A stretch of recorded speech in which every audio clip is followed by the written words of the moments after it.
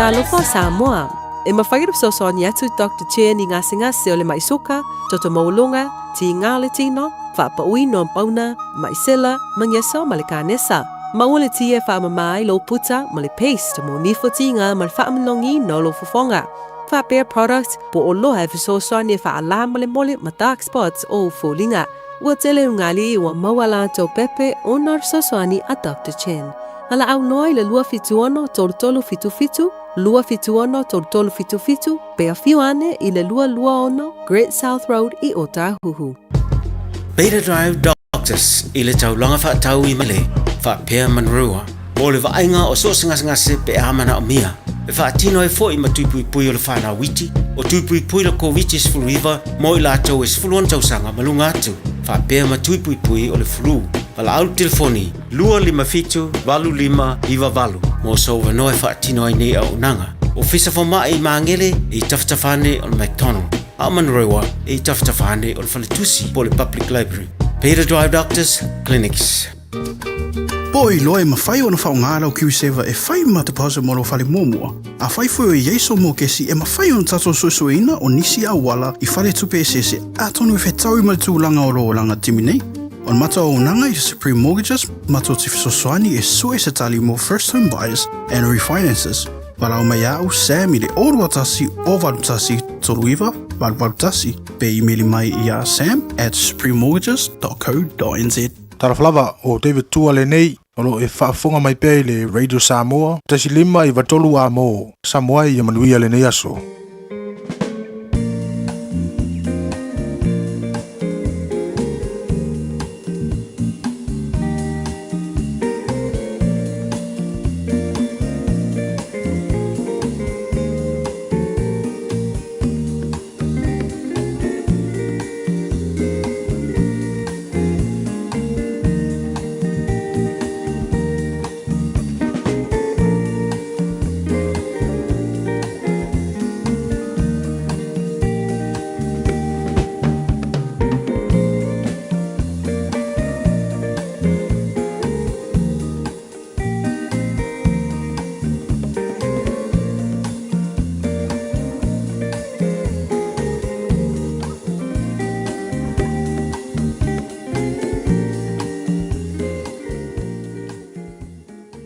Ua na o le Radio Samoa se furulima iwa toru a mo e tautuaina o e ilangu ngana fitu aso le vai aso.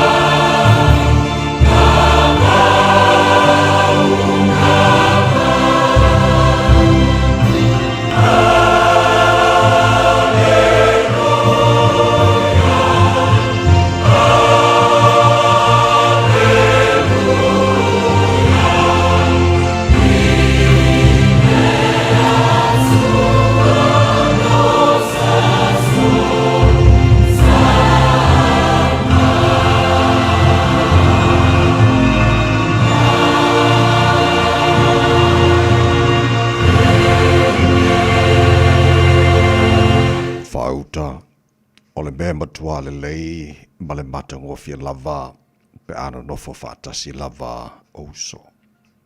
Patu sa mareswa o le lei i lunga le ulu. Le tafe fo i le ava, o le ava lava a rona. Le tafe fo i le ua o na ofu. E tu sama le sau i heremoni, o te toi fo i lunga o maunga siona. A wana poloa i le li i o iai lana whamaruia, o le ola lava lea, e whawa vau.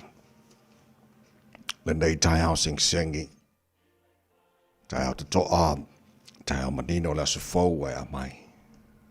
Ua mua muara mātou pese ma langa ina o vi inga lo mātou ta maa. Se i wha leo masulai lo alofa ua tele.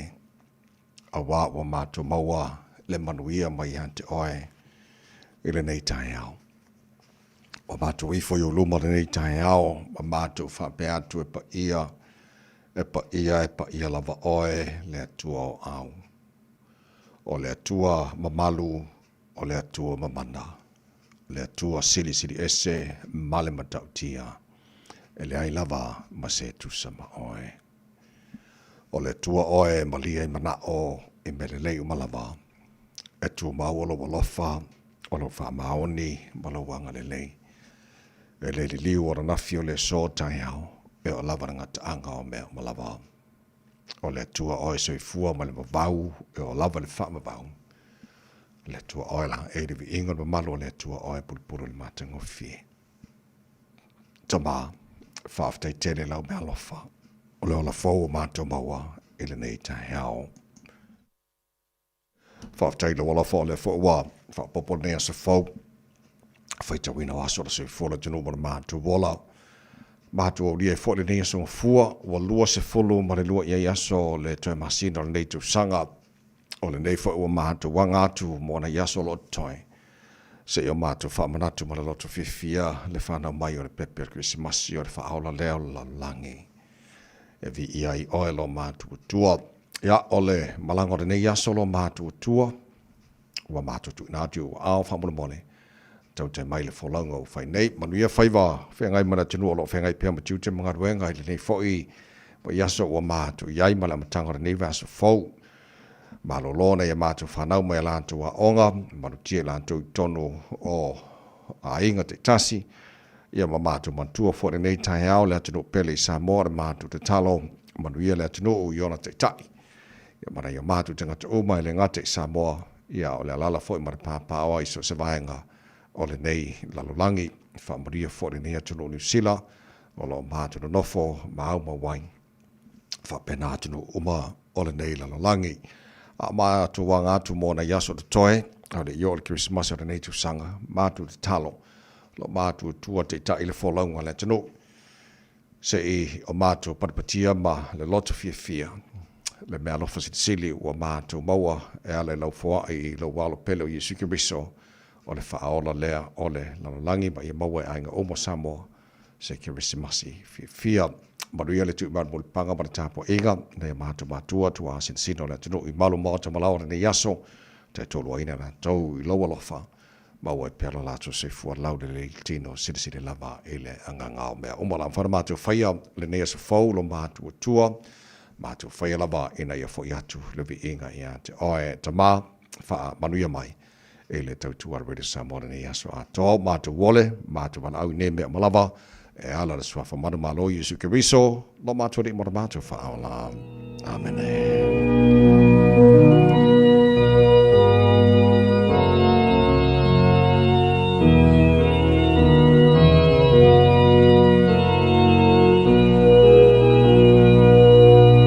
Amen.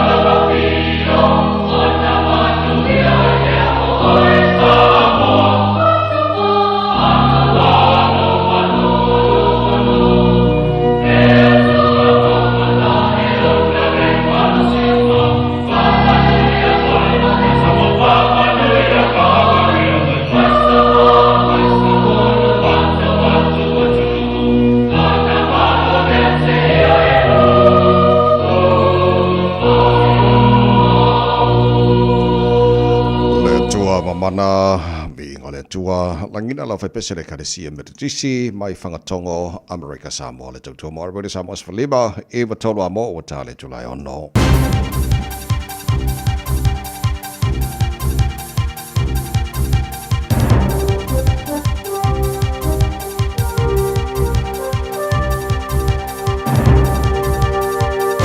Good morning. In this update, calls for change from Australia's Jewish community as it honours survivors and victims of the Bondi Beach terror attack. Just over a week ago, 2 gunmen opened fire at a Hanukkah celebration, killing 15 people.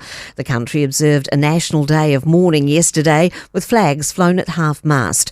David Ossip from the New South Wales Jewish Board of Deputies says a royal commission's needed to get to the bottom of how the catastrophe happened.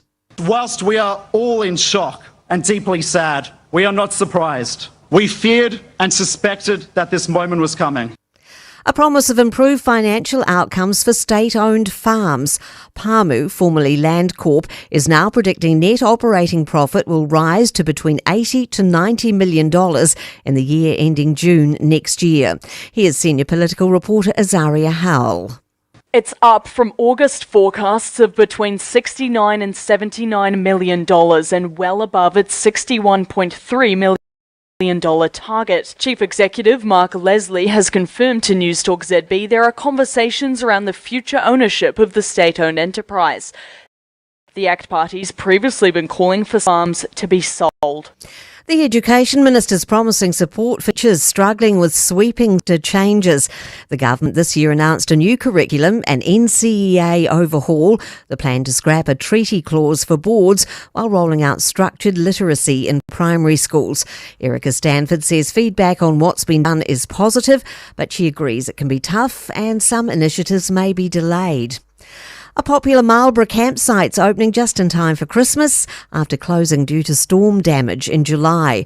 Pukatia Whites Bay underwent significant repairs led by the Department of Conservation. The site will reopen at midday with a low-key community event. I'm Kay Gregory and that's news. In sport, more success in Super G for alpine skier Alice Robinson. The New Zealanders finished second in the discipline at the latest World Cup event in France. This comes after Robinson won the Super G at the previous round in Switzerland. Kane Williamson has responded to questions about retirement after the 4th day of the 3rd cricket test between New Zealand and the West Indies in Mount Maunganui. The visitors are 43 without loss, chasing 462 to win. The Black Caps batter claims he has made no decision, but says his appearances will be rare in the team over the next few months. Meanwhile, Australian captain Pat Cummins feels they executed 2 plans to perfection to retain the Ashes following an 82-run win over England in the 3rd test in Adelaide. That's sport. Ua na ole Radio Samoa se furulima iwa toru amo e tautuaina o e ilaungangana fitu aso le vai aso. Mo Bondi Taeao na o whaatalofa mo whaawhiloa i whaatulima fo'i i le avatele lava ma le whaaloalo sa mola watenu pele i le pa ia ma le mamalo lau whaafonga le nei fo'i Taeao fo. Malo lava le seifua maruia. Whaamalo fo le tenu folau. Tātu aviele mua ma le whaasangi na tātu matai le langi se o tātu paripatia whaatasi le lei sirisiri ese o le tātu o tua. I lona alofa o tātu o rie fo le nei aso fau o le aso o whaia le tua tātu o te ori ma tātu Fiafia iai. Ia tātou paripatia ma tātou whaaftaia le tua I lona alofa ua tuana I le whaiunga na nawa iaso le tēro lafsinga sa whengai ma le tunu ia le ngā te leo taimi fo I na mafutai a inga I ka le sia ave le tāpo inga marvi inga le tātou tua ma tele pēa o na lava vei whaaftai le tua le ua mori mailu tū si fo ma mātu malosi I le nei Taeao o tātou silfa ia manua na mala ia ave la ia vi inga mfa fo I le vi inga I a te ia alofa mai le tātou matai tau tai tātou fo launga o le nei fo I asa fau ia ma tātou fo lau le laulo na alofa o tātou iai le nei fo I asa ngafua ua lua se fulu ma le lua ia iaso te sema o le tātou fo launga o le lua fe lua se fulu ma le lima iau si maila ia lau whaafonga o le porakalame maru o le Taeao o le Radio Samoa Sfalima Eva tōra abona mtanga o le nei asa fau ma le nei vasa fau o tātou o ria o tō auna nei tawai meni so swani me fo insini o tātou Facebook ma le YouTube o Radio Samoa Sarah Tasi Matea ia ma tautuaina fo lo tupa ia mo lo Malu se pa ia le tula Eva e le Taeao nei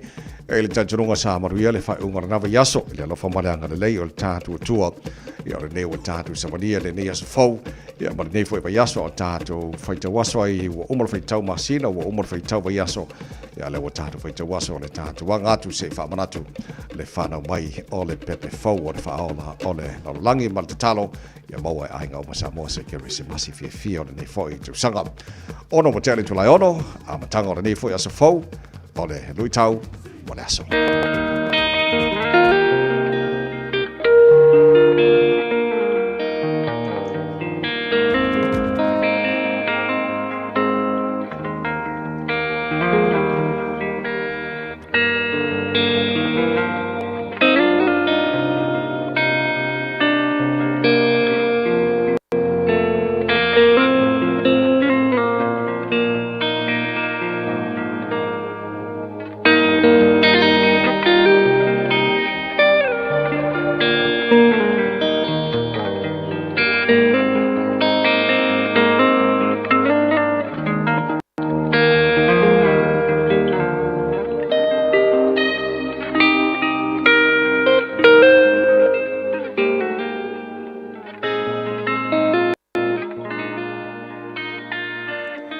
Lui tau mō le aso.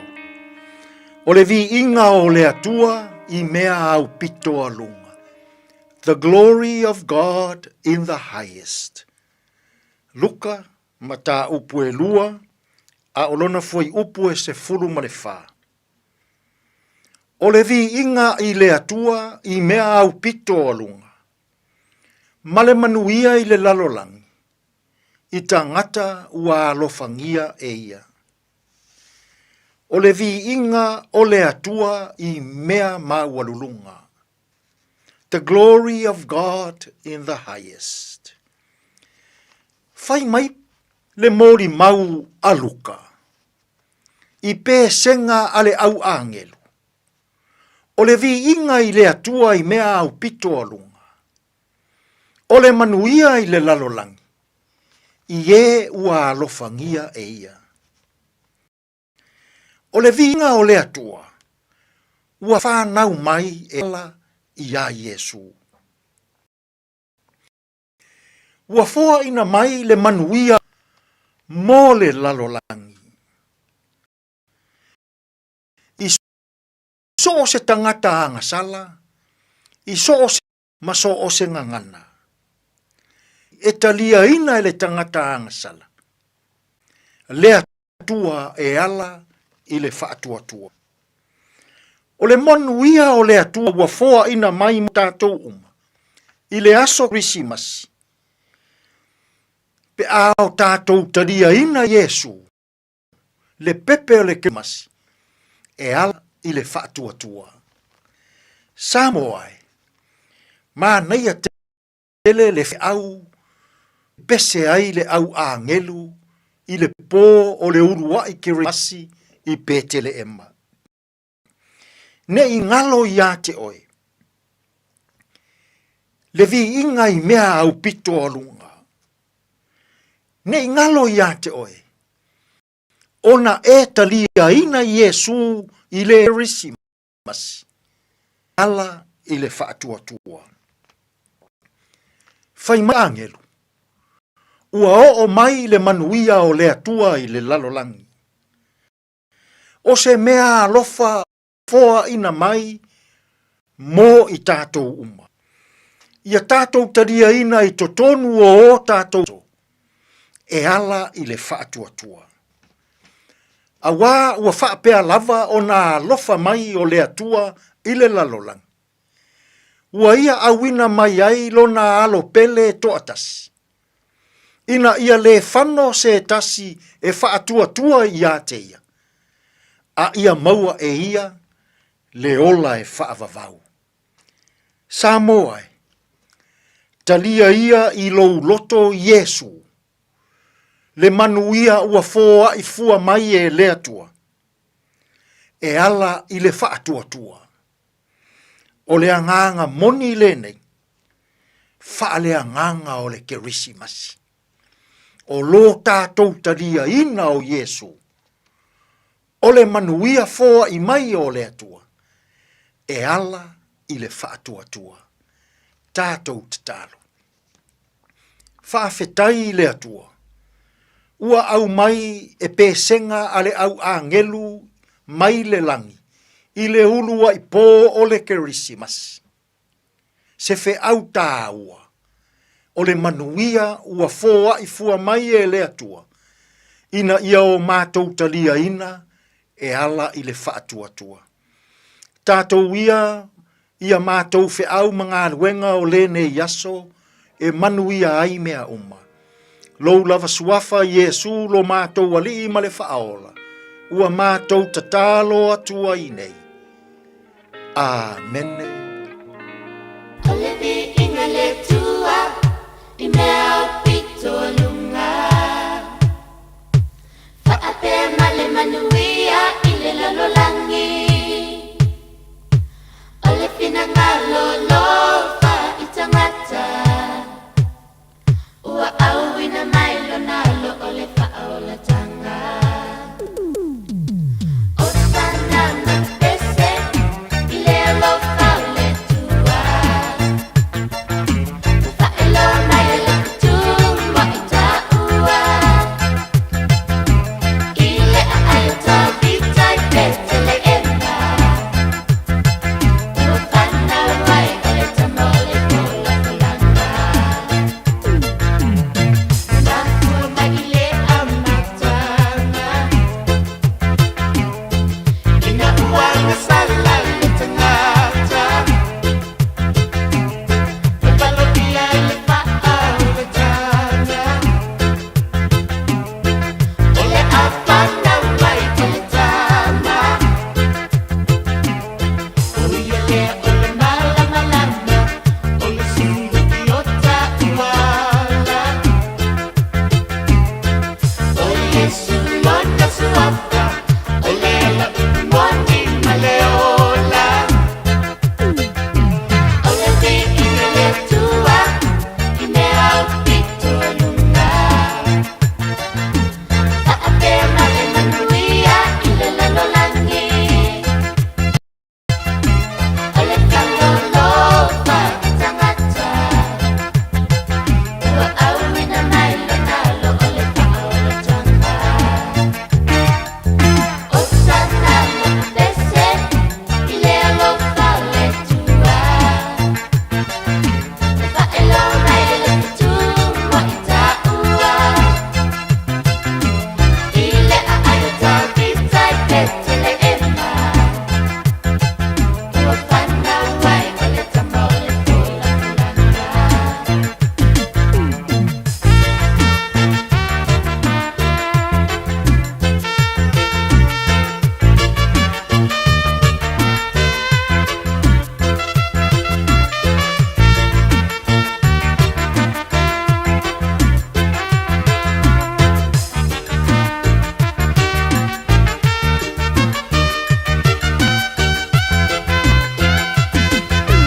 Olevi ingale tua i mea upito lunga.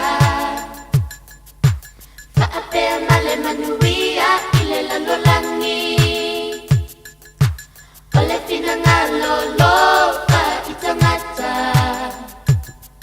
Ua auina mailo nalo ole whaola tanga. O sana mapese i le alofa ole tua.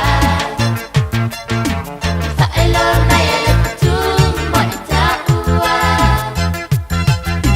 I le aio ta vita i pete le ema. Ua whana wai ole tamole kola kolanga. Ole vi ingale tua i mea upito. Rajan family ora be inga i le tua. Ina was for lima la wajane le tula. Ono no fa fonga porklame maharo le Taeao be sa mos for lima e batolo mola mtanga ni vaso tatu yai. Ja, male tatu wanga tu mona ya solo toe fa mana tu ina Christmas ora ni fo itu sanga de minuto na fa masaudi ro ka ko musika le Taeao fa Fiafia oi fa mala si au fo le tunu olo su tu te mangar wenga ni Taeao o te lo we ni so malo lo la tu ngar wenga mai le na fo pa yaso mo mai Ia se ia mai a fot Christmas ma tau sang fau kai amu ia foi o tau ia ai mo ma tau o lo se pea ko anga peusu to anga peus to kwata le fitu le Taeao nei o le ngalo to fa ma mo so taimi Mor taro pakalabe a reto o le ola ta pena mai liso ngai pasta la fa le copa fa na ia matato Malu o Taeao fa nganga la tanga ni vaso matato iai today in history taro ba vai pone mena tupu le so lua se fulu ma lua te sema e le tele to sanga ba vai o le taina le fitu e le Taeao nei mo fa pongo tal folding al protania pa tal fitu por kalaba na po fa le Taeao na so fu na to le se mo taro ba vai po mai dunga na wala nei foi Taeao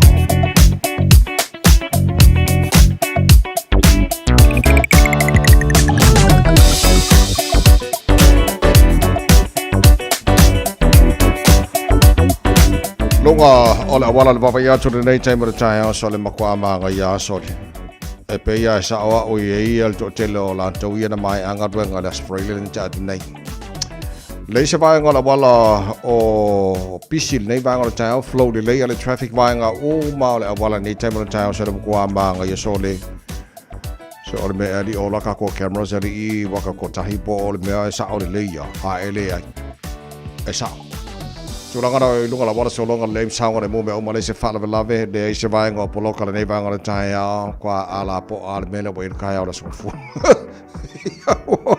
oi e ala na ol tulanga na lunga la wala nei Taeao tal sia saunga le mo se malaka inga la tro nei foi Taeao fo male anga i fo le tunu tu tu favor ama tanga nei vai so tato ya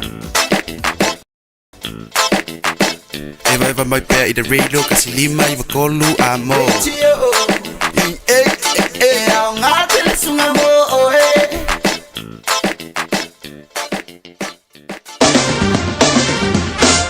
Pai ngā batal talo tawara nei fo i Taeao fau Tamaki makaura wa kilani no whaka whasalonga radio Samoa futolo e sot kau manu lura kiki al kai haori ya ke loe sira fia le vanga le usul mana ka por ele manu no le Taeao we got to tell this so va tu fa mana mai sora langi le leo fa fa cafe film ko manga ya mo iani le langi le leo fa fa nei vanga le Taeao we got to tell this so la fa sora na awa pa u timu ma ni so vanga o kilani le aso le awa uli pe Taeao la langi le fo le telo taimi fa sora langi maria mar savidi me matu si fo lua se ful mar fa mo ngona de velo le air mo au kilani e le nei fo ya se forward tatu samaria Taeao pe auria la fa sora na awa e le taimi pa o timu ni so vanga au kilani lua se ful lima mo ngona de vela fa mo wina mo au kilani e le aso Taeao aso lulu Christmas Eve o la fa sora na awa lang de lei pa o 49 wanga ni so vanga au kilani and Christmas Day le stofi pe auria o la fa sora na langi de lei le tau le telo vanga au kilani lang de lei fo le Boxing Day that's for railing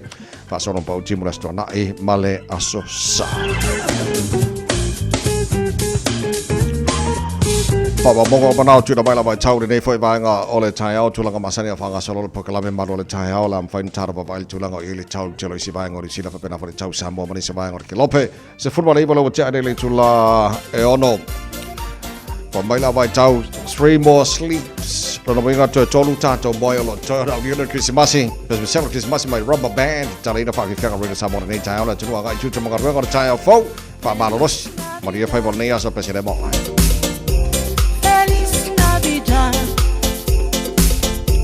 Feliz Navidad, prospero año de felicidad. Feliz Navidad, feliz Navidad, feliz Navidad, prospero año de felicidad. I wanna wish you a Merry Christmas. I wanna wish you a Merry Christmas. I wanna wish you a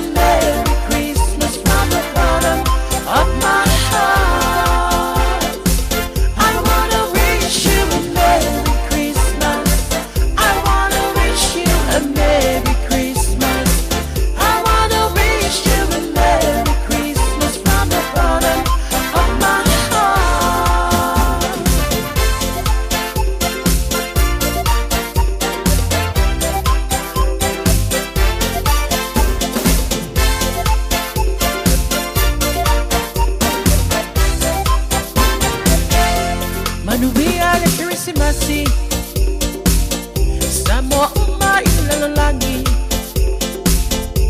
Manuia le Krismasi Ni ia makakutai le ne ya sawaulia mai Manuia le Krismasi Samoa ilalangi Manuia le Krismasi Ni ia makakutai le ne ya sawaulia mai Manuia le Krismasi Manuia le Krismasi Manuia le Krismasi Maletau Sangako Manuia le Krismasi Manuia le Krismasi Manuia le Krismasi Maletau Sangako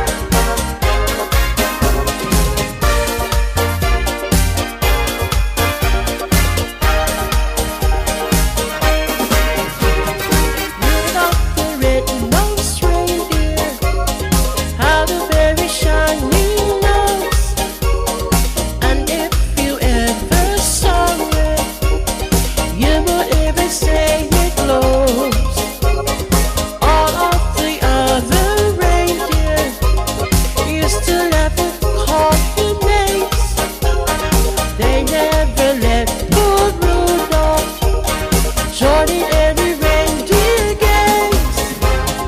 Then one foggy Christmas Eve, Santa came to say, Rudolph, with the nose so bright, hope you got my sleigh tonight. Then how the reindeer loved him as they shouted out, wee wee. Rudolph the red-nosed reindeer, you go out in history.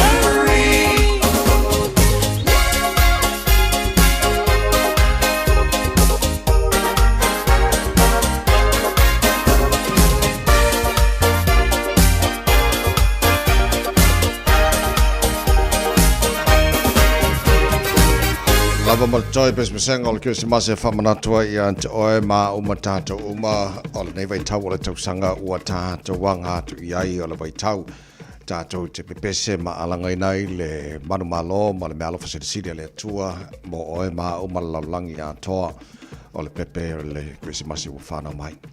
So, ua umona whai e le atua le whaolotanga mo tātou uma na pau ale mea tātou o whai le nei vai taimi pe ona masani e tausanga le tasi pati pati. Ma aleluia, vivi i le atua ma whaaftai a te i elona alofa i lana mea fa sidi mo tātou uma manga i langa o e manatua ni vaenga na wha manatua ni Christmasi Samoa le telo tu sanga mo vai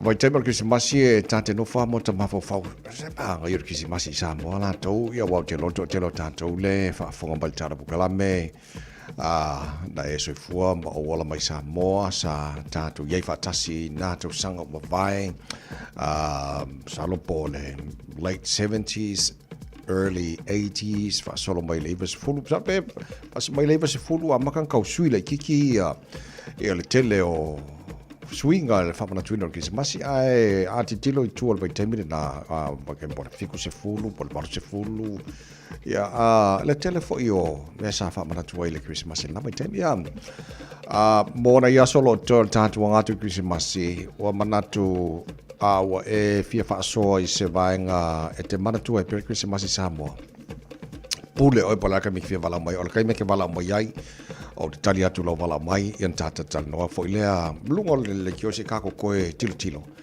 ma tatu to fa manatu le Christmas i Samoa le na fo i telo tu sanga ma vai pe ma ia nga tatu wanga tu mona te yaso to yaso lo toy 3 more sleeps lo no winga to tolu tatu moi o lo toy on tatu fa manatu le Christmas o le lua fe lua se fulu ma le lima ma lo fo lo mon wiele no o le o kako pa o a le o kako fa solo kwa fa manatu Christmas ia ma tatu wanga tu fa unga ni futu sa ya la fa pena na fa tar po kala me se pa ele tu laiva o kilo kwa o mo mori wa bala mai ia o le o kariaku ia ki oi ia ai se fa talo fa mo mon tar po kala me e le mamalo le tino o tatu fa tasi lungo o tatu Facebook mari YouTube o sa mo malo si fo nei Taeao fo wa monia o fo le tino e tele aso ale la waso ia le nei fo vai taimi o tatu ia ia le vai taimi o Fiafia ma le oli se tatu patia ma le loto fa aftai le lofa city le se o le tatu ma le langi balana me lofa mo oi ma o le me lofa city the greatest gift of all o le mea lofa o le pepe ki se masi o whana mai mo tātou oma ia ma lo se fomori le Taeao se o lo son kwa vai fuka malo mai ia le lei vala mai ta lofa ia se fo manguia i lau sunga le ao ma lo se fo Pol ko kai ole fonga sa mo e lungo inge ya kilangi ba le sunga le ao ma lo ka vai le se fo manguia ma lo se fo ai ke si la fia la kala le la fa ya ku ka vai fai bai a wala le pa ula el Christmas da skofi ia e ke si la fia la ran ku ma le loku uma ma le loku mai lo a fa va ni vale fa fonga la ku e o lo fa le moli mau vole le fa pe le la fo ma ko ia wale fa lo el Christmas ia ko ma ngai fa ala ka ke si alu ia ma si la fia for ka minga la e ka ke la ki le ka minga la fai mai fanga ka mai kia ma kwa kaulo lo ka wala ka fiaru ka fawa le la koso i ka ma manga i fai mo ba wole o is masi e wange ka usanga la uma ia peole poe ngai mafaufaua agau koe magaku ai le lau whakupu magaku nei kai au ka vai. Alo, wafte uso. Kai ke le lava manguia le Krisimasi lau sunga mal faltua mal go falo. Whapena foi uso, whapena oe mana ainga mani foi le Krisimasi whaptai mo le wala mo le nei Taeao. O le avanoa foi le mo aso ia nei ma Taeao ma la solulu o tātou whaaso solo atu whamana tuina Christmas. O le ala wal taime te fia whaaso mai ai, o le ase me whaangalunga tā ia te ole Krisimasi Samoa, te lo talonga, o le kaimi o le lotu o le valuanga o le pō, o taimi o aisinga, ia ma mea uma, pule oi, se me whaangalunga tā ia te ole Krisimasi Samoa, te lo tosanga mai. Talofa. Talofa malo soi fuela tunga, tawa tuvari. Malo soi fuela nei Taeao. O pisira le telefoni, o asola. Ia. Foi, le ai ni mo li mo ya sola. Ai mani na mea, o mea te mana tuai. O luma fale o ai me te foi ma to no. Ya foi, na o naita maiti amala to moli fang. Pale fanga ofe luma mo fale. E faile la to pana ofe. Inde de vale po o isi ta maiti e uma mai ua mu uma la ngutu ile peula ina ole o le fanga ofe. Ya na pawana me ta te loa o paluni. Ile na mai paluni ya te wetono auto farista me pa pena o le po faile le lotu de tau sanga fo ya na ai me la i foi ele poli ari taimi ia wo fe mo ai tore ta mo o te ma ko fio ta mo senti o lo wa uia na ko ia ta no ko te na ko fa ta mo na sai ni na matimba panga o fe lava me fa mana tuaile Christmas sao ia manuia Christmas i lo sunga ne te Tai lava le lei fo se io tilo atu so onai wala okay le lei sorry onai wala una o am fai on sa mai le nei vai ngole Taeao ya man tu la fa solo tara bokala me pule o e vanoa o e fia wala mai fa so mai nei so me man tu le Christmas Samoa pule o e taimi te wala mai ai to mo re Samoa so mai tolu a mo on nothing. O te wawa ia tua wha alile le Fiafia o se tasi o whaipule o le Parliament whaipule o le National. E le mele na tupu o na nafi o le solo le nalu a se tasi o vaenga Intia. E au kilani i saute te le lope na inisi na lato mori mawina le atulanga. Great South Road i au kilani i saute. O le ana whaafeto ai e se tasi o solo o tele o lopo ina organizing alo titilo atu i poti whamai o Brian Tamaki o iela na lesa i tua po iela lesa langolango malosi i o tele o titilo ina whamanianga o Brian Tamaki o Destiny Church alo titilo atu o le vaenga lea narule nato the Auckland Sheikh Community Intia sa alula tu solo aranafi Great South Road. O le mea lawa tupu, el watu la tu solo, ai whawheko ai mai el solo tele lava lea o tangata ke Rishano lau titi latu i whamamonga mani potine tu ina mai. O le mea lawa tupu, ua le o le solo le mea tau sa tau nao i ai, ona ua whawheko ai mai lesi solo, ia ona tutu e ale ina, ia watu ma leo, ia mwha muka ilo ingala ko solo lea intia. O leo titi lo atu la o le solo, o li potile te whaitau atua ui ei folele ele o mautino le label, Brian Tamaki is behind le organizing o le solo. O le solo lau kero shano i alanto ofu sa ofuina, tele o slogans tusiai, whatatainga, Kiwis first, keep New Zealand, and isi kele uma, this is New Zealand, not India, o tele o vaenga na, o le mangala nan whasangatawanga i solo in tele na, o titilo a little bit on clips i lunga le video. Ma aulo ai, e le o tuma maina lau kia shano i solo nei o lo whaia e tangata intia o la tau nei e teletonunga wha Musalemi ma tulanga wha pena o te loala o le alana na i o na solo le wha whikaui ia wa al taimia na halwa kore solo inkia saumar solo tele lava lea langu buanga la ko ofu Ia matusiela vaenga na slogans na keep New Zealand, this is New Zealand, not India. Ia mamea umafapena le mingoi lo marsolo in kiele ngarwa. O jele lo polale au tu na le nefela na tu solo. O le solo te mele na mal fa fika mai le solo la ke ushano. E ngam kwa le mingoi ya ku mo leo fa mu ka no malako solo len fai. Jele lo ala ya o e mala mo te opena ye ni sol tatu tunu ile fo ia fa mo na yai ai o ngai o inga nei e fai e nisio tel tununga talo mali melen tupu nei Bondi Beach e New South Wales. Ua fa solo in fetena ia le au Musalemi. Ia ma tangata Utah ia. E langolango malo si e lau ke shano ia tulanga tangata Utah foi mai Israel. So le lau te baba ia tu wa le fa mai le tel tununga se tasio sui All National. E lana sau noa ngana whaia. E matua i whanau noa a te le ia lona mafo whau ia na ki. O le community e New Zealand ma tono New Zealand. E ile sao tonga o te ngata whaaleo i o latu teltanunga. Wai jilo teltanunga sao. Ai o le mea whailana na lena whailau ki shano lato. E le tu mamaina whailau ki shano lato. Ia le lanto o atu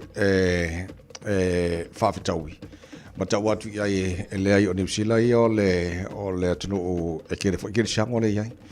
So o le mena len tupu nafi. O jele i malama o jele mamalama pe i sai e niso tātou sa mo le solo la kere siango le nalo e solo te anga i o e le vaenga in kiele ngara po la ko solo. Ia al tulanga na iai. O le vaitaimi o Krismasi o tātou iai o le vaitaimi oli mafifia o mai la kere siango la langi a toa. O te lovo mai te me tauna patpatia tangata uma whether you're a Christian or not. E te taun tātou patpatia fantasi le lofa sirsil ese o le tua malana mea lofa o tātou patpatia re nevai taimi. O le pepe Krismasi wa whanau mai. So o mea ia tupu tono le neia tunu o New Zealand.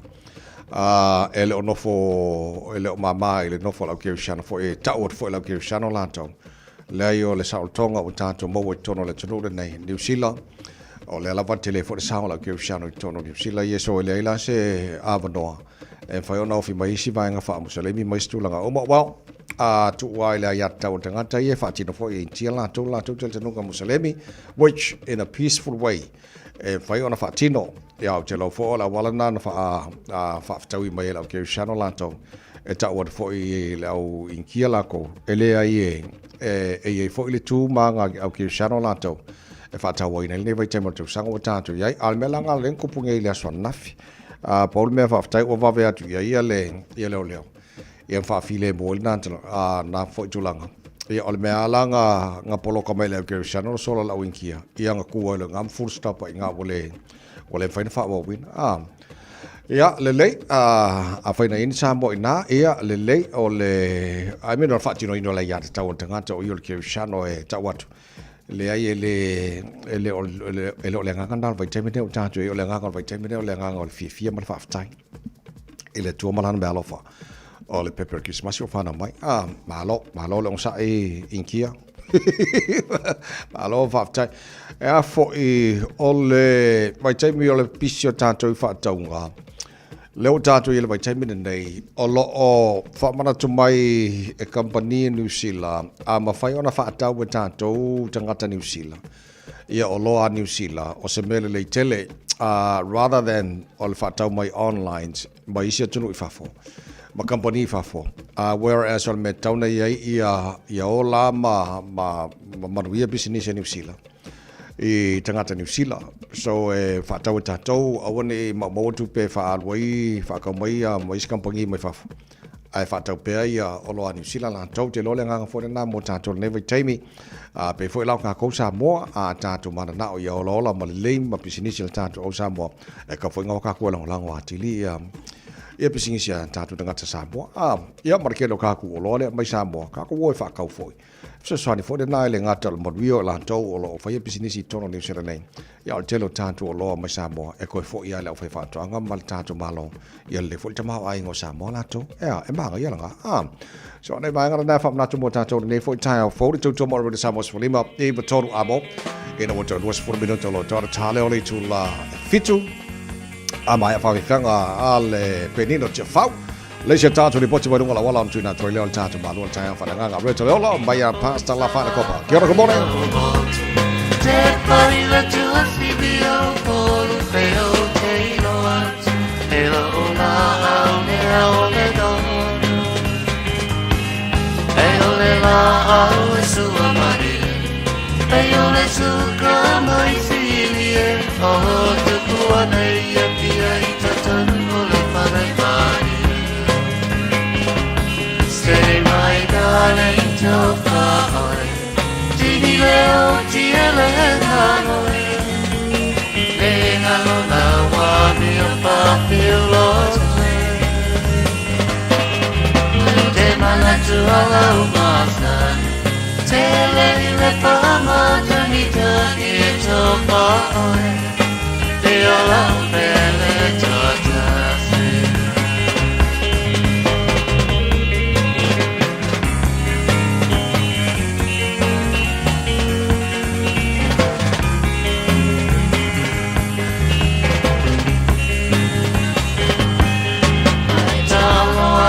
Te kirikiti, peo e se moa moa fiti. Se o pulu mo moe moe ma se au wha te atape. A e si ka mai te mose. E o se moa milito fito si manu mai mai. Peo ne wai au se telefone. Say my darling to whaoi. Tini leo tia le ngaloe. Le ngalo na wami o papi o lote. Te manatu ala o masane. Te lehi le pamata ni take to whaoi. Te ola pele tua tase.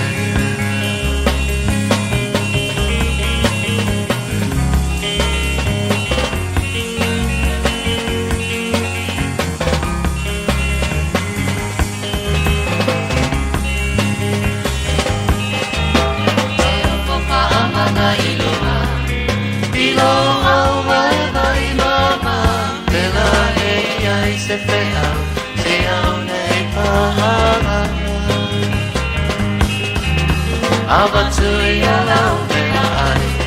Ma se e malolo ai. Mama koe whanua.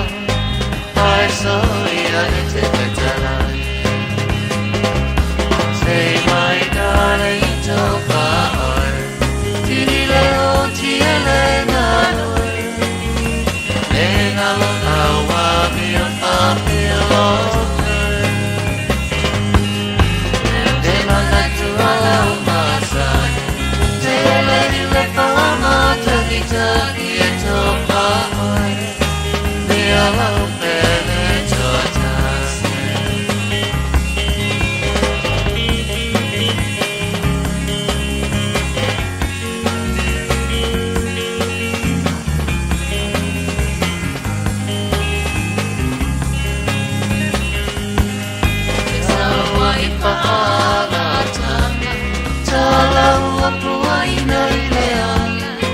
Vai vai solo vuoi le teine le manao i le tama. Ai ui le au te le kia. Maula maua te pekua ma te le sia ki sa pala te na beni mana. Say my darling to whaoi. Tini leo tia le ngaloe. Le ngalo na wami o papi o lote.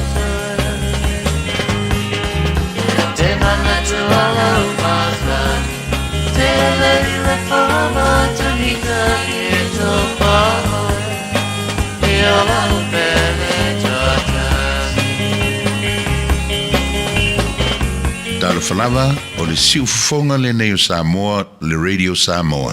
It's summer, a time for gathering and reconnection with the ones we love.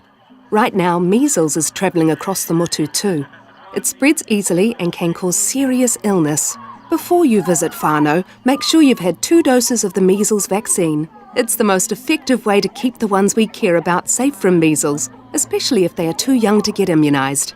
It's free for most people, so contact your healthcare provider or visit bookmyvaccine.nz before you settle into summer. Zato te mana nao umalawa ia sao le whainga o loa tau whaonga. Ia mana tua, tau whaonga o loa umatasi, lua malilima e puipui ai le tātou pāneta. Whaonga sao o loa tau whaonga. O le nā wai o lima, sa Eliane i Auckland Council Recyclables, Tāmaki, Tūriki, o Together Auckland. Mātau te whaia ni fo aroi le aso lava e te whio mai ai i le Shine Dental, ai e iai e inga whapitoa. Mātau te salia le Afterpay, Zip, Q Cards, whapea Wins Quotes i le Shine Dental. E whaia fua whatalanoanga ma le ACC i le Shine Dental. Le aise tongi mo whanau i le bao le se furulua i le se furuwalu tusanga i le Shine Dental. Talanoa mai le tongi ino le whainga o nifo i whaonga ai le Zip, Smile Now, Pay Later, le aise tului i le Shine Dental. A whio mai le 575 Great South Road, Manukau pe bala au le lua fitu ono whawha. Lua fitu ono whawha mo le Shine Dental. Beta Drive Doctors i le taulanga whaatau i maangele, whaapea manrua, o le vaenga o so ngase pe amana o mia.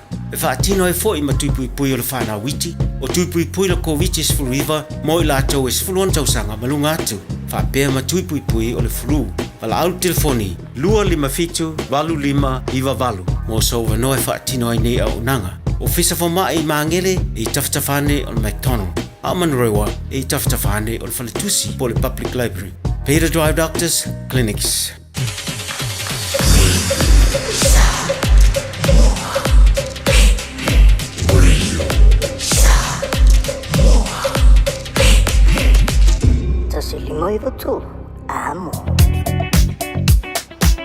Mai alon tātou ni potile mai ngala walon tuna tu leo tātou malu al tātou whananganga reto leola o le amatangara nei fo iwa yaso mara nei asa fo wa tātou o ria lunga la wala nei vangora tātou sanam kwa manga ya mok ia marunga la wala sole. Le ai se whalawalawe o liputia mai leo so longa le leile se vaenga o poloka nei vangora Taeao e peia e sawa e te renga luenge o malo lo mai.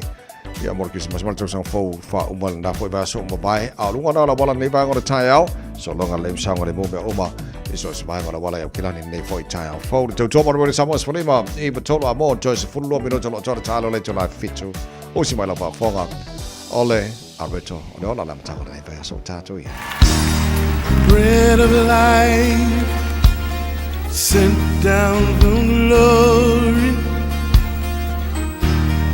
Many things you were on earth, a holy king, a carpenter, but you are the living word. Say it now. Come on.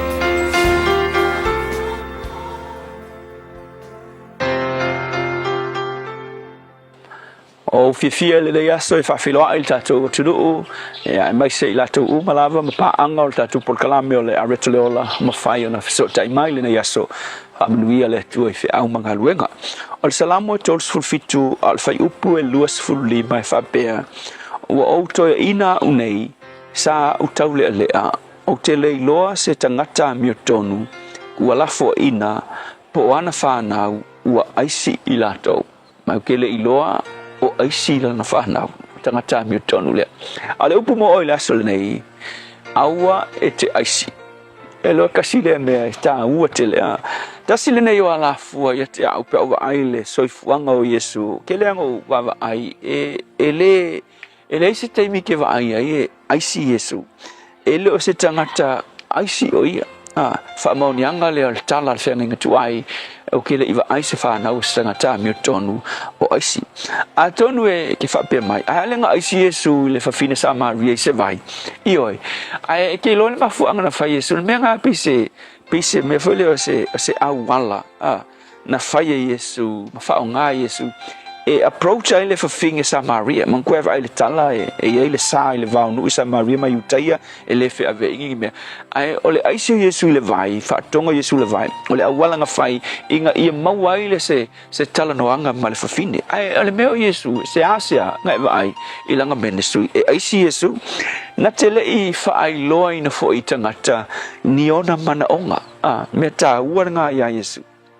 Ai me mongi o Yesu o tangata pe o ema ma o i o le tua.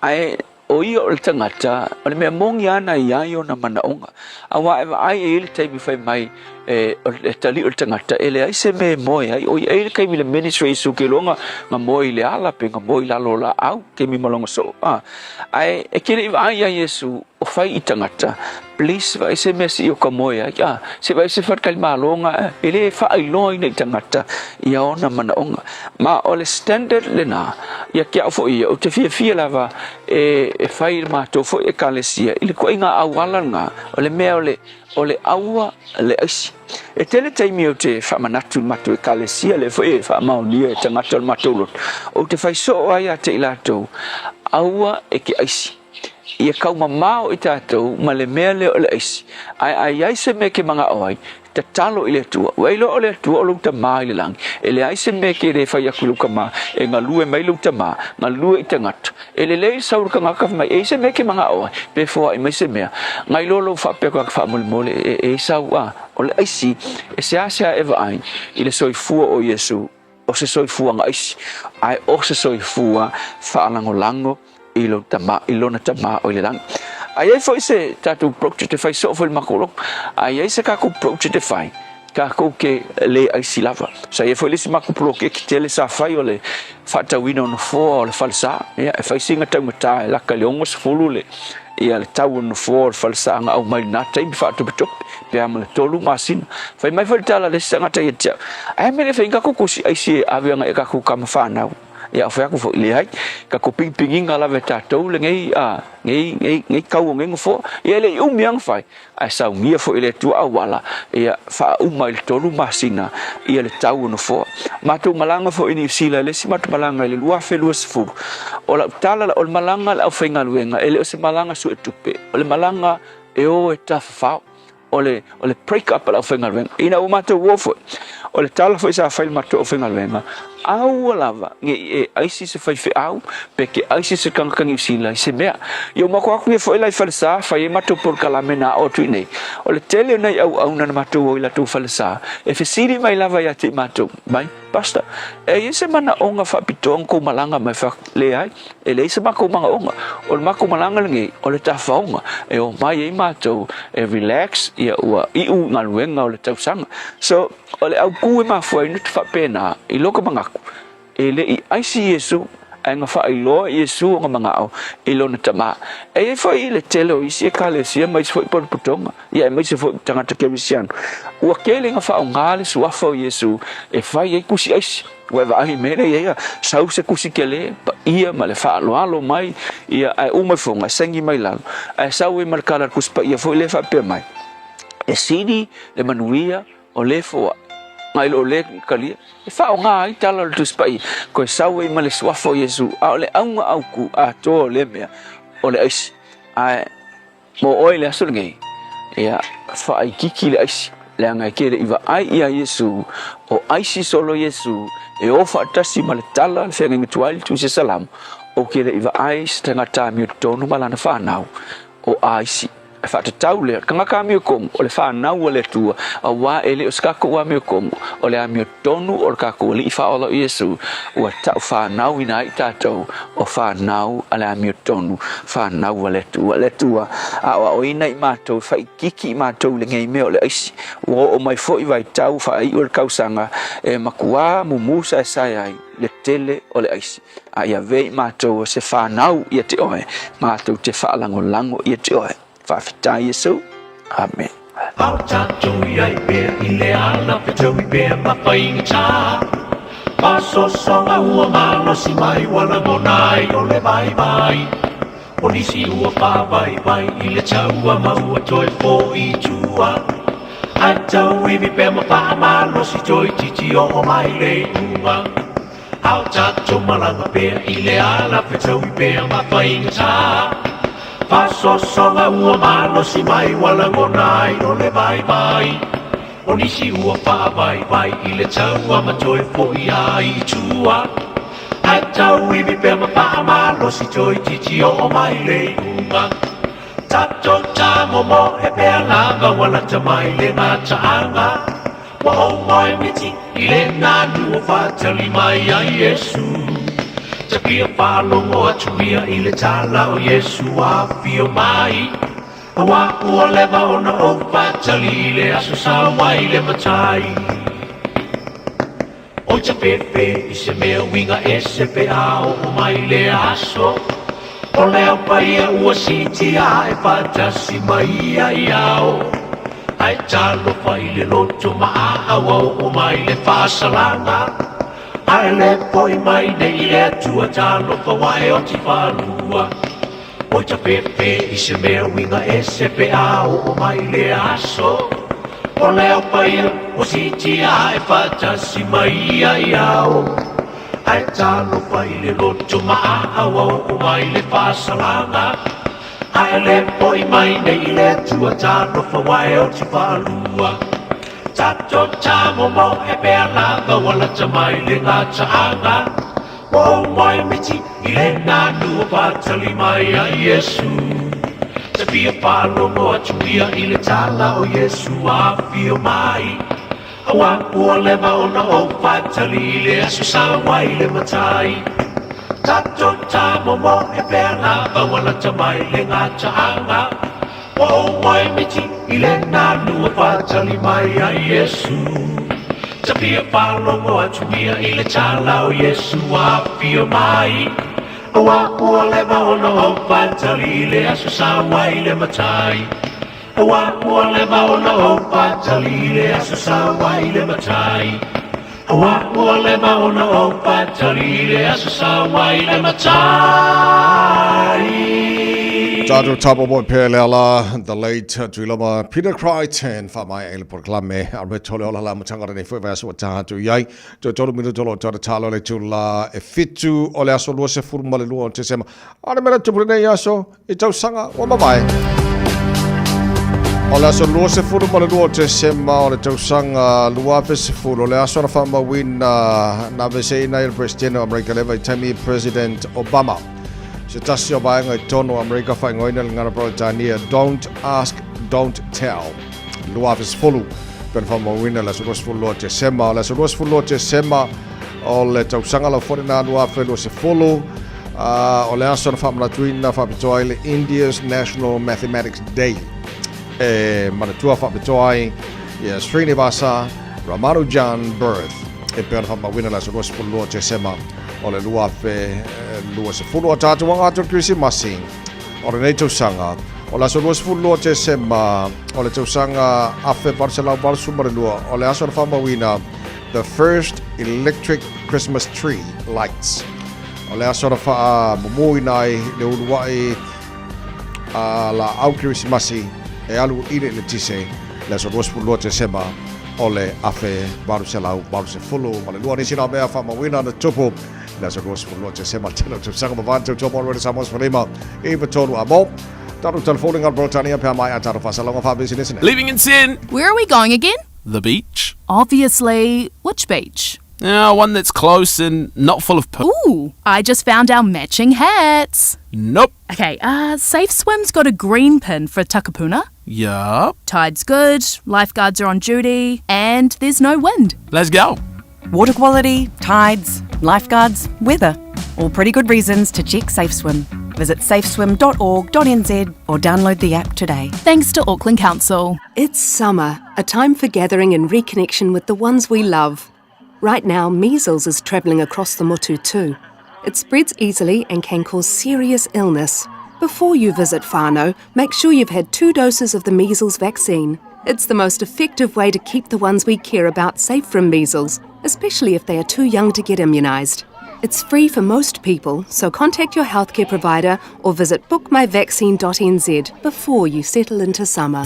Mo tupe whamomoli Samoa, mana tua loa le Pacific Easy. Oro whaua pe le tātu whapitoa nao le 5 tala tongi pe ai whaunga ina le Pacific Easy app. E whaatino au tupe whamomoli mai lau telefoni wheme ai. Olo awano fo le tātu direct transfer, ti posi mai lau tupe le tātu account, ma whamari aina fasiri lunga o telefoni. Ma whaatino la foina o lau tupe, ai inga whapitoa. Mo le tongi no pidio le vai, mo li, te ngā tupe so se whale tupe Samoa, pe to tongi no ngā tupe e le nupi wha Samoa House Corporation, mo le Samoa Land, ma so se au langa Samoa o lo pa fai na fa tino uma ile tatu au nanga o le easy pay mana tu o fa so polia so se vai ngari usila yo tatu lala o lo avano fo yo tatu office tolu yo tara o tahu huma mangele be fa ngal Pacific Easy app for the direct transfer be fa sa o lo tani I see you na fa sa o ina tu pe o tonga tale ben sini mo hisi fam talanga bala au o va se lau o tasiono no ponu mera masani au kilani o le lua fitu ono fitu iva fitu fa male lua fitu ono fitu iva valu fa Pacific Easy o la ba anga mo tu pe fa mo modi Samoa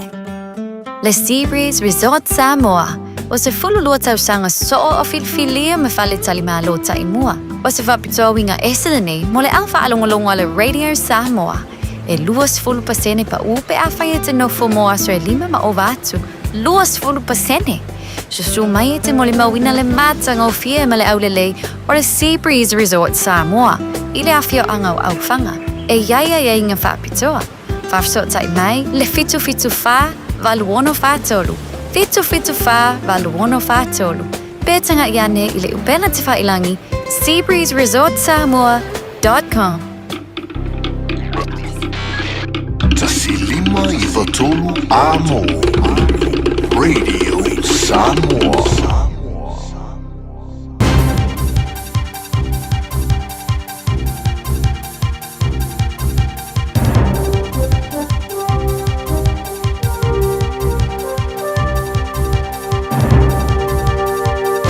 In this update, a call for a Royal Commission of Inquiry over the Bondi shootings. Just over a week ago, 2 gunmen opened fire at a Hanukkah celebration, killing 15 and wounding dozens more. Yesterday, the country observed a national day of mourning with flags flown at half-mast. New South Wales Jewish Board of Deputies President David Ossip says the community is in shock and deeply sad but not surprised, as it feared and suspected this moment was coming. Back here, demand for sexual violence support is rising, but falling funding's left a group appealing to the public. Help Auckland has launched an urgent holiday appeal calling for assistance with record levels of child sexual abuse and rising digital harm. Executive Director Catherine McPhillips says the $1.7 million the government has withdrawn from sexual violence support affects their long-term counselling service, which helped over 100 survivors annually. We will need to tail that service off, and it will mean in 6 months' time we are not able to see anybody who's not funded by DEC. Many Kiwis plan to take their pets with them on holiday but others are relying on family or professional minders. P Insurance Human Pet Bond has surveyed more than 1,800 people on their plans. Michael Sergel has the results. Almost 1 in 3 plan to travel with their pet. Almost 1 in 5 plan to leave them with family and friends, while almost 6 will leave them with pet sitters, catteries and kennels. Almost 1 in 10 are opting not to travel, specifically because of their pet. British actor Kate Winslet is continuing her crusade to be presented as she really looks. The 50-year-old says she now wants to play characters with a face that's changing with age. The Academy Award-winning star says she realised as a young woman that magazines alter photos. She says she didn't sign up for that. I'm Kay Gregory and that's news. In the sport, Kane Williamson insists he's made no call around retirement as the 3rd cricket test against the West Indies gets set to enter its final day in Mount Maunganui. Chasing 462 for victory, the tourists are 43 without loss. Meanwhile, Australian batter Marnus Labuschagne is hitting back at pre-series criticism after retaining the Ashes with 2 tests against England to spare. Phoenix football coach Giancarlo Italiano is keeping his standards high despite a 3-1 triumph against Central Coast Mariners at home. The win helped lift Wellington off the bottom of the A-League table. Meanwhile, reports out of England say Liverpool footballer Alexander Isak sustained a significant lower leg injury in their Premier League win over Tottenham yesterday. That's sport. Talofa lava, o le si'u fofonga le nei o Samoa, le Radio Samoa.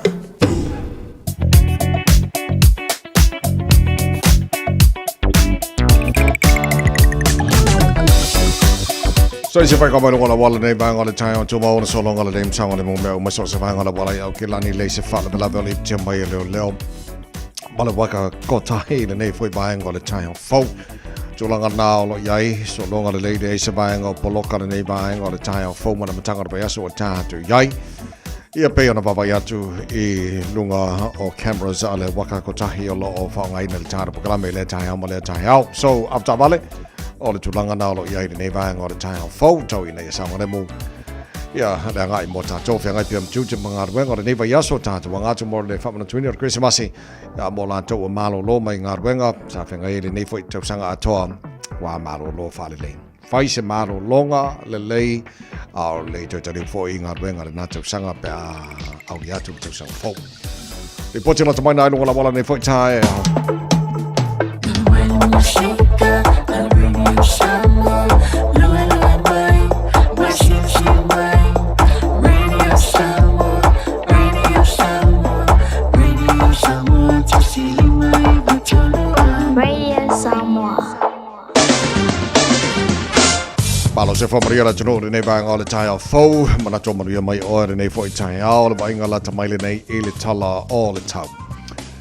Pōpea tu Samoa nei vanga o le Taeao lai mana I le suru mai o le la, langi le lei ma le tau Samoa wa te ale fitu, lua se furo la I le mawhara whana le e Samoa nei vanga o le Taeao. Winga o le tau Samoa la matanga nei beaso o tātu iai, o le amatele na awa o le tau I Samoa. Tolu se fulu degree Celsius e mwhaono I le maurunga le vela le e Samoa le so, lua se fulu ma le lima I lona mawalalo. Ia, e le wha moe mawale tātou sa ta inga Samoa, pero masania song fōpa yaste tasi. Ma le sui o le tātou radio Samoa I pia. Whalau te re tere molo tupu I Samoa whapena foi. Ia, le tulango e ili poti la tamaila mai tau. Ia mo Samoa la mtangara ne vasu o tātou. Ia I paanga le tātou pakalame.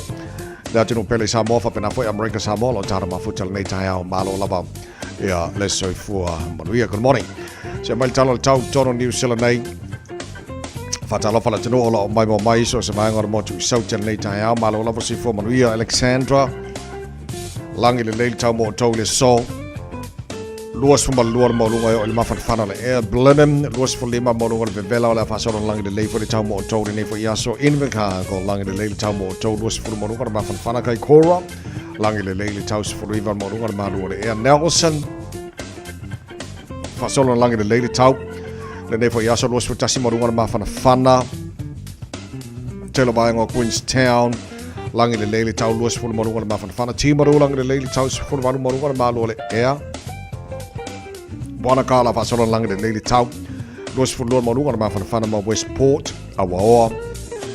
Pa o timo ni so tamis fulu iwan marunga le malu o le Air. Dunedin. Ala whasoro na awaoa langi le leili tau mo tau le so. Sfuru fitu marunga le malu lo makala estete malu la warse fu maruia le nei Taeao langi le leili tau mo tau. E de neifo iaso sfulu iwan marunga o le malu o le Air. Taro papa atu le motu I matu pi tola vadonga le motu matu losu falma nunga le vela fa mawina le soe awa o le tau pa utimo ni so taimi le lamua Wellington e malo se fo manuia pa angal tara paklame so se vanga le lamua fa solo na langi le leili tau mo toe awa o pa utimo fa solo atu le Fiafia na nei se fuluiva le morunga le malu o le Air fa mawina mo Wellington e le so telo baenga ye tau ranga langi le leili tau losu fulima morunga le vela losu tasi morunga mafana o tau po awa pa utimo I ni so taimi dos fulor marunga mafana na Air roto rua langi le leili tau mo tau le so dos fulor marunga mafana na Air Palmerston North langi le leili tau le nefo yaso ni Plymouth awa pa utimo ni so taimi dos fulor marunga mafana nei pia langi le leili tau dos fulor marunga le Vella Masterton langi le leili tau dos fulor marunga le Vella Levin langi le leili tau dos fulor marunga mafana Hastings langi le leili tau dos fulor marunga le Vella le so Gisborne langi le lei for the tau dosu fan mo le vela mo kirikiri ro Hamilton e malo se fo Maria nei Taeao fau pa solo ina awa pa utimo ni so temi le Fiafia na dei dosu fo mo lunga ma fana fa mawina mo kirikiri ro I le so no fanga fa salonga radio Samoa tama ki makauro au kilani se fa I le malu lu nei vanga o Taeao pa ba tolo tu maura ma nei langi le mai o le tau fafo mal pot fa salau I maru kau nei o winga na tau e awa pa utimo le so taimi langi le lei foi I le so los fa marunga le vela fa mawina mo au kilani nei foi aso Taeao pe au lia fa sona na awa pa utimo le so taimi los fu lima marunga le vela fa mawina mo au kilani le so Taeao ba inga yon tua tula so lulu Christmas Eve fa sona na awa langi le lei foi tau Christmas Day la stofi los fu limo te sema wala fa sona langi le lei le tau le tele ba inga au kilani Boxing Day le aso fu raile langi le lei foi tau pa utimo la stonai male asosa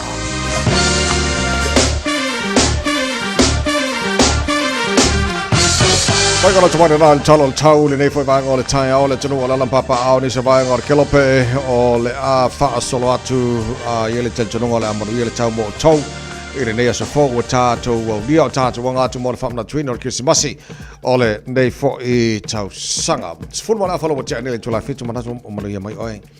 Ne Taeao, so se vähän au kilani. Ja fa pena fo so se vähän au New Zealand, so se tafora ne kelope lo tara mafutai. Lungo pengo fisanga inga foi po le Facebook mari YouTube o le Samoa Malu la fasi fo mo ia so ka fe ka ko fo lo ngari a o tatu wanga tuari mo fa ma kwingo kis masha ne tusanga ya lo fa maile tua mo mori lo tu se fo mar ma to malosi mai ma wa ainga o Samoa security masi Fiafia o ne foi tusanga o tatu yai ole weekend le na umatu nei na o maua sa fanga soloi le tamorsanga ole Youth Global Sevens. Fanga ina malaya deal with college or in the market. O te no matamatai au. Congratulations ma lo fo yalo ma fa nau talabo ole tunu sa yai o tele o alo fa nau le ngate vai ngota mai tai. Ya fa pena fo vai ngoli. Sa ye wala u I la u tau whalonglonga te fitu sumalua au mai vaenga se lau langi le sa tau sinio e tasil talonga al tātou au mai sa mona o matamata I tamauli e le manuira la tu talonga na pau na talonga na o maua ile fata ile tamarsanga atoa o le aso te lo la stona e mala sale sa fata no waiso na fila finals le na fanga solo o no matamata lai finals o le na toi final lava au o New Zealand ile vaenga to mai tai male vaenga o yo le vaenga o di na final la ia le under 18 in New Zealand ia mal under 18 Australia al vaenga to mai tai pe au New Zealand le na o le under 18 ile vaenga to mai tai New Zealand ia male New Zealand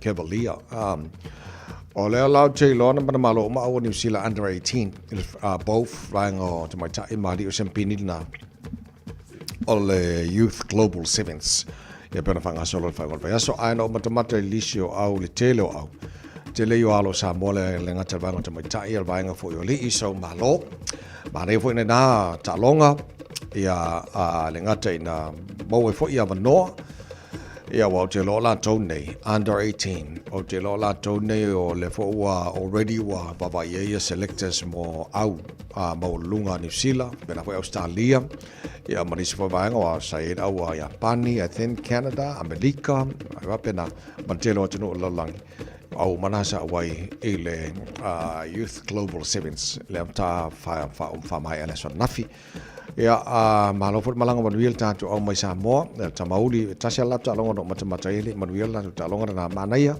le lei manaya la vale fatino ina fo ta longa ia na yalo le tunu malanga mai Samoa so to longa na alo mo fa na Samoa banga to mantai mali sa wal telo au sa tau sinio ia la fo ina yalo Samoa le ta to au under 18 New Zealand banga to mantai fa pena fo I banga oli ia malo fo ile mana fo ile tulanga tule mai walo Samoa e tono tatu au nasa tau sini o na fo tamorsanga pona ile Youth Global Sevens ia lastona e male aso nafi ia o nei vanga na mo nei fo Taeao fo ia vai ska ko ki manga yo la songo fu fa mo mole to lo tatu moe ia tatu o le Christmas nei fo tamorsanga look forward to tatu kwa ka ko patia ma lot of tai avet vi inga ne tuai lona lofam mo fa pela mana lofa mai le tu lo langi fo ina mai lona lo pele to tas ten fa na mo fa lo manu fa ola na mo tanto pes sengo Christmas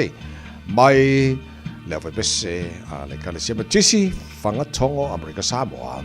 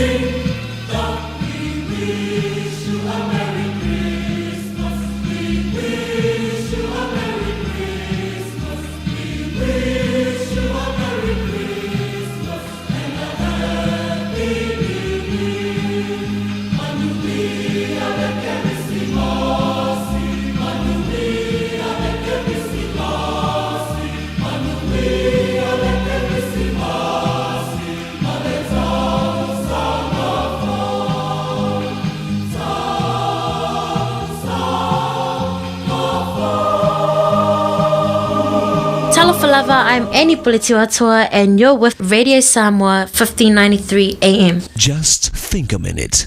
It could change everything.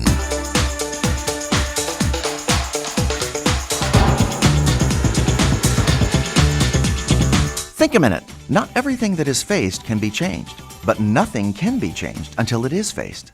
You know that we are actually facing the most challenging time in all of history? Our world population has exploded to over 6 billion. So with far more people on the planet, we're running out of clean air and clean water. Pollution, global warming, and other factors are causing new extreme weather patterns and problems mankind has never faced before. We have more killer tsunamis, hurricanes, earthquakes, droughts, floods, volcano eruptions, and other natural disasters than any generation in history. AIDS, our world's worst health crisis ever, has already killed many millions, and there's still no cure in sight. In Africa, entire towns have only children left living in them because all fathers and mothers are dead from AIDS. United Nations reports that we're now facing the worst world hunger and famine in history. Hundreds of millions are starving, with countless thousands dying every day. Plus, deadly diseases like the bird flu can spread around the world in just one day. Add to all this the many wars and conflicts, and our future is quite scary. You see, even though our knowledge of science and technology is growing faster than ever, we're still not able to keep up and solve our own problems. Well, All this bad news can make anyone fearful about the future. You wonder if there's any place in the world that's absolutely safe and secure. Actually, just one. And that's in the hands of the one who controls the future. In fact, if you just put your life in his hands, you'll be in the safest, most secure place there is. So why risk another day? Why not ask Jesus to forgive you for living your own way and to take control of your life every day, starting today? Then for the rest of your life, with him by your side, you'll never again need to be afraid as he helps you rise to every challenge you face. Just think a minute. If you'd like a free CD of our top 40 programs, write to us on the internet at www.thinkaminute.com and catch us tomorrow at this same time when we stop and think a minute.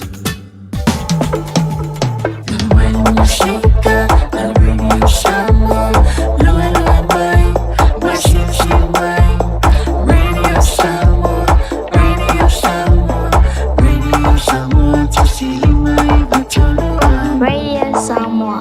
Losu tolu lo challenge July fitu asonga fuara nei wa tātu iai o avano fo i tana noa tuali tātu pakalame i le sui le tātu Radio Samoa i pia le whionga le rori le whionga ngamal mana tumarabao tanga vai tipi o tanga vai so sona mai whalo tele melo tupi Samoa ia wa fo i sir whio le tunu ia ma stai fo mai ana tāpenanga ia walan tau tua ia tātu tala mai Samoa pe tātu valu le tāu nei ma lo si fo mani le whionga ngamal mana nei Taeao. Sai fu manuia te vai malo le usu. Ya. On sa ia nga oela usu le so fua o ka ki si matia. Ai saure nei ya. Ya ka on sa ia ka o ka kuara ku wa. Yo o mele ore. A oro nga bangeso vai le wola ka mai ki si masia de ko ngo fodle. Sāne le ma lo whaftai le whatas mai foi mal tau mal tātu ngar wanga a matanga nei vaso o tātu iai o la ta amata o se tasio fofang ma maore malo o le su e foi leo fai pule po la tu tango fia ia whalau whasaina au te loa wa a mata mate tai le a to tuanga malele i o te leo foi na manu ia foi le tunu molo mana ia ngamal mana. O te loa o se fuanga le lei. Ai o te loa fo. E leo se te mo le wa aninga i te wonu manga le pare mene le mele ne fala o fasaina ma foi pule. O leo te mana tua i ai fo tanga u tona i sa langa i fo i de tauna silsida e faini ni suenga protesta sui foi pule i fala o fasaina. Ia e pesa pe na o se na ni manatu fo i esa sa lafo ma policia ai sa le ma fotere ia le sila na tem ia a le la ua mata watu le ua o mai le finangalo fo i sa nga fa minister parmia i le lava ia se uma vai le tasida le o fuanga o town fatin o suanga ia mo sui foi pula le parmene le tulanga le tango fio o fala o fasaina ia ma le sa nga le tita e mano tauna amata me mil parmene o no wingala o le ala fatino o le aso mo le te me fatino ai o te lo la ta pena po to sanga po le lo peke ua amata ia te wor manga ya January ya amaka inga. Okay. E la ulava vai o te rola sila ngal mana ma le fa fonga na te la ulava vai fa pe le la amata mai e fai pule minister fo i le parliament fo le no vinga la fa supolia umalava fa ulunga mtanga wenga mtanga ta umo tono sa mo le fo ia fo fonga malo. Ia wa tsi le fo le mtanga wenga ia wa fa ye suenga. Ia tes tanga wenga le leo ia dis fo mtanga wenga la pe le vision future. Ia o ina le o te whalong longo tu awawa ia tu o le amata i tanga tspinga runga no so empo o a fia de tango i le whaonga ino whala u whaasai na rono winga. A fo o le la amata mea mail parmena ia sa o ino whina ngata. Rono winga la o le vai mamau. E o umala ina whaasapuri umba u nanga malo ina ia whairi suenga lea. A wa paua le tūlanga le sa u whalongo fo i le tau amatanga mai o whenga malo po. O le tūlanga hole i le wa le ua fuanga i le komisie pule tanga spenga ranga malo i tūlanga hole te ia i la tau tāru sanga i avanoa tasi leo o ia inga da si leo criteria for ne po requirement e tau si le tu ia o le sa ka e fatara no ile ava no ma o mai nga test e le o afa e le o afia ile para o fa sai ma no fa tai tata no se fa manino mai ana vanga sa ili mo mau e tu si sai mo tanga palota le tu mano ne fa la fa le tasi fa mo le a o le ta o to alm ta upule wa le mfaina ave tua wale mo fa no fa solo muni tua ia mta upule ale la sa ye de bala ngale no bala au ba so le te nei ma na mi ai mo ni mau e to lua mo le tu tangi o atu peita ele i o atu le la sa fa me ya sa idinga le lava ya so le leo te le rola po mo ni mau ba ana fa pe o mo kwa ia o fa ilo mai fo yo la to e bala au mta upu e fa au ale walu le fa ngol ba ya so ye ta si europe wa la so fu ngai Taeao le solu le solu ia te le rope to e wala au mai e fo i fam sinonga i le tūlanga i le o atu mo ni mau ia pele ai o le atatu tani o le tūlanga na le o iai o le sa ave e tu samania o la ua wha maonia o le kua maua ia le na saini tu si samania le no tu maleo leo e o atu e fam sinonga ai o le aso fam sinonga le i o atu le la ua wha atino le si vaenga o le finangaro fam sinonga ave tu sai su etwa right okay o e tau sil fia lau tau whaafonga i nai Samoa le mafuanga lai ona wale na sola ia mo mau ia ai leo e whaatonu ia mo mau peo nei whamsino e paware tu ala inga le o le mo mau o lona winga o lau ta e tanga tala tau fia mo mau ne i o whamsino po i fo i se fuanga le whape a wunga i si o whamsino wa le o e tau mwhinga ave tua right o lo te roa tu langa na ia la tatu tilo la ta upule po le asi fina ngalo fam sinonga au mai ai wa e forsanga ia na avelo ia foi ese fai e vai nga ia sa foi fam sinonga va tu in forsanga po ni fina o tu langa le aves fina ngalo fam sinonga po le o lo ia si de ono foi e ona foi se suenga le ngata la suenga o mafu anga o le o atu bo ni ma ia masu e fo ele tūlanga i ngai o inga lena whai na fia i se tu pese laua i le tau mwhinga ave tua le tangi tau palota e au mai ala ia le whina ngaro whaamsilonga i vaenga na o le auto au mai le whina ngaro whaamsilonga i wha au ai i o atu mo le mau ia to lua i luma le whaamsilonga le tutangi ia lena na wala au lea so tauna o toile i o atu le la ua ave tu sai ia le la sa i mai le lava ia so mai pa ngol de vai ele lo pete wo ne fa pe la wa o tau fia mo mau la o to i no mar fam sino malo fa tai ta me ia tu le situ langa le ala avesino Samoa ma lisi a blacklist i tono Europa a te lota sino vai ngan tang fia fo i le fo no so par menele na ma vai to le vason ta to nei ia atasi na le wainga lau mungu ia i li poti tātou le lisi uri le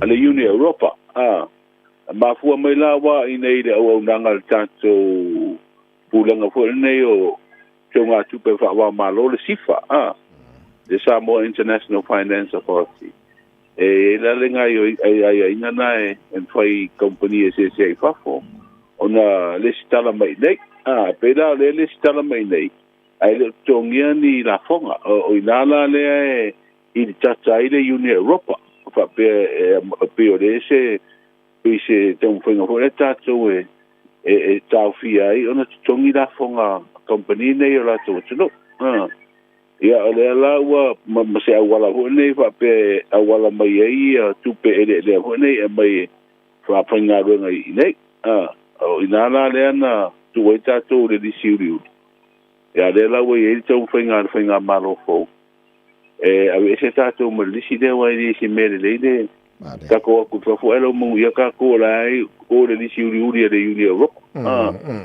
o le la wo mana pasi le feitau ngalo na lua sa fela fo ye pina ngalo pa meni la o pasi le feitau ngalo na lua la o fa se e tu langa fa komiti ya ona to fo ye de parliament ia matatu tali e fai tonga lona tolu o teu ngā tu la pono le na ia mpai ona whaasolo muri tātou maririsi da.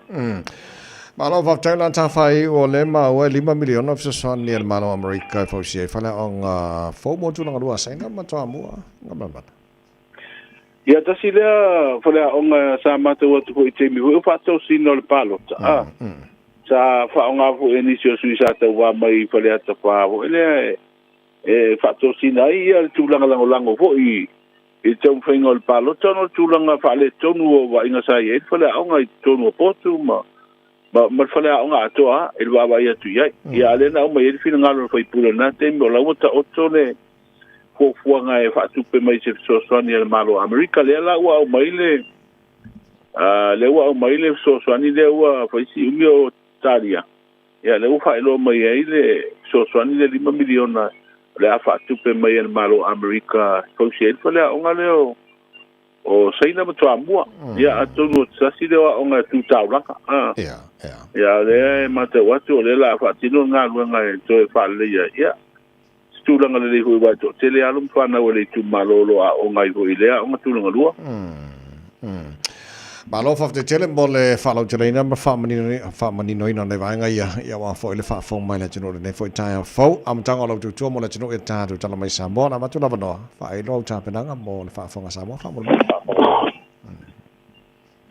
o le wa fo ia le so nga fo ia komisio tanga tu fainga lo nga le malo e le mata upule sa ye se fo ile fa sala wina le office silio le tanga wengo se fo malolo ina ma fa malolo le tu mawai le office silia le office so upole malo wa filfilia le fionga fui maono vai tolo foia e ave mo wa office silio le tanga wengo tu pe mawa e si le pia fo ele tunu sa tu fa tasi ia va ngo tu pe mawa ma le office duty le wa o toe vai lua I mtanga ruanga lua wa sele tiute ya ma le officiala le mtanga ruanga o tupe maua le wa filfilia ye le tamali ye e be mfaulunga tos fruiva ia fono fa vai le ufa mautur filfilinga o te fono wa faulu fale le mount I murifusi o le fionga le sa fa pito le sa fa tino le fa ungo le va yaso wa tofia sui fofo yo le komiti fa foe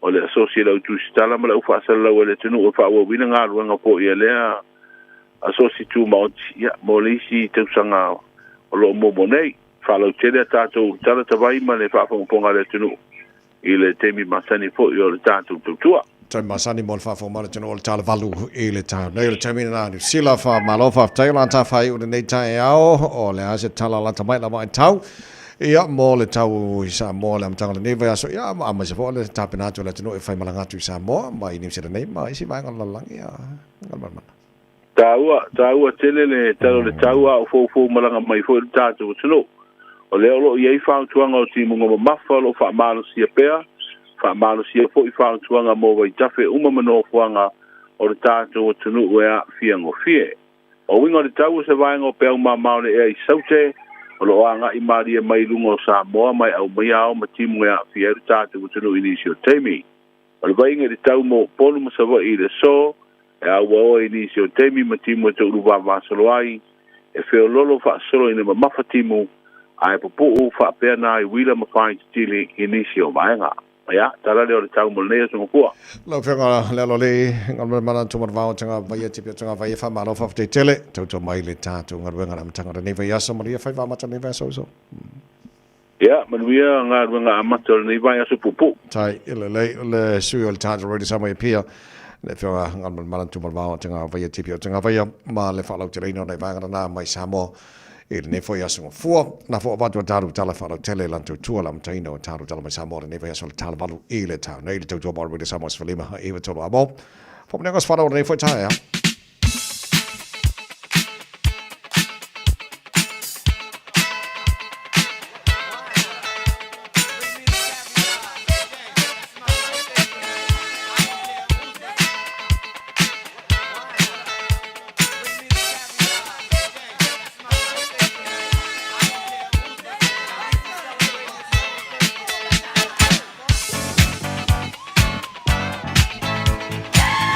Whatever swana wala sanga fora nei le so lua se fulu mo le lua te semba o matala le telefoni pe ama fana whangaina le telefoni mo mori se whamlianga se tase whamanato lo nasa whanau le nei aso tolu fitu tase lima iwa tolu lo mo le vano lunga tātu emaili on air at radiosamoa.co.nz lunga tātu Facebook mari YouTube Radio Samoa pule upo whea vainga nai wawina o mai lau whamlianga se whanau le nei fo i Taeao fau o lau te papa yato lo il whamlianga lunga tātu Facebook o le nei fo i Taeao fau whamnianga nei mo le asa whanau si o mātou tina ia mele sa ena sili o Mount Roscoe i ere lo whamaleanga le lei o le tua o au lia mai ia lau palu se furu marwaru tu sanga i le so tele nei tu sanga u fo mai le tua mo oe tātou te mafutai ma oe le tina pereina le nei fo olanga le tu mau mātou te talo pea mo oe tina le tau sanga se tele mai le tua. God bless all of anga, my love now, your grandchildren, your great-grandchildren, molo ainga atoa, mani o tele lava, lo waso soifua, e le nei fo yaso. Whamnianga na mai a maulu le ute, sa ena si osi, ia mole tina peleina, ia mele, mani o tele lava, lo waso soifua i le so. Pea fōringa mai na pauna o le tāra whamlianga le lunga o le emaili le nevanga o le Taeao se i o toi si wawai atu e le se tāra whamlianga mai a tile Ioane vivi atuia ia Iova wai le leila wa o ia wai wha wawau lava lona alofa mātou te whamli atu le aso sui fua o le whawhengainga ia Paulo la whaele o Leone ma papa te toe o le aso nei sa e soi fua mai le so lo te sema wa to e le lima se furu to sanga o lo si fua fa aftai le to mo to sanga tele wa ia fo i fa popo lo si fua e ui i na mo o mai o le tino te tonu e le o tu la fo ina lava lo si fua le tua ia wale dua bala wina e tau tuai le kanesia o lo luanga lu ai ma tau si ai ia sio tātou. Inga whapea ia le tausinga o sia whanau o la whaanga mai sio wharetua ia vise la whaele, la whanau ia Tana, Amy Matilda, ia mai se ia sia pele o Mekari. Ala whatu fōi ia letina ia tile, Ioane mo lau sunga, la whawhengainga Paulo la whaele, manu ia tile lava ia lau aso soifua ele so. So, ole tele nao tāra whamnianga, mai lunga o tātou Facebook, le nei fo i Taeao. Nana o te wawai atu, nei te ia o i se whamnianga e pa ui a te au le nei fo i Taeao, wharinga mau ka kounga.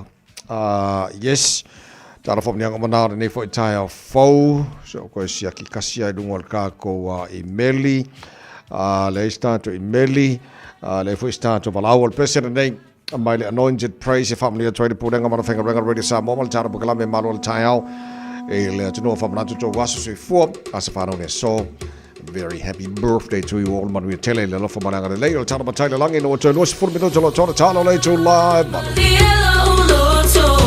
i mea wa e whaia Yesu e loa ao o te manu ai e le mawhai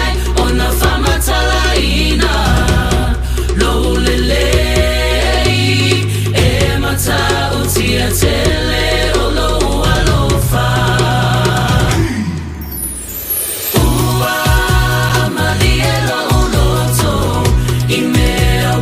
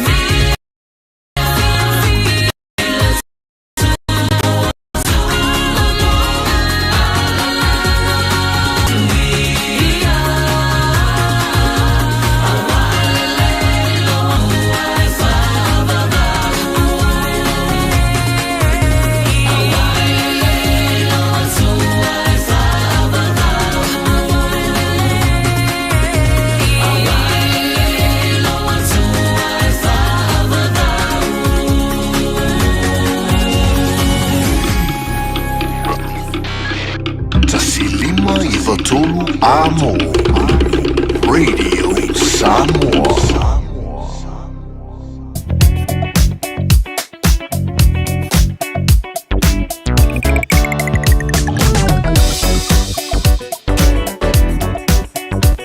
So isi vai ngambai lunga la wala nei tai mal tai olo tu mau solo ngala nem sang le mo me o maso sa vai ngala wala yo kilani nei tai ni ole Taeao ma tango fi lunga la wala le se fala labe le se vai ngo poloka nei tai mal Taeao le olai I mean flow le me o maso sa vai ngala wala yo kilani nei Taeao fo ola nga e pe ia foringa mai ai sa oa ko kere la tau na o mala tu ngal ngala Friday ka amu ye kere o ko ia tu langa na iai so langa lem sango de mo me o mo sa banga na wala nei foi Taeao fo Radio Samoa. Taslima ivatol amo. Festive Resort Samoa. Was e fulu lota usanga so o filfilia me fale talima lota imua. Was e vapito winga esedene mole alfa alongolongo le Radio Samoa. E luas fulu pasene pa upe afayete no fomo asre lima ma ovatu. Luas fulu pasene. Susu maite mole mawina le mata ngau fie male aulele or a Sea Breeze Resort Samoa. Ile afio angau au fanga. E yaya ya inga vapitoa. Fafso tai mai le fitu fa valuono fatolu. Fitu fa valuono fatolu. Betanga yane ile upena tifa ilangi seabreezeresortsamoa.com. O e sauni malanga I Samoa. Mana tua lola mona rentals o loo whanga so lola na whabitoa e luas fulpasene pe a wha so pe siliatu e te whaonga inai. So se ta vale mai le aso luas e fulu Januari i le aso luas fulu valu o Februari o le tausanga fau. E ma whaiona piki le ta vale mai le maleva le lei whaleolo. Po o whangali, wha pealo tato o visa au tu i ala fua. Pe momoli a tofo I le whale talimalo o loo e wha mautu ai. Ai ngā whabitoa. O le iaia tato insurance cover e te fili bai ina nei tupu se whalawanave ai o loo iai le wha mama a venga. Manatua o loo iai le tātou account I New Zealand. Pe lafo sa fo I le Moana Rentals e whaonga ai. Le Pacific Easy pe whaonga fo I lau credit card e whaatino ai le tongi ina o lo sa. Mori si whamtalanga wala au le Pacific Easy I le oval se lau. O tasi ono po le numera masani au kilani o le lua fitu ono fitu iwa fitu wha. Po le lua fitu ono fitu iwa valu wha. Matalo sanga e transfer o I le Moana. Pe asiasiane I le Facebook o le Moana Rentals po le tātou upenga ta whailangi o le moanarentals.com. Moana Rentals o laupa anga e taitoloina o iau malanga asiasi I Samoa. Talofa Samoa. E mawhairup sosoni atu Dr. Chen I ngasi o le maisoka, toto maulunga, ti ngale tino, whapaui no pauna, maisela, mangeso malikanesa. Maule tie whamamai lo puta male paste mo nifotinga mal whamalongi no lo fufonga. Bare products po o loha fisosoni alam mole ma dark spots o fulinga. Ua tele ngali ua mawala to pepe o nar sosoni a Dr. Chen. Ala au noi le lua fituono tolu fitu, lua fituono tolu fitu, pe a fiuane I le lua ono, Great South Road I Otahuhu.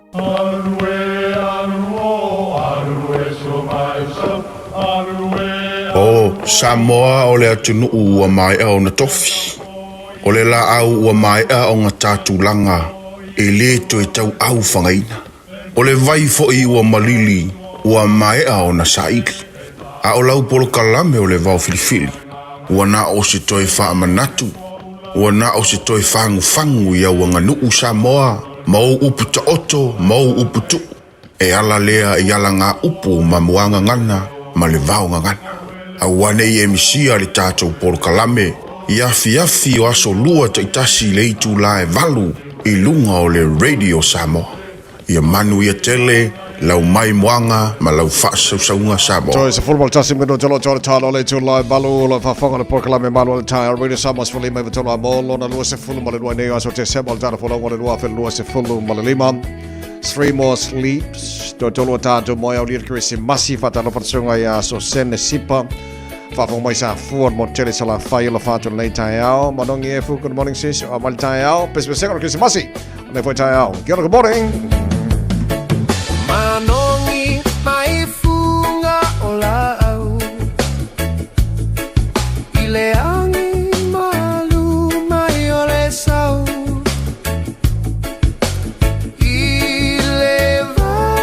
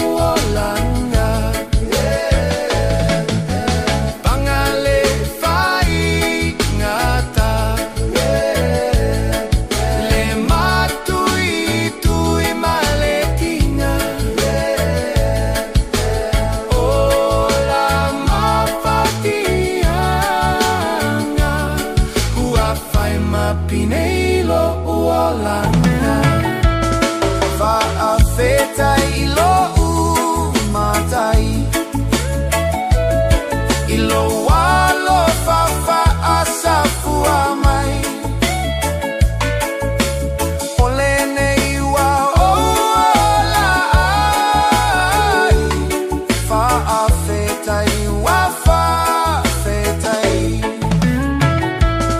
Faafetai lo umatai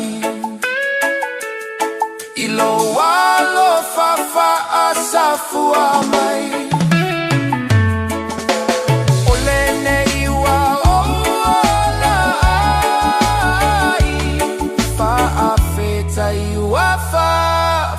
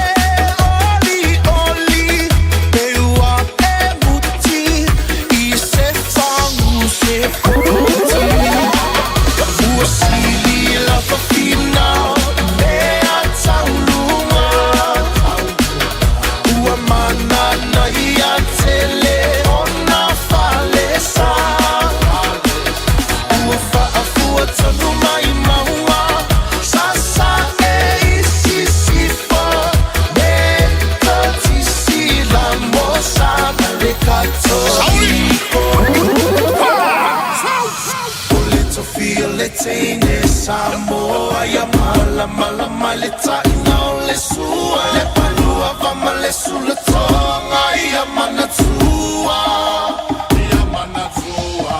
utupula ngatala voine ya so semana ufa ali ali malu ya tile fa Samoa wana ole nanu fa amole mole so te fi filo malu.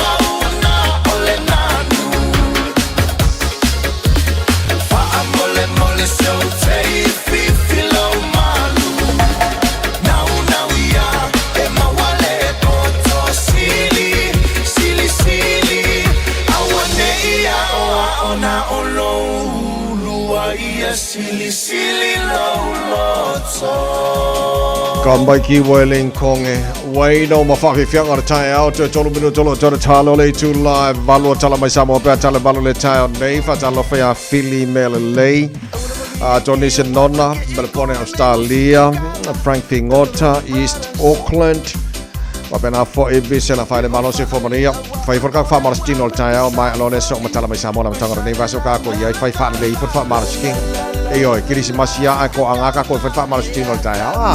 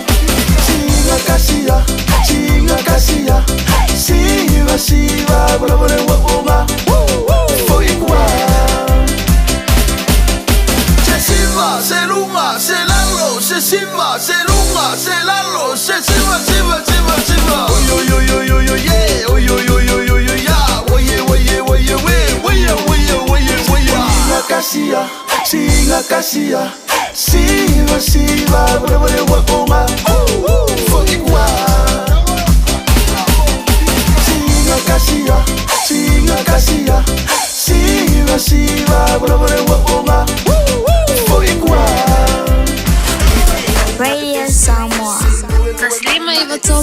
Samoa. O mawhai una awina tu telefon mai Samoa. Ona o le lango mai ale ofisa malanga o le ADES Travel. Telefoni o iwa, tolu iwa, lua o, faselau. Tolu iwa, lua o, faselau. O te whatalofo lo tātou o tunu o le amatanga o le nei vai o sa fau. Tātou mafuta, whaita waso, tātou taunu o kirisimasi. Tala amata le nei vai aso, usi mai alau whaafonga. E whawai aso le umi o whaamalolo le tu maua i nei le ofisa sinia. O le ofisa so upo le malo le fionga iana nai lawe i ti ngā tui le tufunga. E mafua le se o le whaasaralunga mai le ofisa so upo. Na whailo ai le whiriwhiringa le kāpeneta le ofisa sili. Po le whaatonu sili au au le mtanga aluenga o le soifua malolo ina. E pe ona si le fiana o mai whalawa i tele. Se wha maula longa le ofisa so upo le se o le whaasaralunga. Ma toe whaasa o ai le tangata tonu na whiriwhiria le tama i tausi soifua sinia. O June Scallon, Louis. O le whailo inga le pāle mia matu stala le sforile umawai. Na whailo ai le wha malolo le tu mau o le ofisa sinia. O le ofisa so upu ma whailo ai fo i ma le sua suenga. Wa whai el komisi e pūlea tangata whai ngā luenga le malo po le pisa si. O le sua suenga leo le ailo ai po o whea na mafu ai le wha le tonu le se sena tu le imai. Ai mo le whawa yaso lo wha malolo le tu mau ai. Le ofisa sinia o lo maua pelo no tutongi. E tusa o ai inga masani a efto a tau file maua le tutongi. Pe a wha umi le sua suenga. Pe tai e toi wha aola tupe le tutongi o le ale maua pe a mai le sua suenga e toi wha awau. O na ngalua le ofisa sinia. O le ofisa so upo le malo. O wha mautua i nei le whiriwhiri ngā le malo i le tuwhinga ofisa sili, o le pulenga o le mta ngā luenga fau o tupe maua, i le mae au na wawai ese ai o le official tute, ma avea ma se isi mta ngā luenga le malo, ai sa va lua ma tupe maua i se mta ngā luenga i tasi. O le ua wha iloa le teitai o le malo le wha mauni ai le kāpeneta, o le whiriwhiri o le fionga ia fui maono vai tolo o fuia, e avea ma ofisa sili mua mo le mta ngā luenga o tupe maua. O se tamali o lo umia ni wha ilonga maurulunga, i to mai ngā luenga tau tupe mai tō fia nei, o lo wha aururu iai le wha malu o le wha laptonga tū maotia Samoa le sanko, ia ma o se tamali, na tau wā mo le no fōle tū malo wa au fono ti, i lalo le fu ale vanga wha upu whai o le wha atua i le atua Samoa utasi, i le palo ta tele ia au kuso. Mo le si le fia o tau sanga i tele utua nai, sa ia i lava le mtanga luenga o tupe maua, sa wha ingoa le Samoa Inland Revenue, ai o fitu na inga o nisi o nanga le malo ni tau sanga umawai, na tu whaatasi ai ma le official tute, o leo wa toi tu SS ia au nanga le malo. Wa whaidoi le pāle mia le sunga la aulia le mali atoa leo wa tea polata i wao fosi, i lana whilo inga masani matu stala, le wha mautu wai o le whiriwhininga o le tolus furu iwa o tei fono, o fono wha vai, a o tālia le whae unga mō tei fono o fono wha vai se furu mare lua, e ato ai le limas futasi o fono wha vai. O le toi whaatulunga ino whinga wha vai mō le poloketi o le miliona tā la, i le mai o le palo ta tele ma toi whiriwhinia le whinga malo, a le vaenga wha upu whai o le wha atua i le atua Samoa utasi, wa wha atarano ai sui na tau vai le palo ta tele, ma sui whai pule na manu malo e sa ili ai tei fono, mō komiti o fono wha vai. Lo fuafua e te tauna a mata ngā ruenga i le mai awa sa Fiafia le kirisimasi, wha pere tau sanga fau, o te tala ai ma ngā ruenga mo le wha ngā yo ia, o ofisa o fono wha vai. I wha le tonu na fia ile maota Samoa tali malo, o le fionga le sao wha pito, le fionga fia mena o mi mata afa, i lona ainga ma lona nu o loto whanga, o le mai au ngā ruenga na toi fausi ai wha le tonu o le maota i murifusi, na whauru whale ai lea so tō nai na te nei. O se sauninga na āwai tau ainga o le sao whapito malo na nuu, ai na whaatupe lava e le fionga fia me na omi ngā luenga, e peo na whaatu mai e se tasi o na tau ainga. O le tūlanga mauta lava e tasi sa iei le mauta Samoa tuai, lewa iei le mauta Samoa ua umusa. Wa lata i le whase furu tau sanga, o se ei le fionga fia me na omi mata afa, i le tofi whaipule o loto whanga, ai sa vea masui pāle mia o le tātou malo tuto tasi o Samoa. O ngā luenga whaauau o le laulau o le komiti whaafoe o le Associate Stala, ma lau whaasara lau a Samoa mo le isi se furulua masina, e a mata ia i anuari o le tausanga whaurua o luono. Wa whiriwhiri ai nisi o tamali e to lua i le laulau, e sui tūlanga i nisi o sui e to lua o le komiti whaafoe ua whaamawai. O le fono wha le tausanga le Associate Freire na tenei, na tofi ai le tō wha maulolo o Wellington e Malifa, ma le fionga i a lepa i le tai tosi mai a tupua, e a toa i ai le tō fitu o sui le komiti whaafoe, o lo teita i ai le te mai tai Palestine i a langi kere soma. O le fono wha le tausanga le talanoa ma pasi ai tala o le tupe, o le lipoti le suetusi, whapea le lipoti a le Palestine. O le tausanga fau lea ua taatia i ai le whaelunga ina, o le lima se furu tausanga talu na whaavae lea sosi, ma o le masina o me o lo fuafua e whaatino ai lea whaamoe moe. O tala amatai o le nei vai o se fau, soifua. Talofa, we're the Casinas. Talofa, this is Pat Lam. Talofa lava o a lapi marina. Mau pela o litio. I le Radio Samoa tasi lima iwa tolu amo.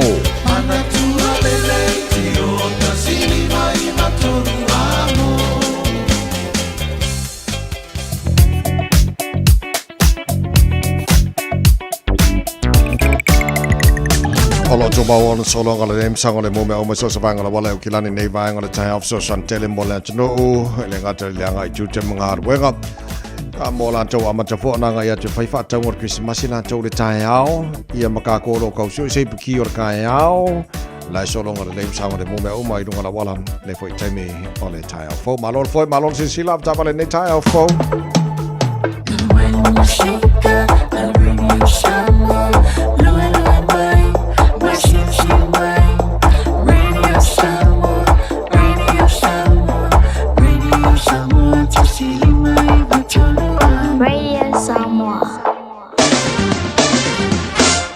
Mole talo town ne foi banga le Taeao fo le tau mo re Samoa for le mai batolo amo va tu lo se fu mo tolo o e le ma fana por pe vela le Samoa e le ne va o Taeao o te fitu Samoa ya wale te bitu se tato ni silam Samoa te la bal i Samoa ne va o Taeao na ma mai tato pa anga le mo tele sala fai mai mo mai sa fua la ma le tau se vai ya te lo fo tu langa na pe ona fai lo mai le sur tato re Samoa i pia nei Taeao lai le tau Samoa tanga nei ba so tato yai te lo tara fia foi le mo tato sauni e malanga i Samoa la tanga nei foi va yaso ma fa mai bola atu ma wai le o le tau i Samoa e le nei foi va yaso a toa o anga tato fa na tu Christmasi so la tu ma winga a wa le tau lang le ni so taimi se mangana ni se va ngo Samoa pa wi timo o lo te va tu mau il tolu se fulu degrees Celsius mo ngol ve vela le Samoa e mo nei aso fua luas from lima e lona mo lalo na o te fa talo fa troi panga o mala tara kalame le ngate Samoa a America Samoa lo tara mafuta nei foi ba ngo te Taeao malo lava le so fua mo ria Tato wasiasi le tuatu le nai tuatu la vasa Tasmania Australia. Good day mate. Good morning Australia. Malo si formaria le nei Taeao futolo ele Malu lu le ele la mo Canberra. Ele nei vaenga o le Taeao fo winga le tau le mo Canberra le so o le afasolo ina sulu mata ngo fiela la o toile vela le ele lu se furu mar fitu lona mo lunga se furu mar lua e lona mo lalo. Pangal cara bukalame melpone malol si fo manuia to tele tato fatala fo mai melpone le fo fos futasio ele malu lu le vango de Taeao sa po tele ono mo to ola matele na awa tau e vo te melangi le yai los futasi mo lungan ba fana le fa mawina mo melpone e le so senior Australia good morning alo fatala fatu pangal cara bukalame ya e lo mai mo mai so se vango senior Australia alo la verso fo manuia los for lima fasi vela le amo toni nei vango Taeao ola fasora na awa pa ultimo langi le leifo iniso taimi todos futasi ola mo lunga na yo ele vela le fa mo wina mo senior Australia ile so Brisbane good morning los futolo ele vela le nei vango le Taeao fo ola fasora na awa lang le le tau mo tole so todos se full mar fam fa no ele mo lunga le vela le e Brisbane ile nei fo aso fo watan Perth Australia le manel malu le Taeao for fitu yai ele nei vaenga o le Taeao le so fua le sulu mata ngo file la mo to mo atwele de vela le todo se fulu mo le tasi degrees i lona mo lunga for fitu lona mo lalo so tele na vaenga Australia mo titulatum tulanga ele tau de vela yo dawn lo se fulu balu o ka e ka fefe ele nei vaenga o le Taeao o le fa solo in Savili ni so taimi pa utimu lang le leifo ni so taimi todos futasi mo lunga le vela fa mawina mo dawn le so tele na vaenga Australia mo tulanga ele tau matanga de vaso o tato ia Samoa talo no fanga fasalanga radio Samoa for fito ile malu le air ne vanga le Taeao va ya tu fa foto mau na susulu mata ngo fia mai le lama kwa au le leifo ni kai au ia le ai masela ngiu o mingoi mai no inga file mu le lewo i rofo ela ngiu ia o kisi masiwa o mai file mu ma nga ia sole le semenga se o le Taeao o wingo le tamo au kilani le sole a fasolo ina awa e pa utimu ni so vaenga elo au kilani le auli langi leifo i ia mangi mari ma savidi me matu sifo le so taimi la auli le so los for far mo runga na ele bevela fa mo wina mo au kilani ne ia so Taeao pe audio la fasolo na awa e pa utimu ni so vaenga au kilani los for lima mo runga le bevela fa mo wina mo au kilani le so Taeao la so lulu Christmas Eve ala fasolo na awa langi le tau telo vaenga au kilani male Christmas Day aso tofi los for lima te sema bangaya langi le tau mo tato au kilani pasolo toy Boxing Day les for ile langi le pa utimo les to nai kalo fala ka polo ia male sa ia le vaenga nga ngeia le opeki fo ka au ko sui mai ia pe afa pe ioi ngai fio ka polo les ko nga ia le mangaya mai Christmas Day mal Boxing Day awoi la ka polo e le leo le tulanga na ia io vaenga la tamane na le talo le tau nei vaenga le Taeao le tau mo le Samoa for lima e batolu amo E na ua se fulu ma le lua le ua tia ni le tula valu a whaina MCA tātou tala mai Samoa. Amatanga nei vai aso o tātou iai au le popole la te whaasalawina mo ai. Pea tale tula se fulu ma le lua la ole le so ma le fitu le po ana nei. Mai si whaponga o tātou tala mai Samoa le tala valu le Taeao a Taeao nau e whafonga wo whalongolongo wa Fiafia wo uloa o mena o lo tupu i Samoa. Amatanga nei foi vai aso o tātou iai. So, mo tātou lo o saun e malanga i Samoa.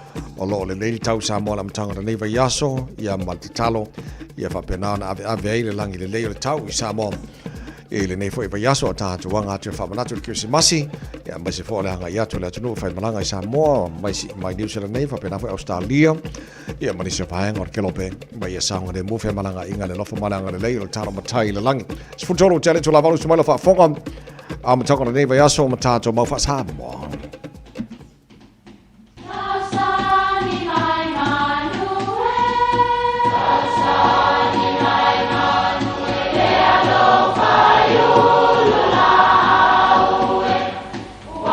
E o whanga manu I ululu o la au, awa e whawhanga I funga o la au.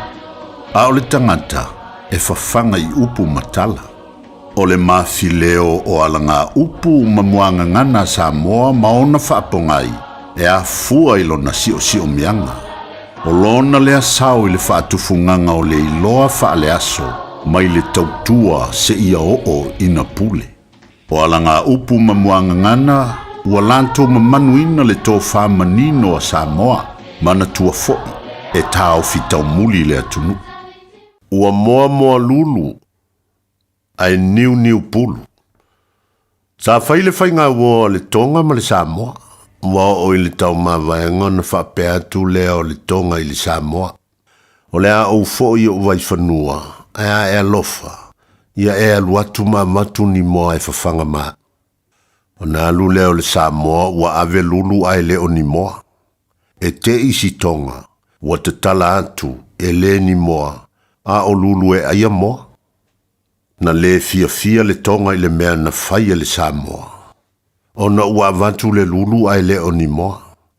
E uila wa ilea, sa le whaalia so na le Fiafia, ai ina ua talu sanga mai la le Samoa.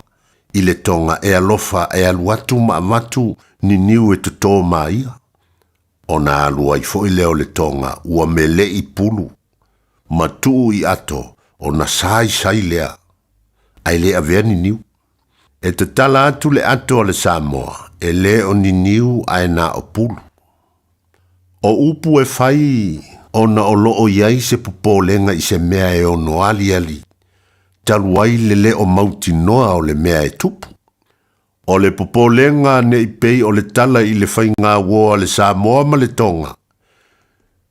Na moa lulu, ai niu pulu.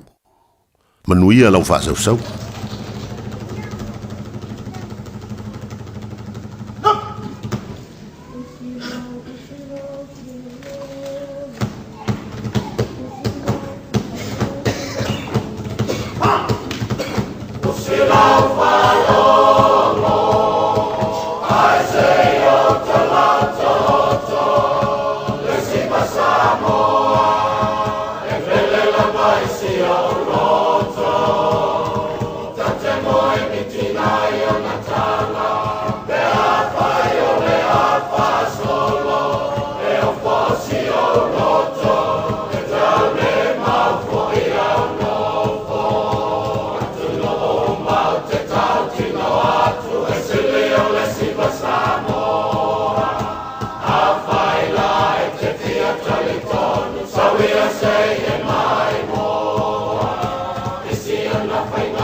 Sui sui a yele tu maru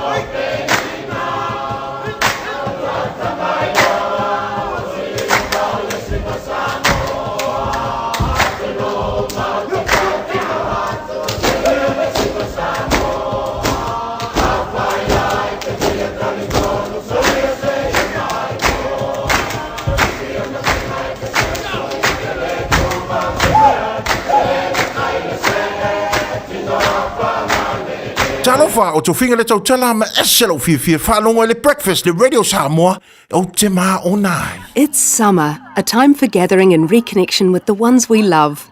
Right now, measles is travelling across the motu too. It spreads easily and can cause serious illness. Before you visit whānau, make sure you've had 2 doses of the measles vaccine. It's the most effective way to keep the ones we care about safe from measles, especially if they are too young to get immunised. It's free for most people, so contact your healthcare provider or visit bookmyvaccine.nz before you settle into summer. Got something unusual to get rid of? E-waste or a hazardous or random item? Don't just chuck it in the bin. Find out where it goes at aucklandcouncil.govt.nz/where it goes. Tāmaki Turiki. All together, Auckland. O le lava vai le whanau no whawhale le taimi o tuwa. Mana mia se no fuanga I Fiafia I le ainga ato. Ta pena re ainga ato, mo se ta whaonga mata o tia I le Crystal Mountain. O matala nei le Mystery Mountain. O la hoteli ta alunga ese mo le whanau. Tanga I maleofo I le Dinosaur Gully. Titia I le Express Train. Mamatamata I le Animal Park. Masau wane le Speed Gonzales Roller Coaster. Ma awane ingalo le Crystal Mine Museum. Mata mo fiele aso mo le ainga atoa.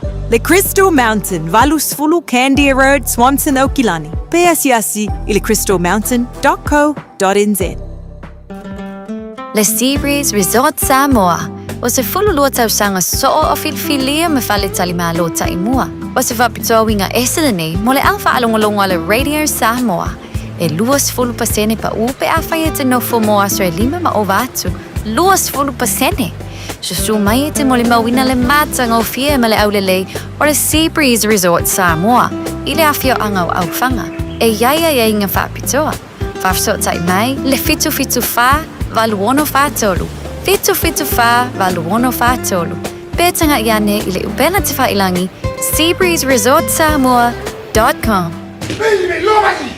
Hey, hey! Oh!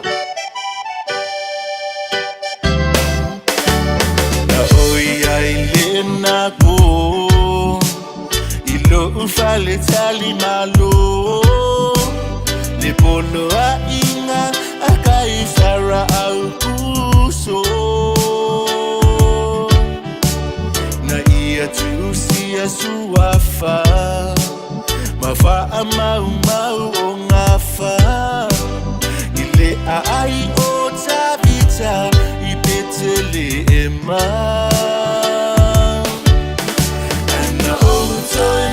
to vave le unali le fafine ma itana na ti ile asini siona to aluana ngani mai mo sola vanoa pensa ipoto le fale o tumu atoa fale povina maua I no lava noa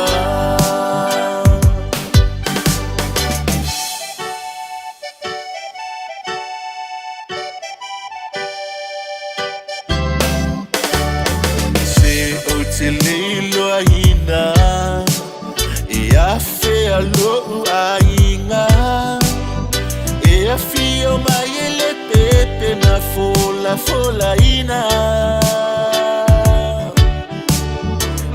Manu o te avatu O ni alunga mani e afu Mase potu anangata Mo Yesu lo faaola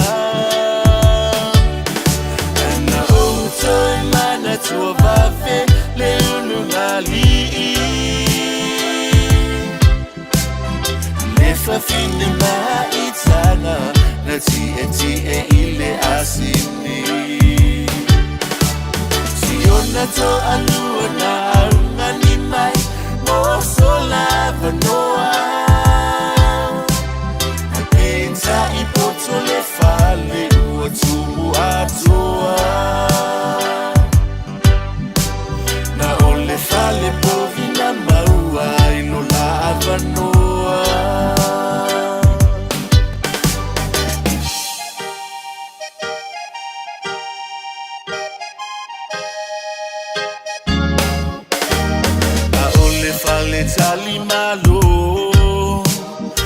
ata leo ta woloto a uata ave Yesu ile fale o manu watau asola tava ai waleilo aluna afia mai tala tu io taloto e afia mai ai na auto e mana tua vafe le ulumali le fa fine ma itana na ti e ile asini siona to alua na ungani mai mo sola vanoa enza ipoto le fale uotumu atoa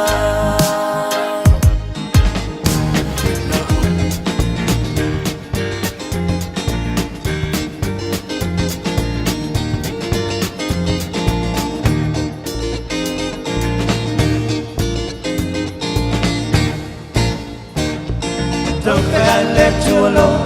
I let a palai le mo. Tamali le tu padua I know you're the one. Papena satani, ilona pia mato ile la la. Out of my lane, I was soon ile happy. La la la la, only a papa, only a mama, only a papa, only a mama. Only a papa, only a mama, only a papa, only a mama.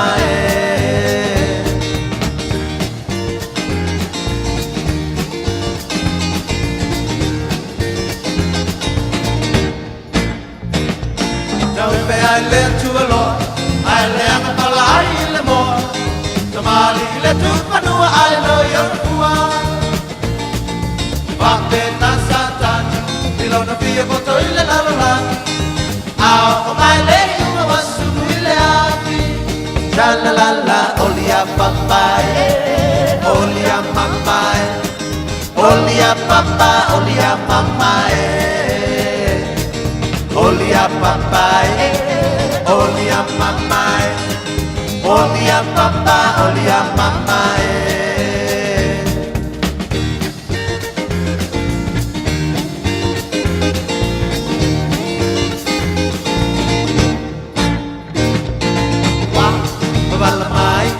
Babalamai yo polinga pe uau jepa ilefa tu malamasina ualato pe pulak mai levandi moni molela a uno uno matota si mau fano malatani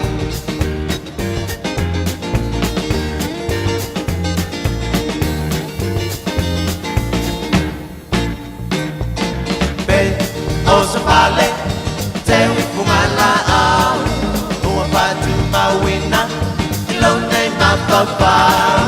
Ua puaina le manongi o le sauane a le taula. E leo le fili ua sala lau tau le fetia lau mamau.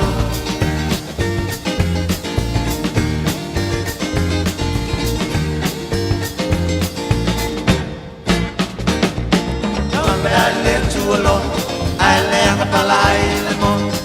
Tamali le tu panua ai loyo na pua. Papena satan, ilona pia mato ile la la la. Out of my lane, unga wasunu ile happy. Sha la la la, only a papa, only a mama, only a papa, only a mama, only a papa, only a mama. Only a papa, only a mama. Whakitaka mai le whatu lima e tau whi aile a tua loa ai makua pala ai ai le moa ai sa o le lei a e kau ke makua I ki ngā inga le ua le a kua loa al makua pala ai a o le makua pala ai a I le moa a e whapea ngā fwoi langa kou malo ai lunga la walanga e mo ma leo oso ma le pala ai a so ngā fua pera masani ai o le tara pukalame malu o le Taeao mai le matanga wenga leo te mali fo la tru le fionga sa tini te mana ba siki a show fa te smile tana pakala me ne fo Taeao fo ya se fo mo le fionga sa tini le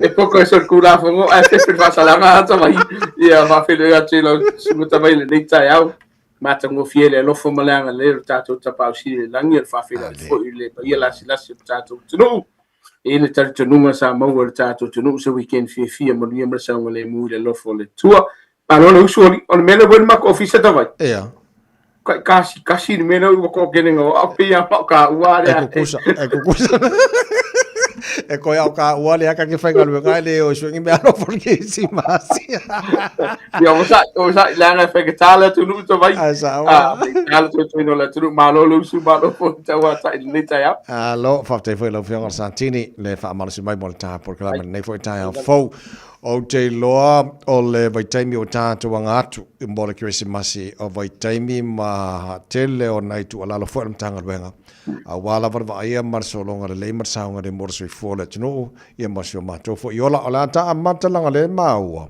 o ke leo misan kupu farkala pori il fai ungar vai asori lo fianga satin pa te te vai mana tuor ta fo tuanga le na watu tātou tunu ni nei vai aso ma vai au tātou ta pina mo tātou whainga malo longa ole a faisi tele ole ava le atau mawhaini. Ia, mai mauti noa, i fo i la tō lea sa tango fia ia fo ala whasaina. Mai, ole tu walano lava ia mtanga luenga, wha mole mole, a fai go faisi ova ole ava wa e tau mawhaina. Le ia lo file mule le lo la polo mota. Te leo tato misa ia na tutupu mele weekend, ta vai olo i nisho i la tō o whata o tolia le whanama i le taimine nei ta vai. Ele ngata i whalkalapu. O pākia whalewhainga ruenga. O pākia aina. Ainga. Ia le o afo i dungo la awala. Ata vai. O le vai no ana iai. O le ambakar tātou vai taimi. Vole lo tātou malo longa. O le Christmas holiday period. Fo le leo a tātou tunu. A le fōringa mai. O le ua amata o na sosolo mai. Le whalablave mai le whawhita uli lea. O misa fo i taimi o pākia. Ma taimi o Fiafia. Ngata vai. Ana e so te lo le wa le la to e fa mai le vaenga le 3 more sleeps lo na vinga to toluanga I moi e ko le Christmas a ko fanga ngi ai ma fa wa lu e var Christmas ia makua I ma fa wa e ko eva e lo saunga le mood e vai ke si la fia me fa na ko I lo fali tu no fa fonga le tu ele leilo mo se foi dele ai que le afa inga ai le anga tu po fa fita u di peno ta o le lo e ni solo fa ta o toli el falma il termine nei ta vai ngalo fe su ngal tanga wenga ole pia lava ia ta vai tu lo fa fonga le tu peno ta o te mo solo e lo fa ku pia que sa wing ia tu lo fa fonga le tu uma pia uma kai mika ko ke fingo ele uma pia la tu nei o ka ko king fa ko vale tu lo ninga no fa ngaina ma fale ava male fa ititi ono lo va ir timini o ia fa merkanga kai le leile amio overall swa ava no natino io na te le o vai ngai fa le ton voi filinga na te faia ia ma o do ko nga me fo lo ke ia o kama si as kama kanga kai no kama fale ava ta vai ke o fia kama ia ma vai te le vai nga le te vai fo si fa no to te le la to lo fia ona sorry kalau si te vai tu lo wale ngutu male af ala vela ka vale so alla nga o fa ka ai a fai o le avale tsa mo faina mai fel tsa vale e la ve ai ni so le tu fa no ngala le fa si por le yo le tu o ntanga lo ngamal malo fa un bol tsa mana ya le si va nga o te lo fo yo lo o fo tu malo si ntanga lo ngalo leo o sa wanga tono ainga family violence de lo tasane tu langa tam faita to o le kisi masia ia o le file mo le Fiafia o le tabai man tu ta fo tuanga au ke ka alo afeta la tu tongi lima sela o le upo monita vai o le mafu anga le lo tele no vesi ainga le temine nei tongi mo au pili lava ia ma tau ma le tongi le tato fale fa ke al vainga le mo sina seline tu toi ai sau fa blave ia alo ele le skemi ta vai fa mo ainga fa mo fa nau masio to lua masio wainga o lo vai al taimile nei wa avel fa mo mo ni sio tato tunu fa ka workele o le pia ma isi vaenga ai ngalo ia vaenga la iti ia fa iti ai sa wanga lo vai o fa si fa kupula i lava tavai lo vai iti le weekend vai mal fa no sa wanga nei o le oro afia i Malu ma fana pa taimile nei o tau sanga ia umi le se furu masina o tato fenga luenga tavai o lo se vaenga e mapumba komba fa sina malolonga ia ma fa Fiafia le aina o le fautuanga lava ia a fai o ye se vaenga fa peolo a fia o bilin tanga luenga le mo se sosani mo e malaina tavai mana el tu ala lo mal fa na tu le foi taia fo ma wa fa sto tele la tu ma liu ngola wala te ropo le ava malosi pe in general lava ia mal fa la tele tavai fe lo la tu ma liu o nisi la tu le lo masalo mia na pule lo la tu so fu tavai fa ia si mo ngora numero la tilo manatua so o se fa lava po se so fu o ma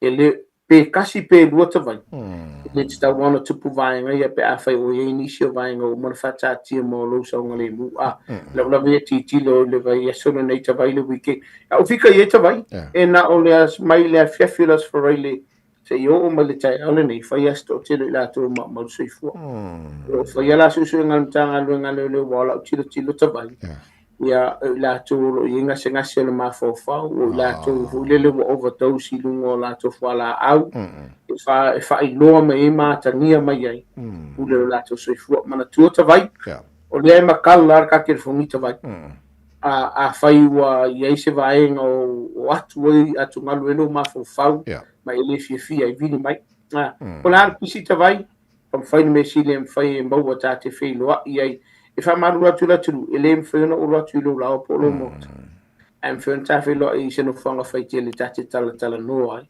ona ye vai nga e fa tete a wala ku fu dai no mo e te tau no lo tu va tu se ta si fu le ma ko ia ona vai nga pu pinga la tu la fon a lo ye ta tu no mo pa se tai mi mun mai te vai ma wole so sani mo i so la se tai mi fa mo le sa mo mana ia o le vaenga taua o tai ai il vaenga le pule le ola vai o tato o mai to fual tanga tamlon fa fitauli o lo so fu mai ai o se mele le tele fa soa talo ia pe foi lana esa no nei tai o na fa yona para watu la tino fa so foi ma mai nei tu ola foi fa mana so so vai o le tele na tu nu le vala mai ma fa so mai fa vitau o te whaafitai e maua lewa noi wala o mai a wai umanga mako kala ngō mai loa e le ungi whaafika uri vaenga nei peo nei ta uta vai e iai isio i lātou o le kele i o whaafita uri leo o whiangai mai lātou a lo whaafika uri se ma whai an kāsa alo pure i kua o le paiteke a mala mōri ata vai umar kais e ngō o vaenga lea e se le tā ua i a tātou tunu ia tala noa se tasi mau le soson mana ia lei ia o le tasi vaenga o le vanta fa manatu le tunu mai nei vaso ma vai poloka a le la fanga solo nei vai tai mi nga tu crazy masi ia tavai o ke le ka wa ko la tunu me fega ka poloka o la ma o ko tavai o le wa solo poloka e mai ia ile Taeao se yo o ai le po o lo fanga solo wa uia mala vaenga i ma sia mato fo i pitola auta vai o la tino na mato fe wa i tatu taulanga fa tau tatu matafanga ele sa fe au pe fia wi anga mo ai kari o wa le o vaenga le mato te o o le va ai o sa ngale mo le tunu o ni fa la tupu fa mo le sambo e yai no foanga ele ma fai ona e tau ma fai nei lava malos o se fa no nga tele le fai o lo paki ma fai le ta faunga lo ai nga a kurumkanga lo ngale lo sa aki umaka ko pietulo ono se no fanga ile ma fa na fa ye vai ngale a ka ko poloka ia kiri ka ke ko ngia mai al fies fukala kiri ka ko poloka ai ole nganga poloka nei ta vai ile su e si tu pel tanga lo ngale ai e molo sa ngale mu fa mo sa mo e ta ul vai nga au ke sa ke wa ya fe se to ai si ai ngeke nei masang ai ono lo ia le attitude vaenga le au fuke sa ke ia lo kumi lo ku e ko ia ono lo ia fu cha vale tanga lo na sia ki tato cha vale te mo tato pu ka fa mo cha vai se na puse ne fa na tona Taeao bo le saunga le mutono ainga mesena to la tu fo ia ainga malanga se me fo le te no tas fo le vaenga fa na tona tanga venga ma dai pa te mo fa mana ka ma ka me kongo ka fa le cha vai yes ka pe uma ka ko pa vai ka ko palaka vaenga ia ton te pe vai le nga hita o ala vaenga wa tam ka pe vai ka ko pe patulo fa fonga le tunu fa mo tino o ngi polo ka ko sinke so lo vai lo la o lo mo cha pe ya loka fa malama loka fa tutoa fa mo tino a fa o yesi alam kira la mo le o tato fale a fa yo ni mo li ki se mo li ka si pe lo mo matu ta vai a umalol vaenga le sia kilo sa o le leito tonga o tavale o le leipa o le leita ofi o le lei vaenga umor tavale sia ki fo tonga ia po le afima vaenga fa pe sa uni malanga pe lata penal malanga fa mole Samoa fa motinolo fa fus pa o pasese o yeno fo le fa nau e fa be fo la ve cavale o woti onga ai ke onga lo si le dor color kakua o tato tafonga se o le aso so o fa mole Samoa a fe la fa malanga ese mau tato ainga a fai wole lava le malolo o le fa longo ko fo e fa mai ma na ia fa tafo ta vale se au tafo se vai na sa ngole mul awa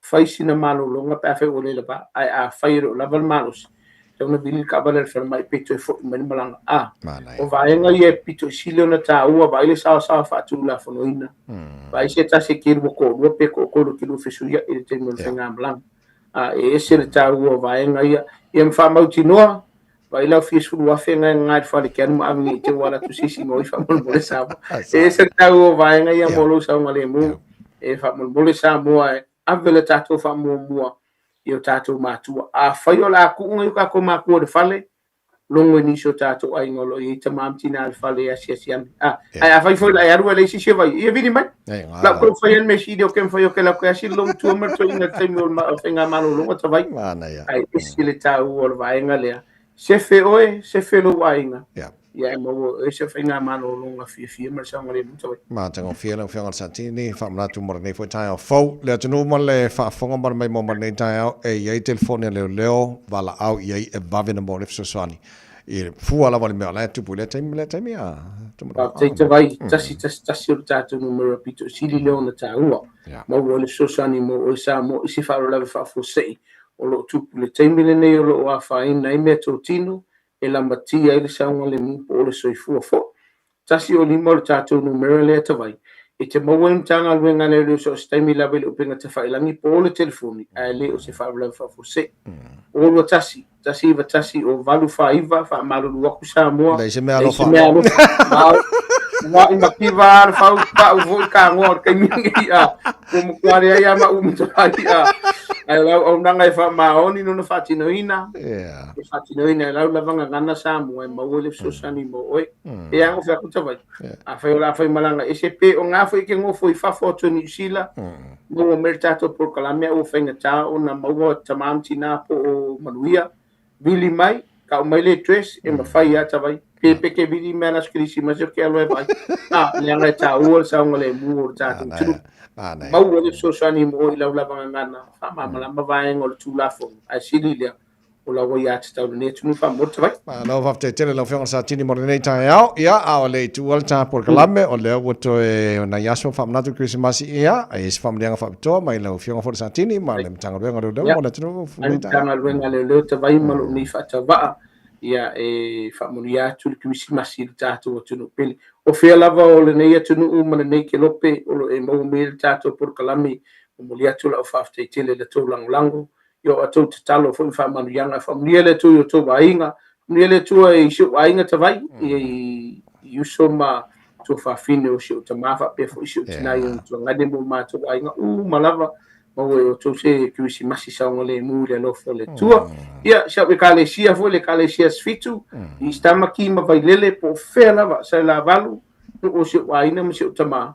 o siu tina siu tama ia fa mulia tu Christmas lengar fa kata vai ka ole ko foi mo vai aso da a pula ka sanga fo se for vai aso lengi ke mo ka le haulia mulia le tur ta tu tru o to se Christmas Fiafia sa ngole mo fa pe foi lo sunga vai mata to le sfasa lau o se Christmas Fiafia vai ia malia fenolo fina ngalo alias kamelo fa ia upawa awan me po ia familia le to yo foi valo filime le Taeao mangalo le tali ipola una fa tava ai se vai ngola nanga o le tau te mali I la sila mala fa fo tamu fai la von me sili if so sani tato tunu ni le to yo fai valo filime le Taeao ni le to tato tunu so fo me mo la fa sa tini to mon vao si ya shu fa malo fa de tele tai mo fa le nga mai le fionga ma le tanga wenga o le na fo ile nga mai le pulenga ma la fa wenga ready Samoa fa tai mo tato nga wenga ni fo tu sanga ma le Christmas la fionga santini ia mai se alo o mala Samoa o me Malu le malo fa pena fo tanga wenga ia mai se fo tono se wainga ia a mo sa me ska me mo a kele no mai ai tiki a wongi e no mo mai tama lo fatelia lo fatuzo ia se voia le fonga sa tini tu mara se ki a shuma tara baklame mai tanga wenga le on fo Taeao fo no to se 4 minuto lo tara tale le tula aiva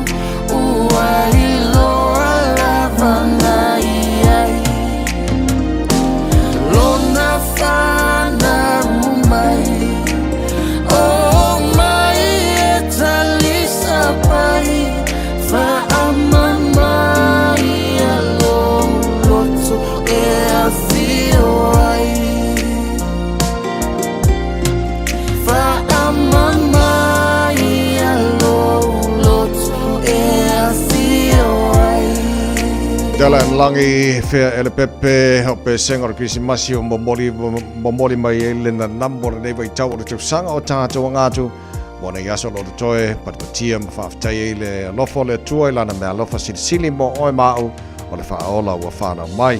Ka mai stawa le manaia whamna tua Krismasi nei tu sanga mai lo toa o Mega Cars ai a fea lo toa o Mega Cars whawhiloa I mana Fiafia o ele sunga tongsia Bill Wilson mana whainga renga ia mwha mai mo o tele ta vale lo tono lo toala tāro siasi lo toale o Mega Cars nei fwoi vanga le Taeao whawtaidon sa mai lau sunga tongsia malo le seifua. Ya, langi matasi ia maranganga Fiafia maranganga whaaloalo e whatalo whatuai lau sunga le o tabai ia kena ne fwoi tau tailo tatu polo kalame o le Malu o le Taeao a wan whafung anga Samoa i Taeao te tasi ioe mai tala mai fafo, mai tala mai Samoa, ia po kalame fantasia le radio Samoa. Ia wana fafung anga Samoa, pa malo so fo manuia, pa malo le usule ni Taeao tabai. Malo whaftai tongsia se le vi ia le tua malo se lo si ufonga. Ia msana po wana kamarikisi masi pea. Lei tabai lei tole leo Samoa le te temi bosola. Le fata wana namu le nei bai tau. Ia. Le tala male tanto unga lau ke visiano fataringo le soifua mai o pepe o faola ioe le pepe o le na soifua mai maliu mo tatau ia ia la le tua tal feia ia uriel ki masi tabai ai fa malo lau se ia malo si la lo tongsia ona o le mo le tongsia ata tabai sa ia ia le lei lau tantu ye nei toyaso lo toi Ia nau dieler Krismasi na se vai ngo el tutua do Mega Cars nei foi vai aso fa bone. Ia, fa tai kiri lava mo mato ba no tabai e mo mole tolenga le fa tai lau sunga le awa le de tula le Taeao fa pele pulenga le radio Samoa po si fonga Samoa ta siri mai ba tolu mo mato ba no mai lava matanga le tausanga. Le tato fola nga umi mai lava la matanga le tausanga le newo tato pa ia mai le nei tula Toe na yaso ia tātou au diala e o le whamantunga le soifua lo tātou whaole Iesu Keriso. O le bi inga lai whafo ia te ia lava o ia lava tu tasi. Ioe, whapai te lava molo mātua. Nua whatalo whatu lava lau whafo anga Samoa. Po whia lava mau menefa sa lau whapisnisa le tātou whalata vale. E ala le suiponga Samoa ta siri mai batonu amo. E whatalo whatu lava tungsia le abake lava ma le whalualo. Whamalo le usai. Whamalo te watai. Whamalo le wholau manuia se o atenu peleina lava o Samoa. Ia o tātou au mau papa au nei au te roa, ia. O le raba e mau le taimi. Kue koe o nei o Taeao, ia a whaaso le tātou tautua e laso lulu, tāpu le lofa re ri e te te atura tō sui fua whapeso mato wola. Ia ra e a whaaso koe lea tātou whalta avale. Ia ai manu le mo le taimi, ia e manatua laso lulu le whamae a e tātou tātou promotion le Krismasi. Manatua le whātau sanga leo te whanpanu watu Samoa, le whātau sanga le mātou te ta pena ina lau ta bale ma ai le leilo sa ma fa pe paina lau ta bale ile a foi lista leina lau ta bale fa e matou fa inga bona fitness ta bale fa e matou se vecino lau ta bale fa e matou mo fa ta usanga mana tu fa ta usanga dei fa ta usanga ole a foi fa ma benga le Christmas le neto usanga lu afe lu lima awala ni ngalo sa mo e mana tu le e to penga na lofa yo le e ale cash la to tenga na lo fa Christmas e se foi tato in Filipi tato ta vale va kere ta vale o mai ona ta peleina le tato tua amata mai tato family vans commercial vans o mai mini vans o mai pick up po youth ia pe la va numero tasciale le sela tato company yo nei ia mai tau la to ia to te lo fi mai malu le tunu ima o i lunga malolo yo up north and down south if I pay for don't o filani la to ia ona o tau tato pick up nei mai tau la to e tutunga ila matau ta vale according le tu PM finance ia wai te indo te wa la fi ke se pa o te o le tau ta vale pe afa pe family ina o tulanga tau finance tulanga ia o ni si tulanga la to tu tatu falta vale mana tua o le rabe mo la bano mo ele ni la sene ia talia so se la sene mo ia foi i sistem so swani la to i meto finance pa mamma ia le ama no to si pa mamma tulanga e tau le fai fua sau taru sanga ia tau ali tau tua fatau va atung sia la toia e fi so swani te e fa mamma me tulanga tau finance e fa na subsidi falta bali ia al tau tua la atung sia la toia fa mamma me ia oi ia ni si tulanga tau tua tatu falta bali ia awangi adorai awini nalu le tau tua atung sia fatau va ia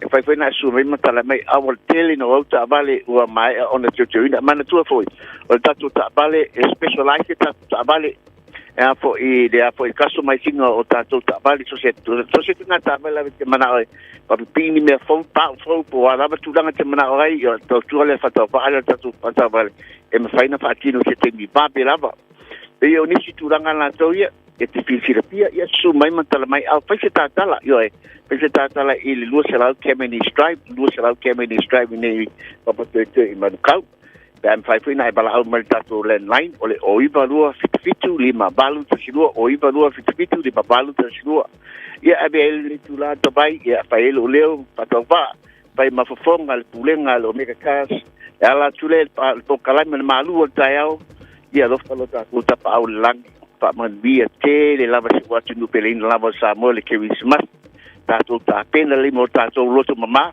ma ngalo pe esi o papala e lo finangalo yo e te mitona ngi paina pa bandalo lo so atangata ia ai o mai le pepe o Christmas pa man bia tele le Christmas ila sunga tabai ma faltua man no foaro ia mo te nei fa to fa so fu tabai tong sia fa ma lo fa te tele mo fa mle ngara nei Taeao fa te fo mo tato ngara wenga nei tau sanga ma lo fa tai mo Christmas ila sunga ma le fa to fo ma le ainga ma le au fenga wenga do make a cast fa ma lo fa te tele mo tau tua ia ma ria fa nei This update, the Associate Police la bat le sunga tong sia Bill Wallace ma tato ripoti mai le make a cast o nei fo Taeao fo le tau tua mo le Samoa for lima e batolu a mo ia le lei e fo i se o va mai atu e le inia tatu telefo i le ngana Samoa ia ai o tatu telefo ngana Britania le a so ai e nai se kone ai maro fa tai na tenu mai lo a batulu le molta maro ta na mo ni fo ya so fo mo ni tele la va ni aso i le lo fo le toto ona nei tavai meni se fo mai mo ni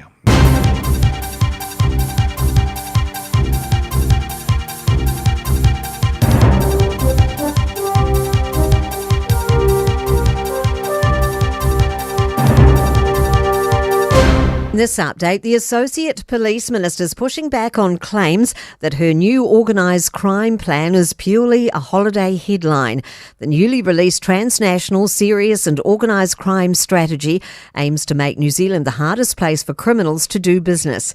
Initiatives include options for setting up a new dedicated department. Casey Costello says it's not a rehash of Labour's 2007 plan. Soft cans was within police. It literally petered out and delivered nothing. This hasn't been done before, ever. This is a long-term sustainable model.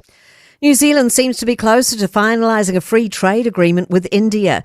Sources have told Business Desk final details of a deal were ironed out during Trade Minister Todd McClay's most recent visit to India. Dairy is expected to be a focal point. AUT economics lecturer Rahul Sen says given the current geopolitical landscape, India is trying to diversify its trade options. Police are renewing calls for patience on the roads this holiday period, warning lives are at risk. 15 people were killed in crashes between Christmas Eve and early January last year. National Road Policing Manager Superintendent Stephen Greeley says too many drivers are focused on getting to the front of the queue, regardless of risk. And unfortunately, on too many occasions, that risk-taking causes carnage, and that's heartbreak for families. Supermarkets are all go as the festive rush comes to a head. Months of planning goes into preparing stores for this week, with orders for items like chocolates and biscuits dating back to May. Pack and Save Wairo store manager Wayne Bevan says it's about now the basket size starts getting bigger, packed with high-end items like ham and champagne. You really got to be organised because that's when everyone saves. You know, you got to get all your butchery, seafood, all your produce. You can't get that early. So those 2 days are our busiest days by far. I'm Kay Gregory and that's news. In sport, the West Indies are 43 without loss, chasing 462 to win on the final day of the third cricket test against New Zealand at Mount Maunganui. The hosts declared their second innings at 306 for 2. Black Caps batter Kane Williamson says they wanted to offer some degree of incentive. The president of the International Ski Federation is raising concerns over snow levels at the looming 2026 Winter Olympics. Little more than 6 weeks from the start of the Milano Cortina Games, Johan Elias says there are issues with the production of artificial snow. This comes amid more success for Alice Robinson, who's finished second in the Super G at the latest World Cup event in France. And Aston Villa have beaten Manchester United 2-1 to consolidate third in football's Premier League. That's sport. Radio Samoa, tasimai batolu, amo. Radio Samoa, tasimai batolu, amo.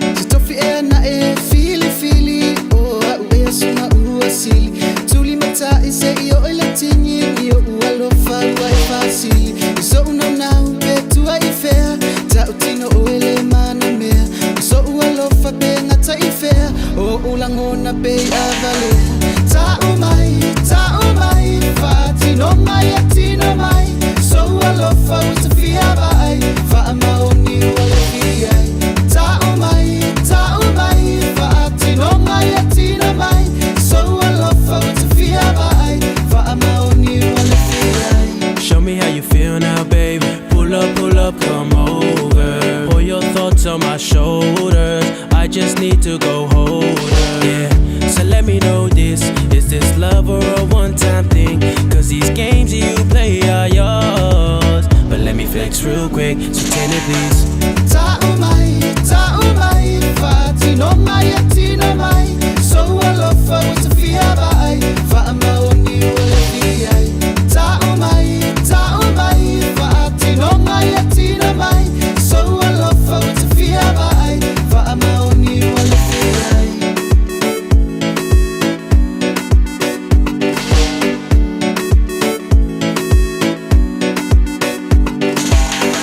Betenina beli loi fair, sa e fa uni mea ele. Lo fatue ua e avea, be mana tua e se ana fair.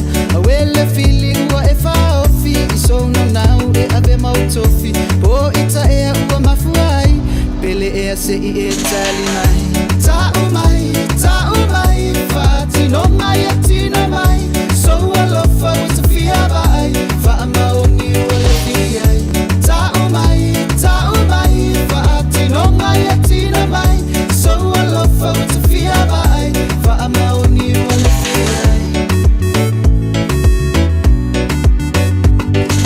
Ka umai po o sa o ngā me whai. La uwa ai sunga se ile I kai. O la masusu, pe wa e musu.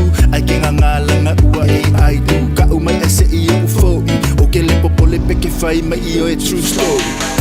Ta umai, fati no mai atina mai. So alofa with Fiafia, fa maoni wala fiai. Ta umai, fati no mai atina mai. So alofa with Fiafia, fa maoni wala fiai.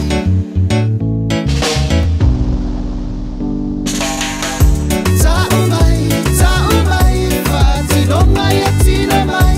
So alofa with Fiafia, fa maoni wala fiai. Ta umai, fati no mai atina mai. So alofa with Fiafia, fa maoni wala fiai.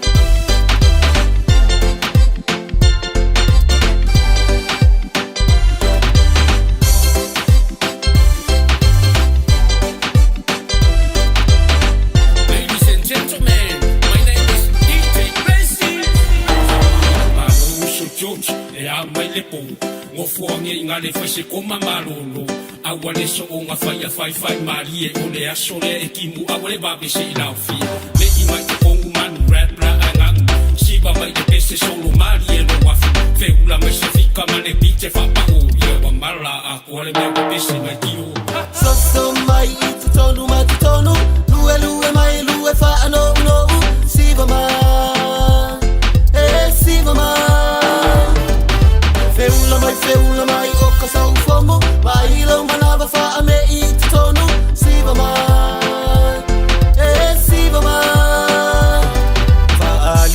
tanga ma siva Fiafia au te popole au le taulia faia oi ana oi au te popole ile au cowboy a faia mau oi I se papakiu au te mori for me love you faia oi ana oi ere mau ai sa fasima oi so mai I tonu ma tonu lue mai lue fa no no siva ma siva ma feula mai o ka sau fomu ai lo manava fa me I tonu siva ma siva ma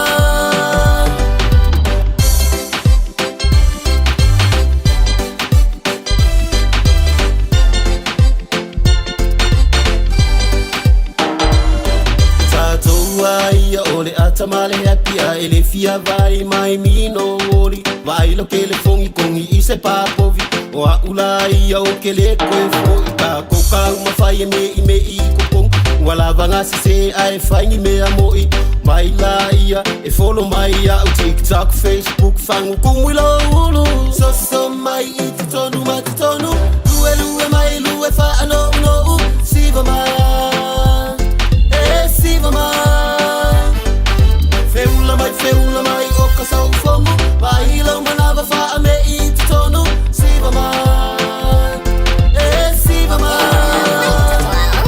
e tota mai pato na over ai le pato la po le pato la tete le mana o ai tasi lava le pato o ten mana o ai e ala mai lava I le vilo polo mai e oi tai le vai te tangi si ai e tangi u te tani tai te le mana o ai tasi lava le pato o ten mana o ai e umalonga kangi le ka ele sa lima mai I lunga gongi mai I lalo fasa o vai awa eke vabe pa ayu se e vai nge I mokle pa ave a so fusi pa nge I malanga lo ofuai pa ai le makua I pusi mau fa ma o pole rua wosi awa eke ngau pa se rua lima fai se high five le wala manga si vai nga I no le vai so mai I tonu ma tonu lue mai lue fa no siva ma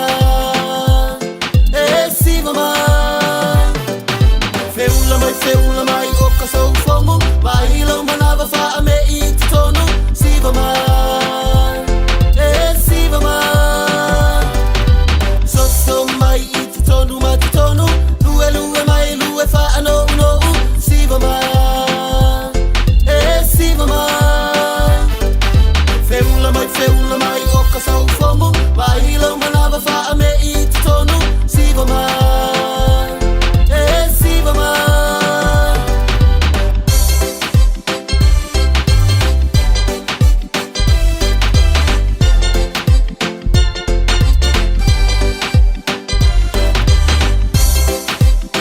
a whai te lei whaonga ina le au nanga le Samoa Market. O nisi nei o mafua anga e te tawai. O e au Maui New Zealand ai o lo e fia fiso swani ai ngai Samoa. E mawhai o le tutongi lau whaataunga I lunga o le penga te whailangi a le Samoa Market. Ai piki I Samoa. Whawhai ngau fia sa o ngau so se whaalawelawe. Tutongi le pili o moli, pili o le vai, mea whauwhale po o se tau mafutanga mo lau vainga. Tō mai lau whaatuatuanga I le Samoa Market. Mo so se whaamoe mo ai ngai Samoa. www.samoamarket.com. O le Casa Beds and Appliances, o le tali o manaonga, I o loa e whaatotonga ailo mauta, ini tau le lei, toi anangata, e mawai moenga ngao si tutono New Zealand, whaapea se tino fōa o le potumalo lo, lau ai manafoa, TV, la au pese, usa aisa, masini tā lava, telefoni Fiaviai, maisi. A whiu ane loa I le whawhituwha Great North Road o tau, po le tolo whituiwa Great North Road I Henderson. Le Casa Beds and Appliances, telefoni o valu se lau, lua 555, o valu se lau, lua 555. O fia maua sau ta vale po sau piki apu, ai tongi ta iwa yaso, lua va yaso, pe ta imasina, o le sleek cars o le a maua ai le fisosoani. Ua ta pena le au whainga ruenga a le sleek cars, mo oi malo a inga. Aua e te popole I se mea e tasi, te tala fitu aso, mai le sifulu I le Taeao, angai le afo le ono le afiafi. Tele la lai au kilani I saute, mili mai loa, I le o lua tasi fa, fitu lua selau, po le o lua o, fa 55, tasi 55 tasi. Ta lofa lava, o le siu fofonga le nei o Samoa, le Radio Samoa. Faitawina le upo le poto no le tautua matavela linga Fusi and Sons Funeral Services I Mangele ma Samoa. I taimi o mawhatianga ma whaanoanoanga ona o le maliu. Mana tua linga Fusi and Sons malana au nanga o le a wha ma avenga atu mo oe ma le ainga. Wala au I le telefoni lua fitu lima tolu o fitu.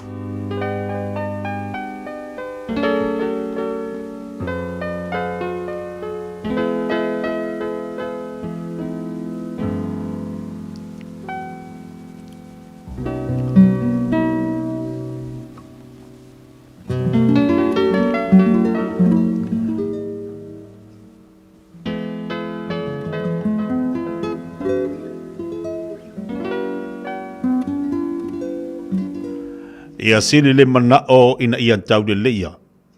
Ile manao ile oloa e tele. Ma le anga le lei. Ia sili le manao lea ile awio ma le aulo. O le mau oa ma le mativa la te fitai ai. Na whaia ila ua uma I oba.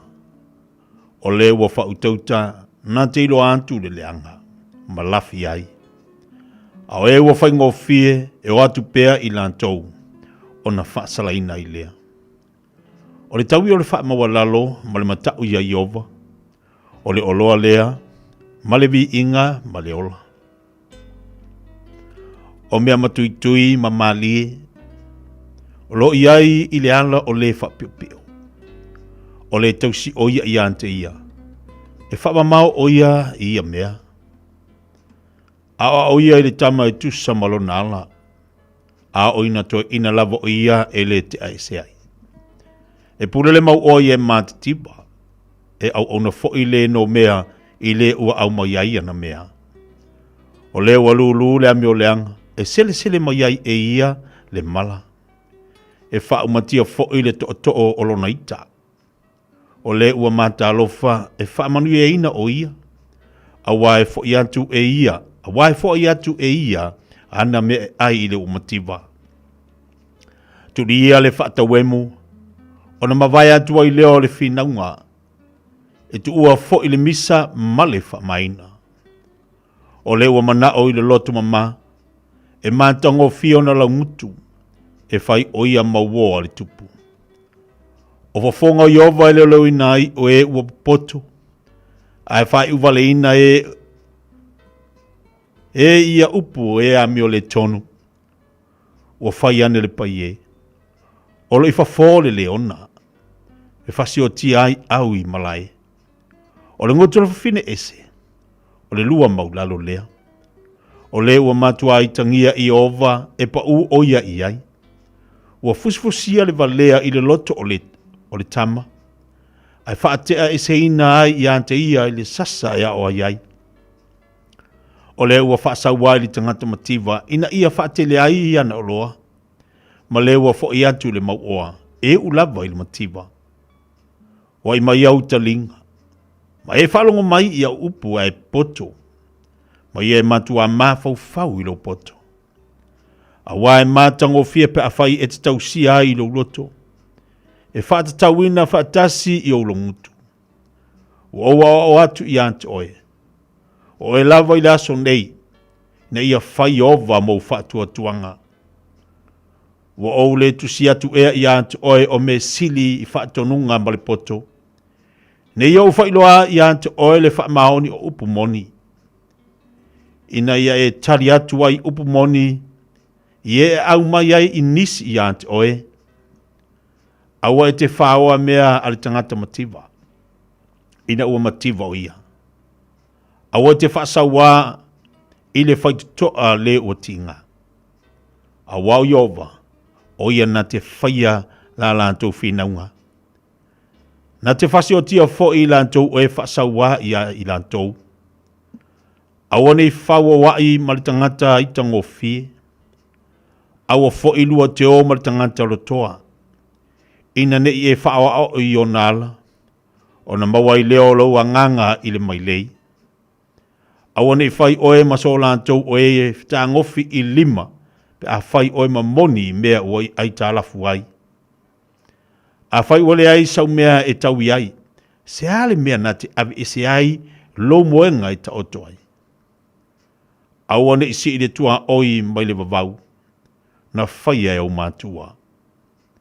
Wa e loa le tangata ua whata alise I ana ngāruenga, e tu oia I luma o tupu, ai le tu I luma o tangata anu ua.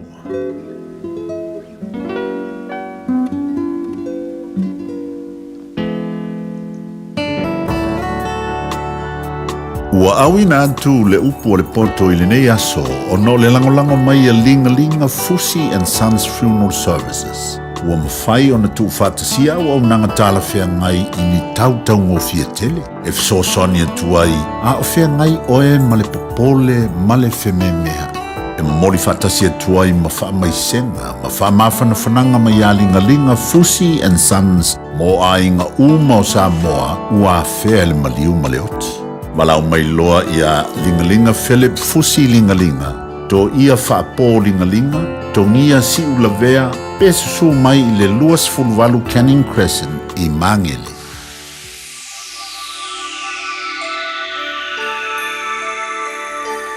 Wai e au, le tanga sala, wamana tumai ai, Yesu lo ufaola. Wa ulava le papongai Yesu lo umasai te wa afetai wa ulava le pongai ole Krismasi soi ponai ai lo umasai na soi ponai se ala sili ona mawalalo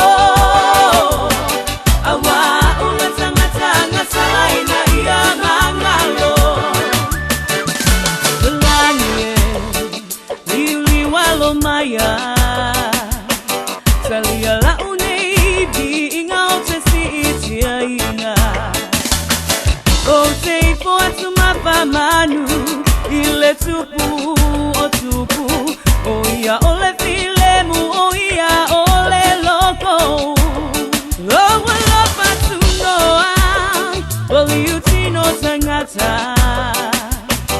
Awa unei le tangata no posala lenye ua o mawai veo la malesa o lotonga papeta Yesu wa elabea ile papanonga wa ulava le pongai ole Krismasi pasoi ponai ai lo umasai na soi ponai se ala sili ona mawalalo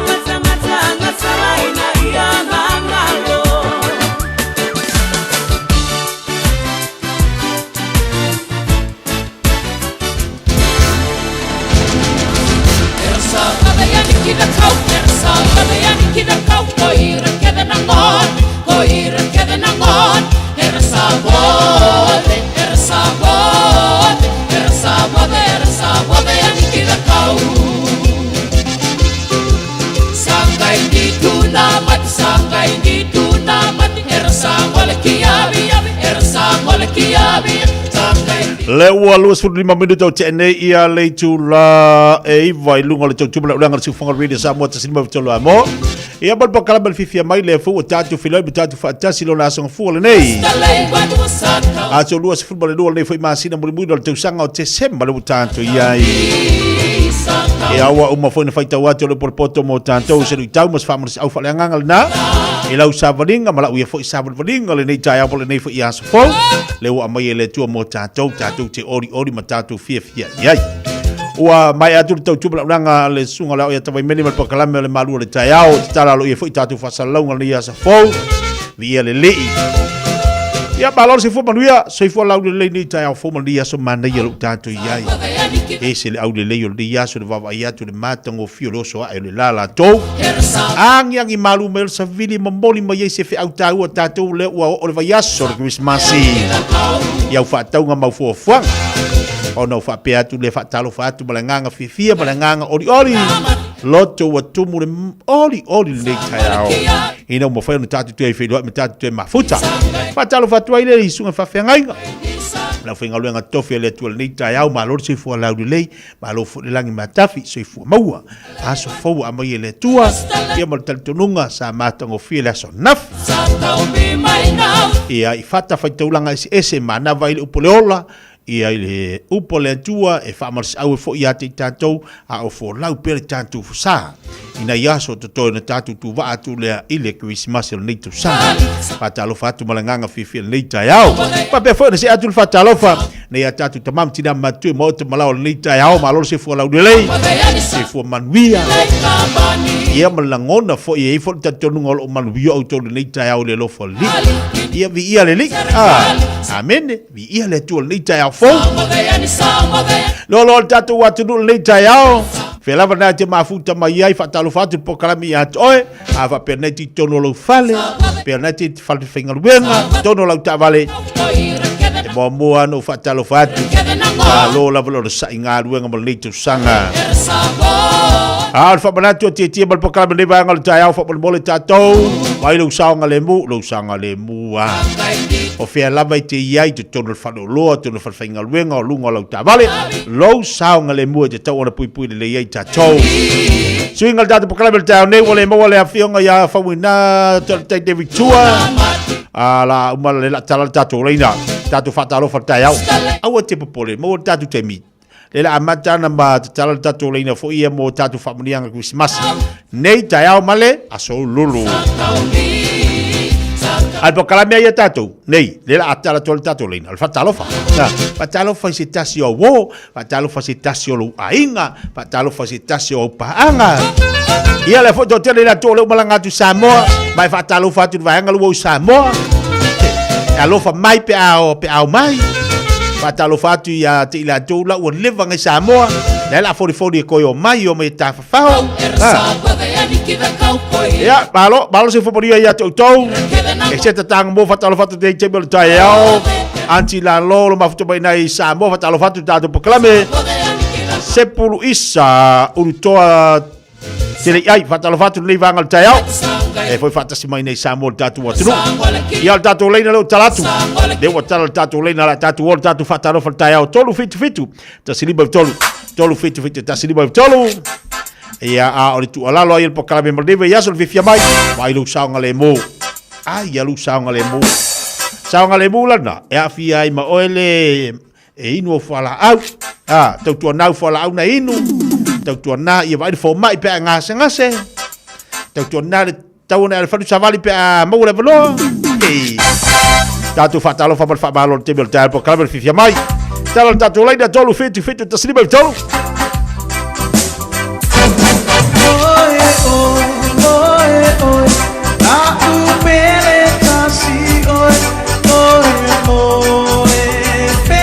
Ya, tatu wal fatalo fa babu talofa. Ya, talofa mal falalo tetia. Palo se fomoria, wa malainga. Wa malainga. Ya, vaje saunanga pa ia le Taeao le lofo le li manuia me uma fatai. Le maraya se vai el fatalo fa amatal tapo kalma Taeao. Ya, fatalo fatu ile tina ya pulonga malefana ulo malangatu Samoa. Linda mapepa ya mesel foi meki malau malanga atoa whaamoe lo manuia lo tō whainga mlanga I Samoa. Ia, tau tō nāre, soifua maloloina ia ai mai se fōi. Ia, I whaamai mawai o tō ina e nā tuno. Ia, alofa tele atu manuia sauni atu kisi masi mai tau tang fōu.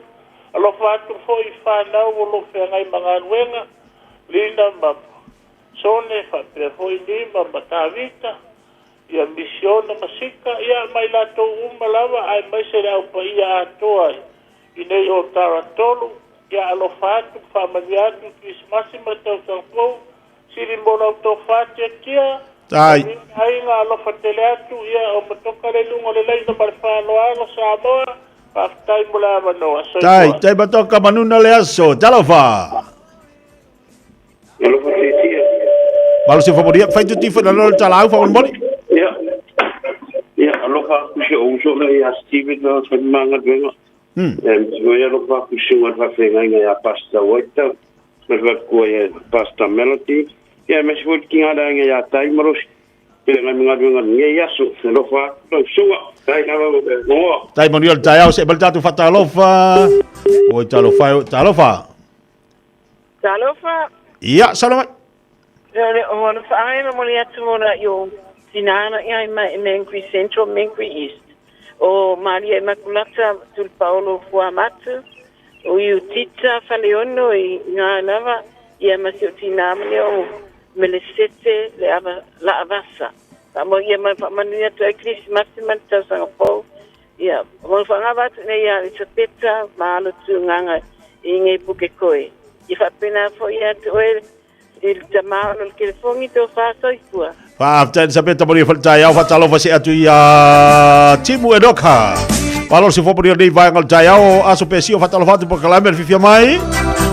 Lungo tato YouTube le foi fatta si vai inizio tato wa tu fatalofa ti ato to umala wa lungo tato YouTube le Taeao nei. Se bel fatalofa Fiafia mai talofa. Malo soi fuate tia. Talofa soi fu monia tina o abai on le Taeao. Ya ro manuia la fatta ile lo fa le li. Le tenina ya salo ya tina mo lo fatalofa Taeao. Ya ma lo fatalofa tu la va le afenga venga al tio la sunga tia ma se le sunga ya tavai o taito ya ma se umanu ya manuia la va que se masima tau sangfo ya te auto moto faritua mana ifana molive famile fatalofa tu ma moliatu fa manuia morkisimasi mola ekalesia PIPC clean ide ya tato mawas kisimasi Fiafia mas tau sangfo manuia le lofa maleanga leo leli pa manuia kisimasi la sunga ya soa ilua mana ya marfanau pa pe foi va sidi ma ake marfanau alofa anga mo karimba fa lele marfanau manukau ya pa pe foi fufi masfanau pa manuia tur kisimasi ya te uto umalava ya faltangwai ya maniu ya manuia sanga ya uloma ngalwenga naitu le tnu manuia kisimasi matau sangfo se fanau ya Australia ya alofatum fa manuia kisimasi mo uto umalava ya lo uso I Hawaii fa uli maletio ta tene manai fanau uma ya moliato ma to lo fa anga fa manuia kisimasi mo uto ya o ainga umalava bole o atu ya de fala ya manuia atu kisimasi matau sangfo ya te uto umalava mawas kisimasi Fiafia mas tau sangfo manuia ile alofa maleanga leo leli ya alofa foi mona nine masae maspanau ya manuia kisimasi matau sangfo fa pe foi tau matau lua marfanau evo marfanau ya alofa angana abatu ya solo au marfanau ne Henderson manuia to taime lau tiute tia to fa soifua. Se foi tina manuia for Taeao. Temple wa tele to luas football 5 minutos talo Julas Fulu. Lungal fa talo for Taeao talofa. Tara para que ambara que por ba. Si talofa se to ina tau wa mai on le Taeao. Banguia le para ko bangera para que O amelo ko. La banguia la bala foi ela kula kombafkara. Oi talo fa. Le carecia. Talo fai. Leva tele talo tele ke filo. Ia ai mesini lo mo leva no talo for Taeao. Ia pa kai lava. Boa fakara fakufa mungia kisibasi bakakang paula sungar papenganga sa pakalai leva esemba fakua alofa ambese di pinge makai bali tevi mbaeri mba ina ambese termbai mba folau apera sungar papenganga kawala pamba mandra mrenga foalu manguia kisibasi bakakang paula sungar papenganga Filipo malaiku mrenga foalu kai songe karesia ngasereka Filipo malaiku la sungar papenganga limba sef sidipa kebakai marolo fa Taeao sef sidipa limba sef sidipa mako papenganga ya ba ele bakiva mal farku akwes banguia kismasi makafang fo paper papenganga kasir fai mal farku abiliamba papenganga asipa mal farku alika banguia kismasi makafang fo ambese papenganga pingiaso mal farku apera pacho failua maranita mangafuaro fabo kaulua ngafa mafakua ilain mangafuaro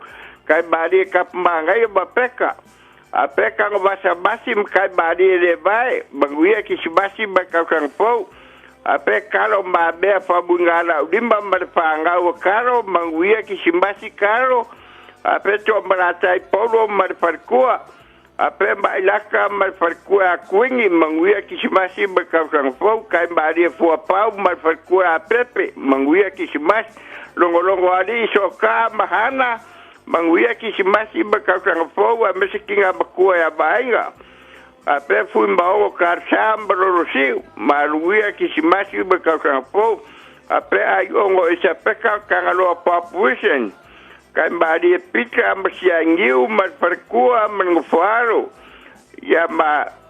ya midiamba masarai ambese potai besefa ape kai bari kabuelu malfarkua balai ape songiarofa malfarkua kaungaola manguia kisibasi bakafrangfo kai bari bafusi mahalen manguia kisibasi kai bari bafusi mahalen perfangi kinga perfangi banguia kisibasi ya kinga bakua perfangi kabari singave mbakua akele ape balepe masulika singi oskaria banguia kisibas apela funga le au mbadili banguia kisibasi le au mbadili apele au pepe msala basinga le au pepe msala basinga banguia kisibas ape fotu le pule mamwana apele ya kawa sabea manguia kisimas ape kai bari karifa makombiki kai bari karifa kombiki manguia kisimasi ba kumbadieka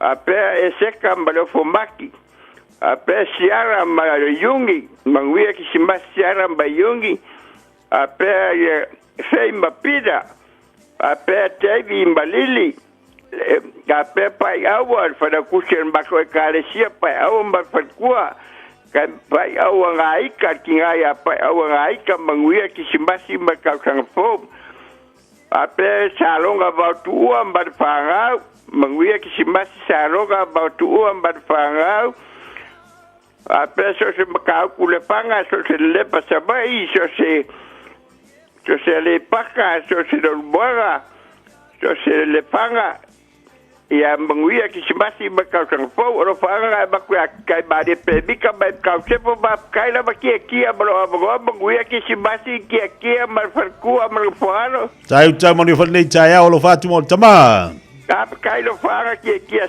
sei foi ya Te los mo dasi minuta talo tu las folo to va fonga talo folo ngala Britania Vai de tato fabal stilo Taeao nei tapi dan tato exercise vai singa kaku wa lue Taeao was tato sumpa patalo vatu to tai Fiafia ngal fatu anu mera ya kopo yo mia malor se fo podia nei Taeao ai vai se fo i ale malanga Fiafia ale onga vai mea patalo vatu asi vale pesita talo fatalo fala vale ma fatu mai na California lungo pa kabel fatalo fal Taeao patalo vatu le nei Taeao ya Filipina Sione Patasimane Takanini il Spartan car ya parts male au boys ya Ringo Bears Don Kin Meals Lana ya fa baloti ati to balol to wata balo fu ngalu luwe Patalo pati ya vai kalama malo se fo dia brada. Kalau vai so se ya kalama malo brada malo la ngalu dua ya te ulu mal fatua. Malo fa malo singa luenga. Patalo pati ya punna olo fa e quasi patalo fatu de bangal Taeao. Moli atu la fa malo iso se pule ya lava. So se pule ya. Ma futo mole de Taeao ya le moli atu ya lo fa anga. Moli atu fa malo apuna lo fai. Tatu wadu ngal tatu wala talo fa. Yo lo fa ya ki ol falkua. Se fo manuia ya o tina o tamam tua. Wa mal koinga. Mamuia fa tai au mai oele tamama le ai. Yo le ai 50-50 ya. Ye. El belo que le ngai. Ya ma venga mal fanga. Ya va del sauduanga o tama o la fo manuia fa tai. Ai la. Yo fa kalo fa ba yo ke nyoro fa anga kudik. Yo, o fatalo sa oli fatalo fa. Ya, fa kalo fa ku la u. Fiongan mo ku le asi. Apeya. Si wa fingo korek fa muele ko o fa kalo fa fa ma ro ngi aso. E fa kalo fa ku fo si wa kali mo ku le o kai marie. Ai fo kai marie se fo lenga mai ro fa anga mo maua. Ya. Fa muele ko i lau ko lau fekalenga kai marie mal far ko ya pemika. Ya me se nga kinga ma ko fa kal fa ko e fa al fangi. Yo la wanga nga la ko 21 nga. Yo. Ya fa kal fa ko si kinga ma ko ya mela kai grelin. Ya me se o si anti de lo rin konge ya fa fo. Mali sungal ki a kongo ya risak. Ya man ko ho ngi kami de. Ko fa mo ko ya mo mal far ko mal far ko si a kongi nga. Nga Evandale fa mo ya de ko ya ko fa mo ko ya mo ski si mat Fiafia mal ko sang fo mo ya. Ya. Ko fa ya da si mal ko si fa kalo fa ku fa mo ga ngi ya. Ya fiu markaus fa mo ye fa mga ro ngan nge ye mo maku ai nga malaba yo olo ma wa mai ngi kaao le fiu nga ya le maru mare per ko ya le pepe ya fa pe fo ya le ko fa ya fuaka ma me sek ye mo le sunga fa fa nga ya venga mare per ko mar ngo falo e wala vale fa ko fa ngi kami se yo si kami vak fa mu ngal ki simat alo va tele au me se fena mo dio no tina braiga ya se foya Talo va tu file an solo mo lainga lo va fu pai Samoa fa mai mana ile tau talo fa malo la lo sai italiano pula fa talo fa tu le va ngal Taeao Rosalia la fonga talo fa laba mele kilimaka Patalo fatu, talo fasu. Liena, wa mayo le Taeao. Alo fatu so, mario le Taeao jitu bangaluenga. Patalo fatu fo ya Antomino, malo si fo la le fatu si nai mangele.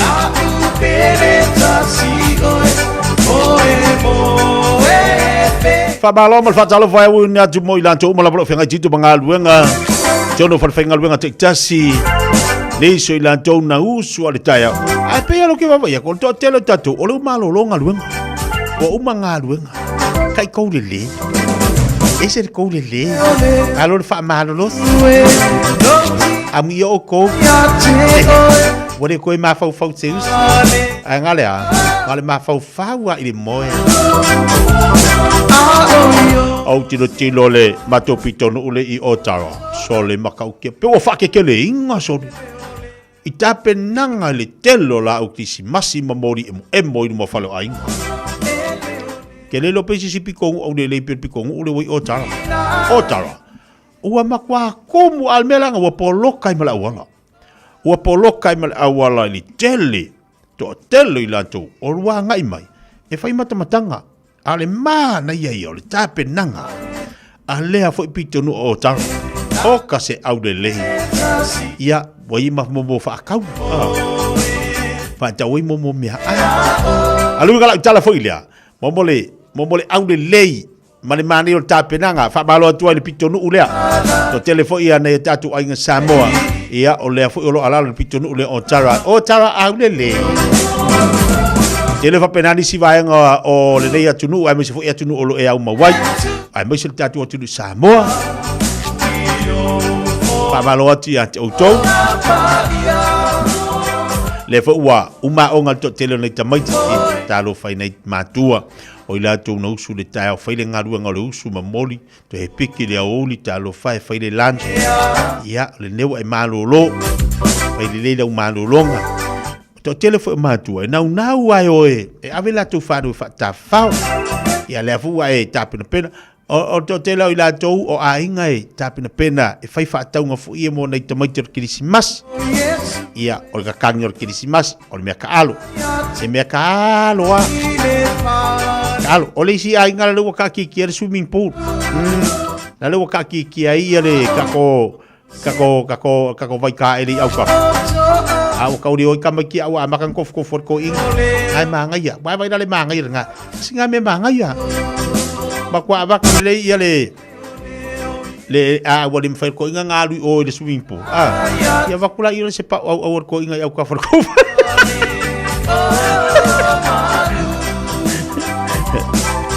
o le olanga malva temine o le ola fiafia ya makwa e fiafia nge kirisimas awani e fa no ni kirisimas tatu ye pa wale me e mo fiafia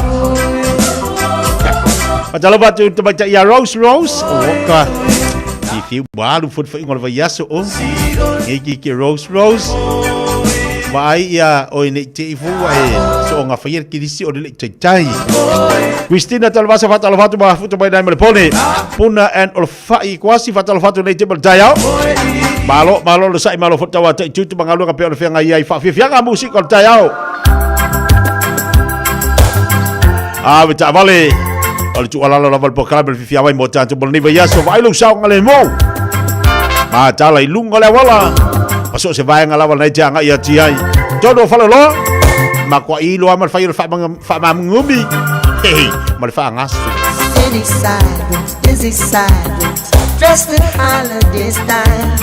In the air there's a feeling of Christmas. Children laughing, people passing, meet and smile after smile. And on every street corner you will hear silver bells, silver bells. It's Christmas time in the city. Ring-a-ling, hear them ring. Soon it will be Christmas Day. Strings of streetlights, even stoplights, twinkle bright red and green as the shoppers rush home with their treasures.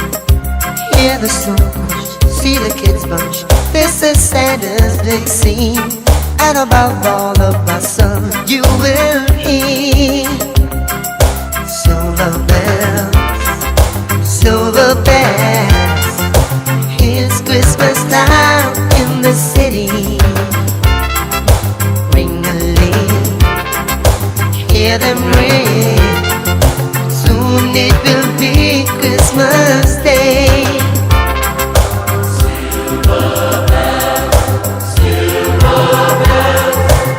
It's Christmas time in the city. Silver bells, silver bells. Soon it will be Christmas Day. Silver bells, silver bells. It's Christmas time in the city. Ring-a-ling, hear them ring. Soon it will be Christmas Day. Silver bells, silver bells. It's Christmas time in the city. Ring-a-ling, hear them ring. Soon it will be Christmas Day.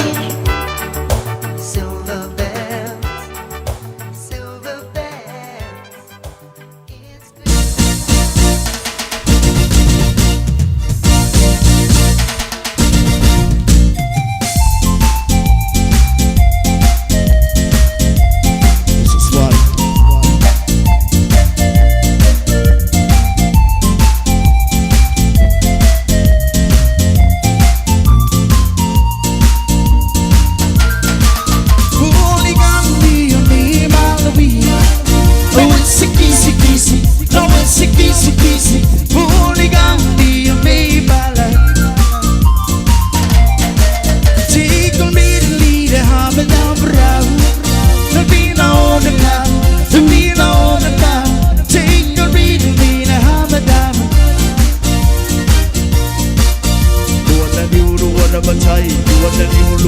matai tolo na liu matai bana liu matai lima na matai homo na liu matai itu na liu matai balunga matai lima na liu matai tiri na liu tilinga matai setola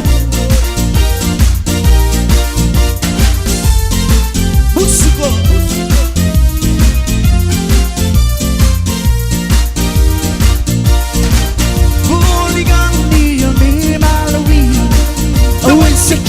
Kisi, no it's a kisi, hooligan, me a baby. Proud to do you man, said the holy man. Soon they the land. Proud to you man, said the holy. Take on me to me, Muhammad down around. To be no the bound, to be no the bound. Take on me to me.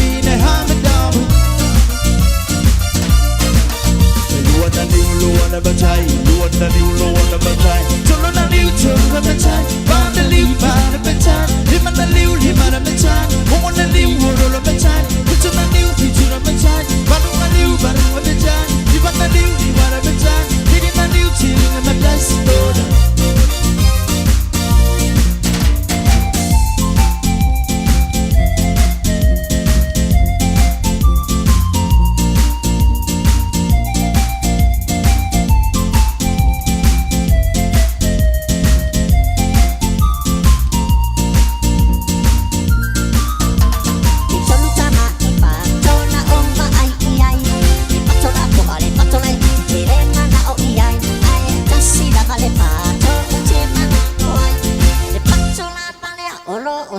Siva mai Tolsa ka ipe na oma ai ai le fela ko ale fela chere mana o ai ai kasi ale fe o che mana o ai le fe e un lupo ora siva mai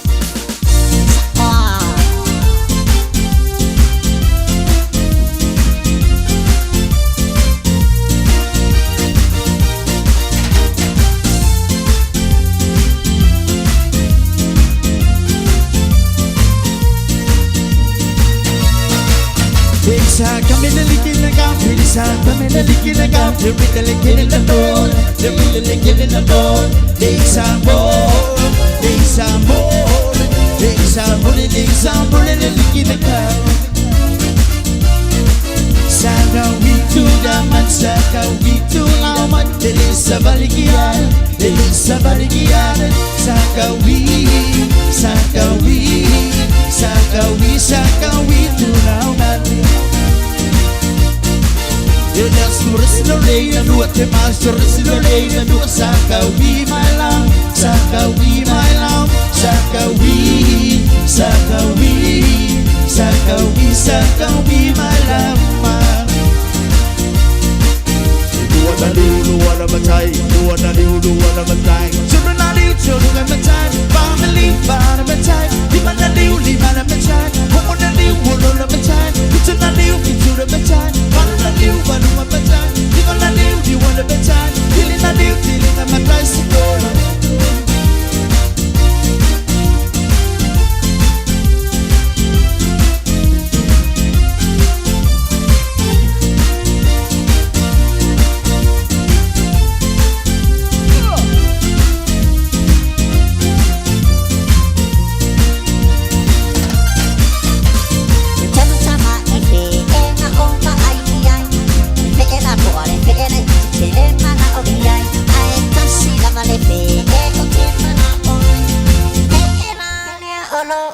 Siva mai Tolsa ma ife na ova ai le vera po ale vera tele mana o ai tasi la vale fe o te mana le vera po ale le wa sela mai ai sa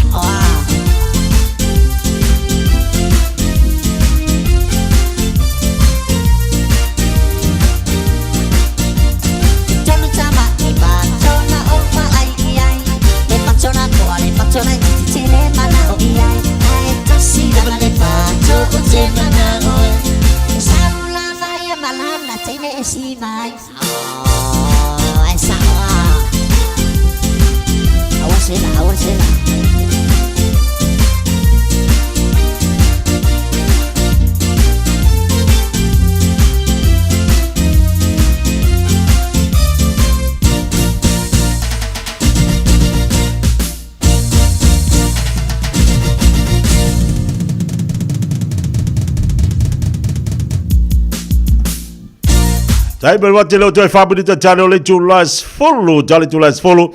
Ona wina fo ile o tantu telefon le ngana Britania. Ia pa toi fabaloti disi o tatu panga uma lava leo lo eva eva mai dungo tatu to tua su o Samoa ba ai tuitea malo se fola udulei. O te pole o le aso Taeao mo le si avano mo tatu famunianga o aso soifua. Ia ma le aso lua se fun ma le valu. O ia seki. Rox tu pola fatalo fatu te nei Taeao. E diso tatu panga le fatasi mai kalestete fatalo fatu ia te utou malo se fola udulei. Taeao la sangfua. Te loa le to yese mento se fatu tu ngata. Na wa e usu Fiafia wa leo to tolu aso mo lantu o le naulo fenga mga luenga. Te tolu aso le la usu le Taeao. E malo lo foi le Christmas ma le aso falaili. Alua to e mal na weekend te lea. Ia ma e Fiafia tua ila ia le to e ha ele aso ngafua ai to malo lo le sia stofi. Le sia falaili. Eva mai pea I the radio kasi lima I vakolu amo.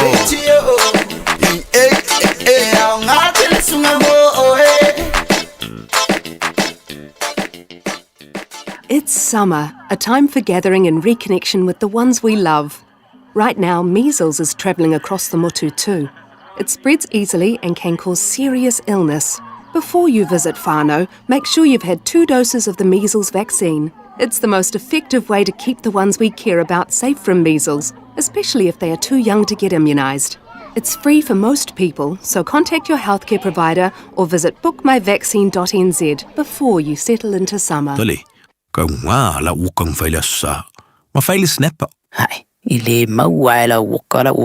Ma whaile angai. Ke rua mauala la whai efe. Oka, upu. Hai, ko pe tau no mai rau sa shimni sa mani. Ia, se kau mai, o whenga whakau e koui. O le kiwi fish. Le kiwi fish. O se whalei a felesi au kilani. E te maua o mai tau mawha o le sami. Susu mai I le Fiafia, Car Road, Mount Ruskell. Te tala I le ono aso. Mai le aso lua I le aso sa. Mai le se fulu I le Taeao. A fio mai loa I le kiwi fish. I le Fiafia, Car Road, I Mount Ruskell. O le lava vai le whanau no whawhale le taimi o tuwang. Mana mia se no fuanga I whaafia I le ainga ato. Ta pena re ainga ato. Mo se ta whaonga matau tia I le Crystal Mountain. O matala nei le Mystery Mountain. Ola o tele ta alunga ese mo le whanau. Tanga I maleofo I le Dinosaur Gully. Titia I le Express Train. Ma matamata I le Animal Park. Ma sa wane le Speed Gonzales Roller Coaster. Ma awane ingalo le Crystal Mine Museum. Ma te mo fiele aso mo le ainga atoa. Le Crystal Mountain, Valusfulu, Candia Road, Swanson, Okilani. Peasiasi I le crystalmountain.co.nz. Te alofa Samoa o Mr. Cowboy Lenny. Whaafafonga ma mai mo mai pea I le Radio Samoa. Yeehaw!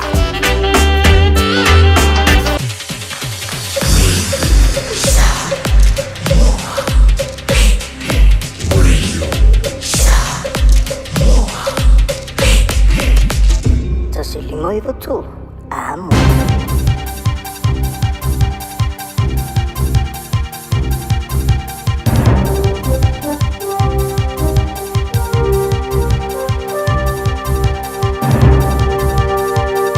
In this update, Australian leader Anthony Albanese will be feeling the pressure after being booed at a Bondi beach attack memorial service.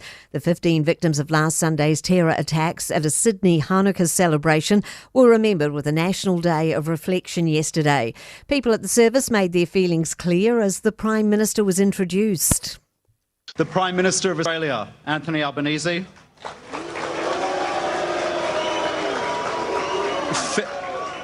Federal, excuse me. The surviving accused gunman Naveed Akram is due in court this morning charged with 59 offences. The The Education Minister says a standout moment in a big year was when she teared up at news of students' reading gains. Structured literacy began in primary schools this year, alongside big maths and English curriculum changes. Erica Stanford says the jump is a massive win. It was a really big step for any education minister, let alone a blue one, to say, hey, we're all going to teach reading using phonics and structured literacy. And we are the first country in the world to mandate that. The US has launched another pursuit of an oil tanker off the coast of Venezuela, the second operation within days. Reuters reports the US Coast Guard is actively chasing the vessel in international waters. President Donald Trump last week ordered a full blockade of sanctioned oil shipments in and out of Venezuela. Kiwis are getting the chance to step back and admire one of the world's most famous pieces of art in Wellington. Michelangelo, A Different View, launches today. It offers a unique way to view the Sistine Chapel's features, looking down rather than up. Promoter Stuart McPherson says people can admire the detail in their own time. The thing is that you've got time. There's no time pressure on you. And also, the ticket gives you access to an audio commentary. I'm Kay Gregory, and that's news. Tala falava o le siufonga le neo Samoa, le Radio Samoa.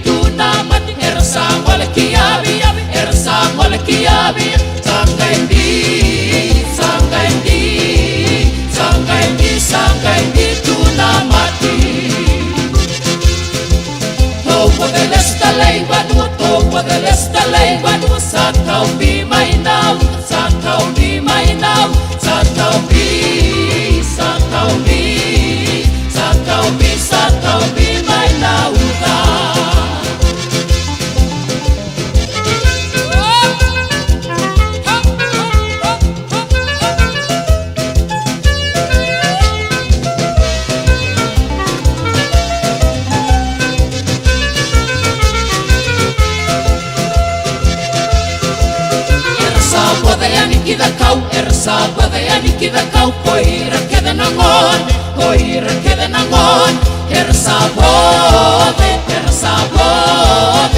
sabode ani kida kau sangai di tunamat sabole kiabi abi sangai di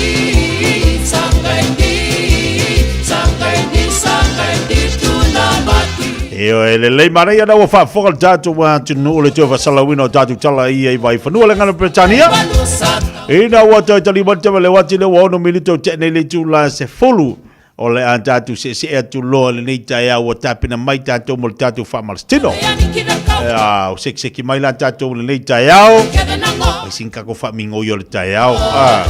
Tātou ia le afu i no whale walua tele na manawa ngā ruenga ia ua uma ngā ruenga mo nei tau sanga ia o haonga nei tamaiti ia ai whapefoi nei tātou tamamti nā mātue mota malawa pela wala nai te mafuta mai la whale tātou exercise mai sin tātou whamastino pei alo whai atu tāu alo soifua maloloina e ni so tātou e le fifi o e vai format e ia la tu tonunga la tu whamai ani so tātou ia ele mana mia la tu le forma e la yang le mai le li ima mai lan fa malolonga ai o tu ala lo pokala me mo tanto ba ai lo se fu maloloina le tau ona yai ba ai tau na el va di forma ai ngas o le forma a fa pela e mai le forma isi tala fo ile ia o e a me o ele te mo le ngas ile mai problema o inala talo lo le tu la fa malolonga e se le mai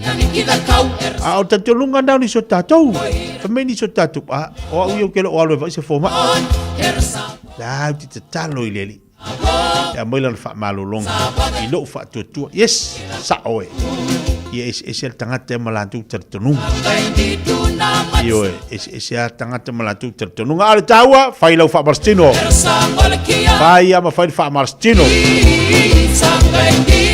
ele foi me kako ke pisi ai pisi aki o pisi angi o pisi dunga pisi dalo pisi fa solo antoa o le mo si taimi te alu fai sa fa marstino ai te lo tu ala lo mo o ile aso mles au ne tele lo pisi aua ona i tele lo pisi se fai ama fa avano su temi tonu e ale fai sa vali na e fai tele tatu fa marstino na e fai nisi o vaenga pole community a tanto ia e mo ia vano e te alu te lu ai ma fa afuro tino te fa longo fo we swinga la to ina ia ma fai ona mo lo malo si atoto ia fa pela tatu na le tatu ai ia matatu no fonofo tatu ai matatu fatantari lele fatantari fa malolonga yesu ale ngal ka ko aia ale se ngaluenga foi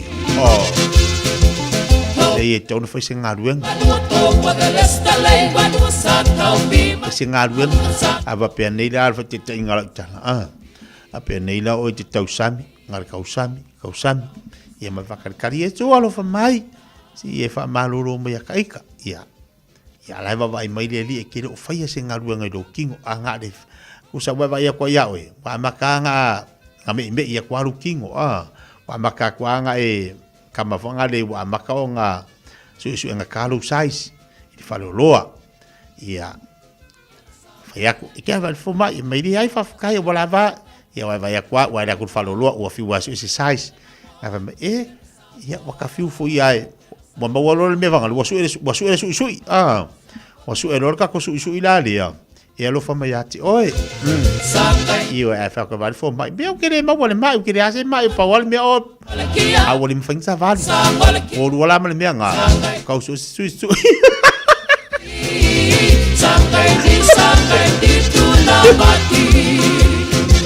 Paya ko fa ba awe pole fuwa wole mole size angale ma wole size su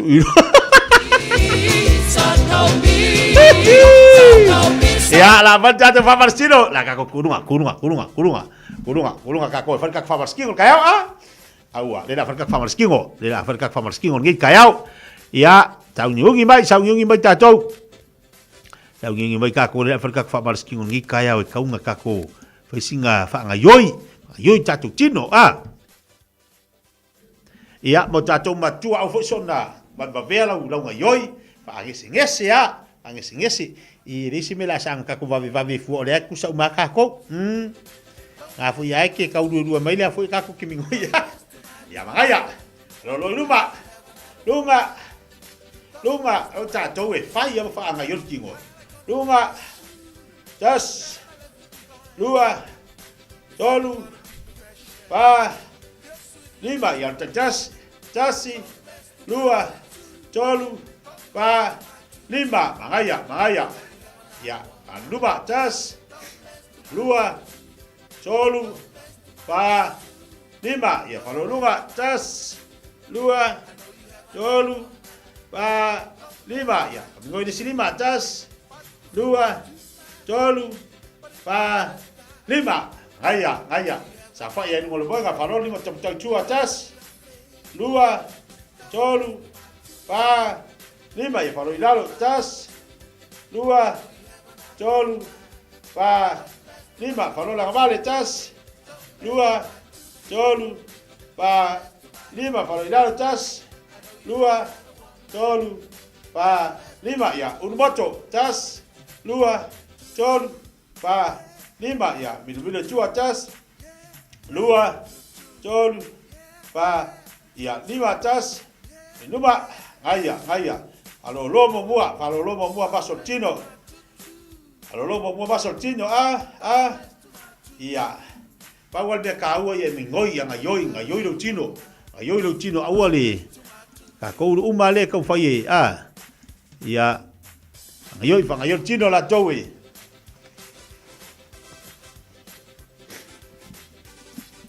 Kalau lo vai iya.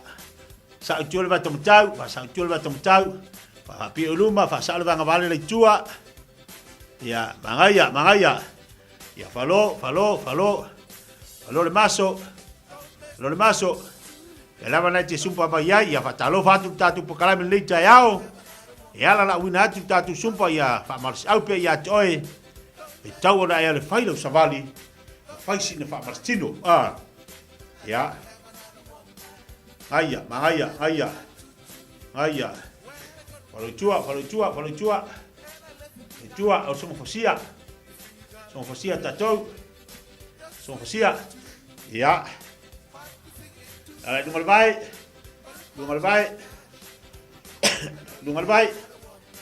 Uma lol fai ka ko sumpa, alua ko marta ko sei ka wa foi la. Uma sumpa, ya sumpa ba mo lo kingoa, alua ko lo ngolisi. Ya. Tatou ya tamam tina. Ngaya. Filmilo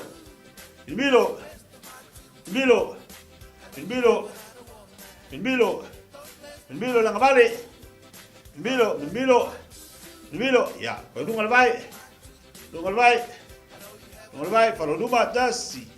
Dungal bai. Au Java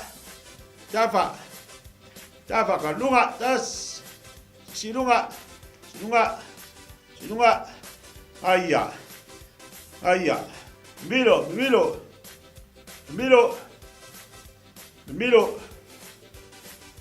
Ya. Aku tidak ada ala kulo Ya la kulo ka ko famarskigo. Ayah. Luma, das, lua, ton, pa, lima, onu, fit, pan, ima. Spolu lunga, das, lua, ton, pa, lima, onu, fit, pan, ima. Spolu Java, das, lua, ton, pa, lima, onu, fit, pan, ima. Spolu lalo, das, lua, ton, pa, lima, onu, fit, pan, ima. Spolu. Ayah. Goia kakoa. Luma, baru, kes, lu, ton, pa, lima, onu, fit, ban, ima, sponi, ses, lu, ton, pa, lima, onu, fit, ban, ima, sponi, tafa, tas, lua, ton, pa, lima, onu, fit, ban, ima, sponi, lalo, tas, lua, ton, pa, lima, onu, fit, ban, ima, sponi, heia, heia, Kasih ya. Kasih mingoi mai nga. Haya, luma, das, lua, chon, ha, lima, onu, fit, bad, iba, sonu, das, lua, chon, ha, lima, onu, fit, bad, iba, sonu, das, lua, chon, ha, lima, onu, fit, bad, iba, sonu, lalo, das, lua, chon, ha, lima, onu, fit, bad, iba, son. Hey, seki. Haya. Daugi. Kas, lua, kas, lua, kas, lua, kas, lua. Kaki, lua, kas, lua. Saugi ya. Alu kai lua. Daugi. Ready. 1, 2, 3, 4. 1, lua, kas, lua, kas, lua, kas, lua, kas, lua, kas, lua. Saugi, kas, lua, kas, lua, kas, lua, kas, lua, kas, lua, kas, lua, sao, kas, lua, babu, kas, lua, kas, ayoi, haya, kaki, lua, hook, kaki, air, lua, hook, hits, kaki, saugi, logi, tus, kafa, kaki, kas, lua,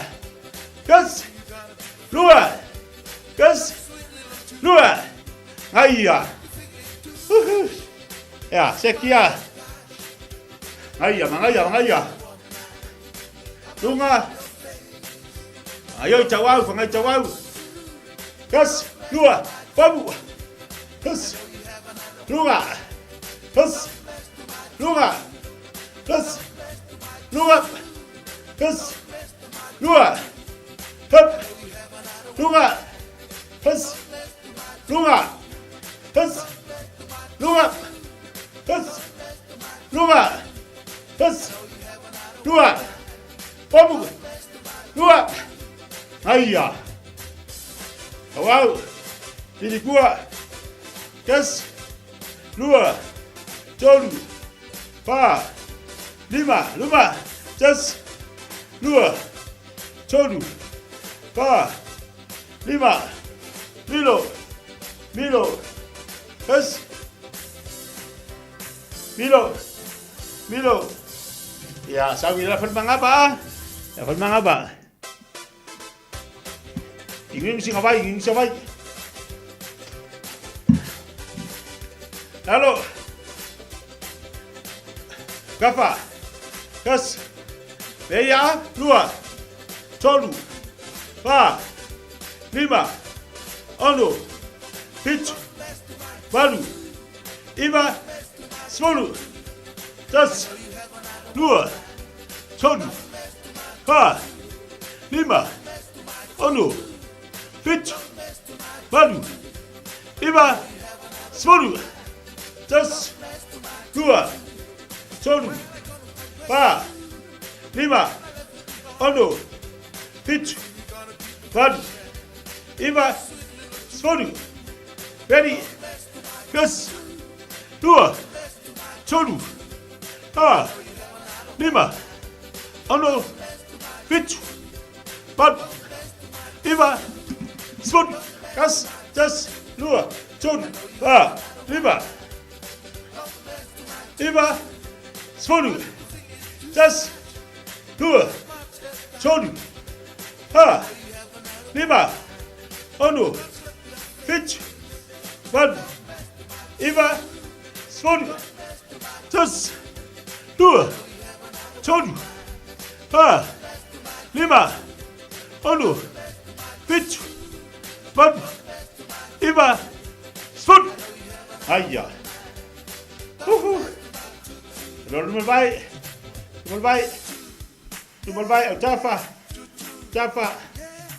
Jaffa, lunga tas, lua, tolu, pa, lima, ono, pitu, balu, iba, sepuluh, 3, 2, 4, 5,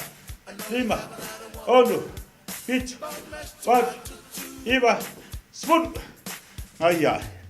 Ja. Korolo sela. Au tonu. Fafo. Tonu. Fafo. Au miro a. La kula pesa suba. Aia. Aui.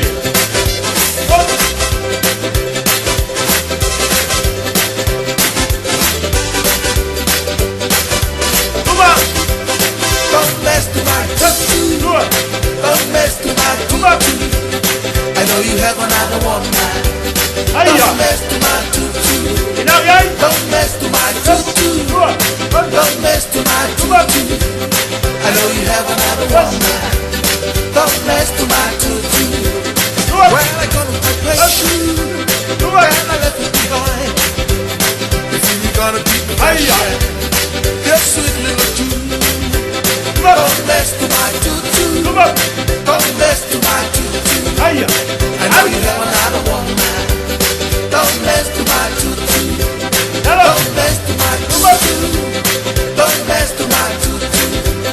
I know you have another one man. Don't mess to my tutu. But the thing is too much. But it's much as that. I know you have another one man. Just look your face. Don't mess to my tutu. Don't mess to my tutu. I know you have another one man. Don't mess to my tutu. Don't mess to my tutu. Don't mess to my tutu. I know you have another one man. Don't mess to my tutu. Tutu. Yeah, yeah. Yeah, yeah. Yeah, yeah. Tutu. Yeah, Papa. Don't mess to my tutu. Don't mess to my tutu. I know you have another one man. Don't mess to my tutu. Don't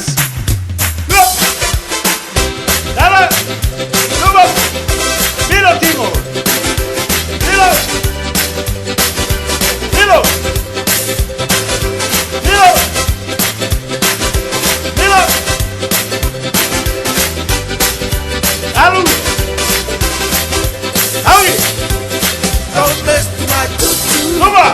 Don't mess to my tutu. I know you have another woman. Don't mess to my tutu. Don't mess to my tutu. Don't mess to my tutu. I know you have another woman. Don't mess to my tutu. When I got my breast and I left it behind, you gotta be fresh and your sweet little tune. Fight the thing is too much, but it's much less cash. I know you have another one man. I must love your face. Don't mess to my tutu. Don't mess to my tutu. I know you have another one man. Don't mess to my tutu. Don't mess to my tutu. Don't mess to my tutu. I know you have another one man. Don't mess to my tutu. Don't mess to my tutu. Don't mess to my tutu. I know you have another one. Don't mess to my tutu.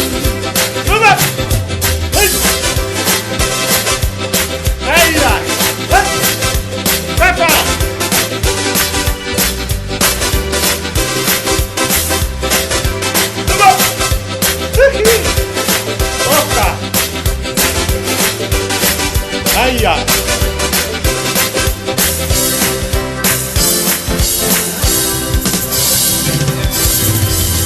Mangaya. Ayo lua. Alright. Asinani ni kuna mama ye.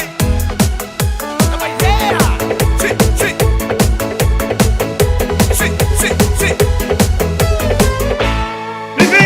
Soro kote ponga yo, tairi kite ponga yo. Si nunga se mare. Samanga itara batna pe, ngai dani ka panir mo angani. Di mari ge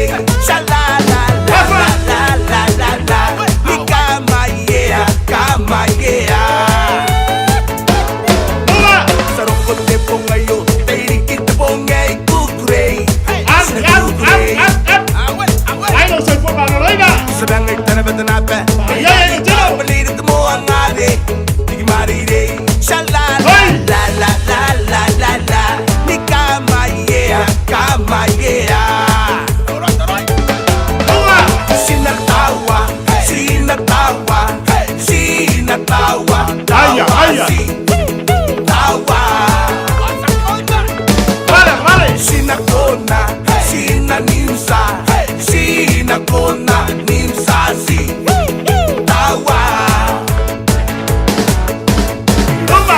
Roma ira kin siga tuam tietai nai ne e punam size Ira kin siga tuam sao nai ne ana tinano semani na like samani nga ni kama yeah Ira kin Roma ira kin siga tuam tietai nai ne e punam size Tino Tira que sound money, tira que situam sound nei nei. Ana tinano, se mani nga sa mani nga, ni kama yeah.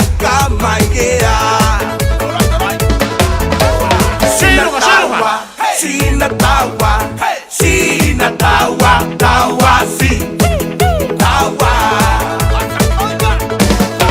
Sina kona, sina nimsa, sina kona nimsa si, tawa.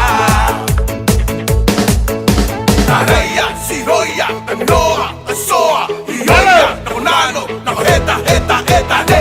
Yo ya na, yo ya na. Maye ne, maye no. Sina tawa, tawa si, tawa. Sina kona, sina nimsa, sina kona nimsa si, tawa. El alma ya. Ya malo. Vai singa vai.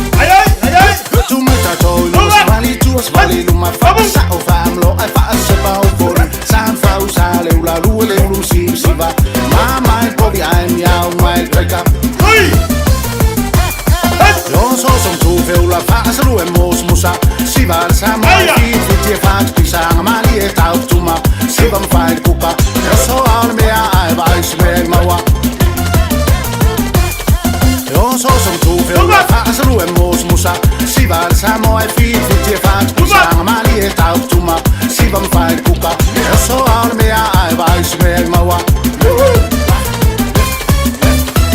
Samoa oi baby And do it please Samoa oi baby Hello and my ladies Samoa oi baby I'm my only kiss Samoa oi baby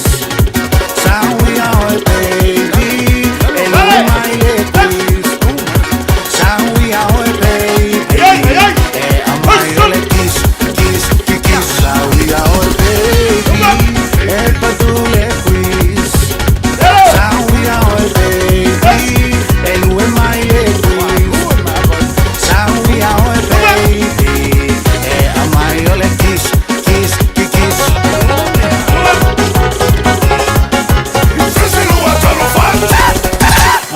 ngaia.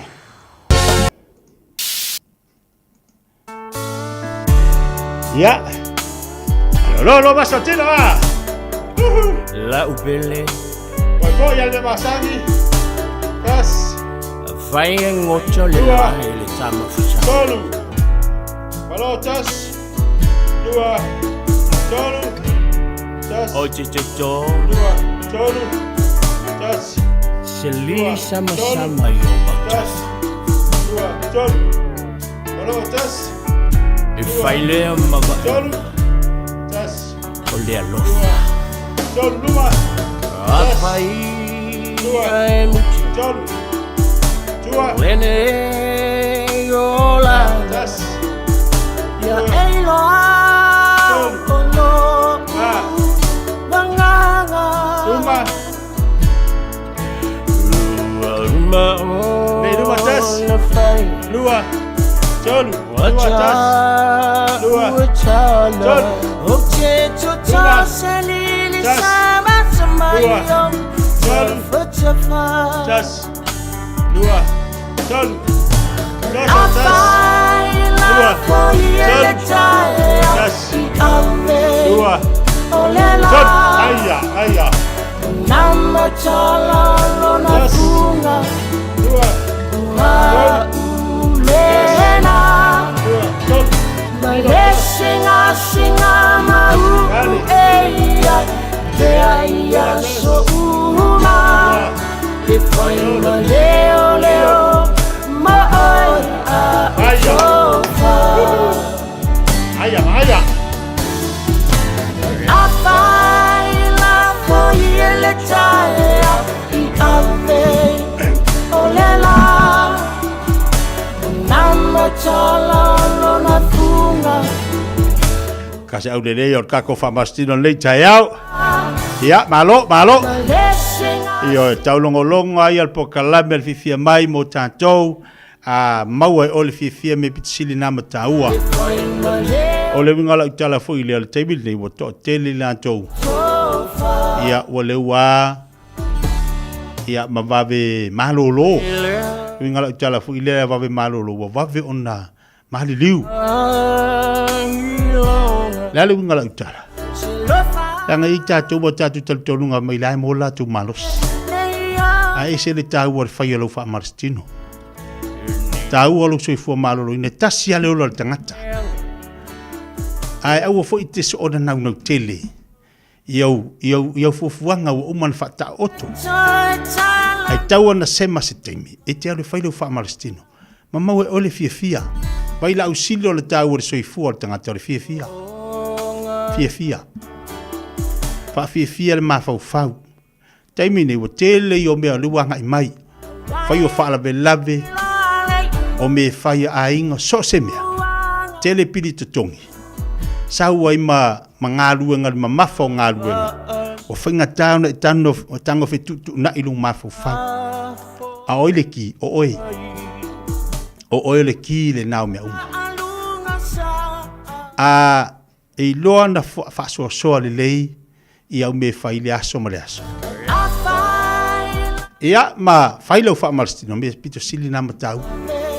A iengi si mea wa te ilua wa saputu ma le te metasi whaatea.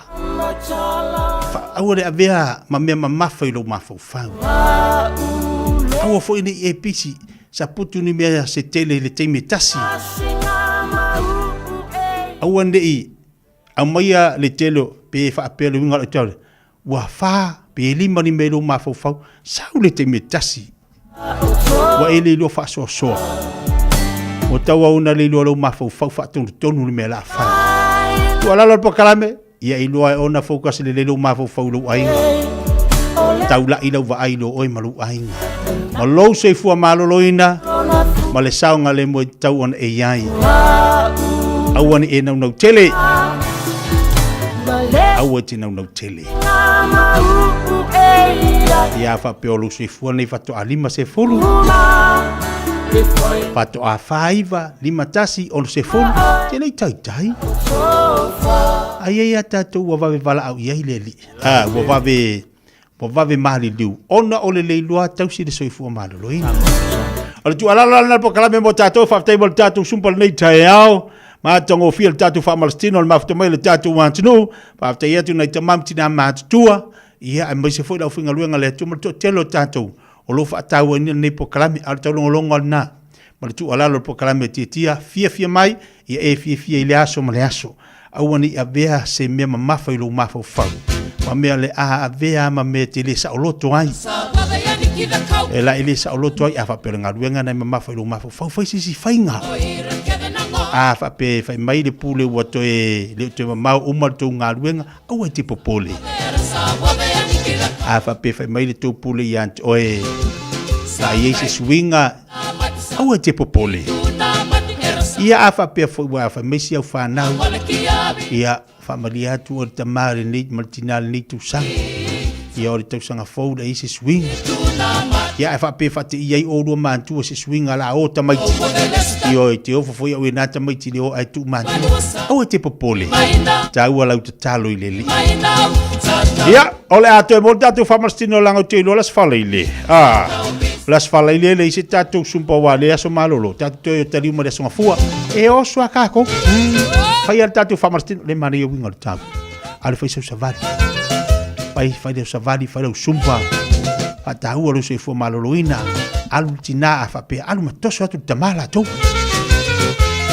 al ma batu tamala pati ti atu tamala sa ka savat ya u vai ku fu o tamala u fa tu tunga taltina koso tinga sau kau din kau di mai oli pakam ka sabar var yei makakala ngoa ia mo fu si ma fa fonga le ia lu lo la ia le ke vai du ungari ma pe ungari ma ke ngeki fo o ko alu fe wa ia pa du kala ngoa ia lu ma po lo le lo se paulo se la ha du ko fa so ai e se fu ilo manatu e vatu ila lo le fale i tono le fale e se manatu e vatu ila lo la Ile mara yo le malu al savili. Ai mo e tatou le Fiafia ni aso tapena le Christmas. Mo le foi tau sanga. Ya mo e ole ainga le Fiafia mo oli. Dai bela wati lo tolu sumultasi minuta tatu la sumultasi. Tatou sei pole tatou tawanga le fai le radio Samoa. Awo te pole vatu tatou tawanga le taina le tula sumultasi down nei.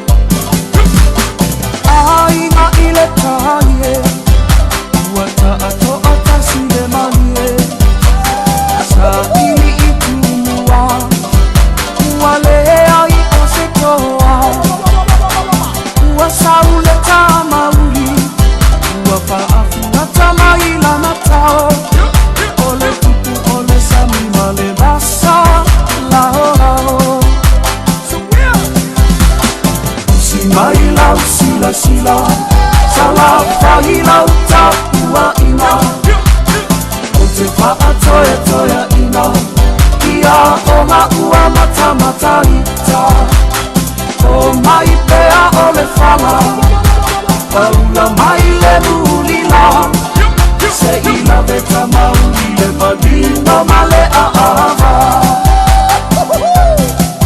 se ila beta mauli le malino male a aha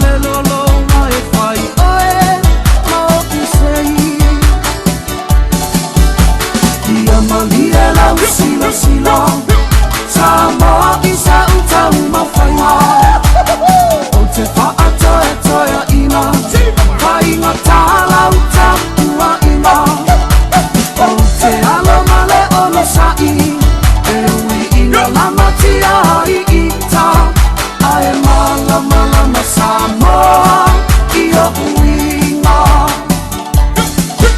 Ae mala mala ma Samoa Ia uinga Ia malia lau sila sila Samoa isa utau mawhainga O te whaatoe toea ina Kainga tāla uta ua ina O te alo male ono sai E ui ina lama tia i ita Ae mala mala ma Samoa Ia uinga Ae mala mala ma Samoa Ia uinga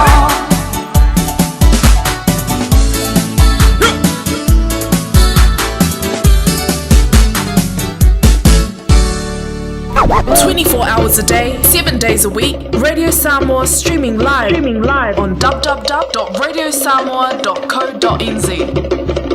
It's summer, a time for gathering and reconnection with the ones we love. Right now, measles is travelling across the motu too.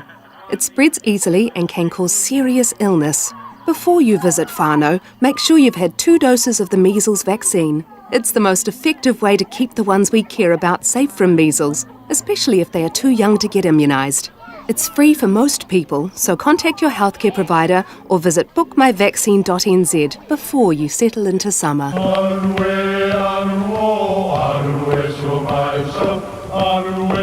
O Samoa o le atunu ua mai a o na tofi. O le la au ua mai a o ngā tātulanga e le to e tau au whangaina. O le vai fo i ua malili ua mai a o na saiki. A o lau polo kalame o le vau filifili. Ua na o se toi wha manatu. Ua na o se toi whangu ia ua nganu Samoa. Mau upu ta oto, mau upu tu. E ala lea e ala ngā upu ma muanga ngana, ma le vau ngana. A wane i emisia le tātou polo kalame. Ia fiafi o aso lua ta itasi le itu la e valu i lunga o le Radio Samoa.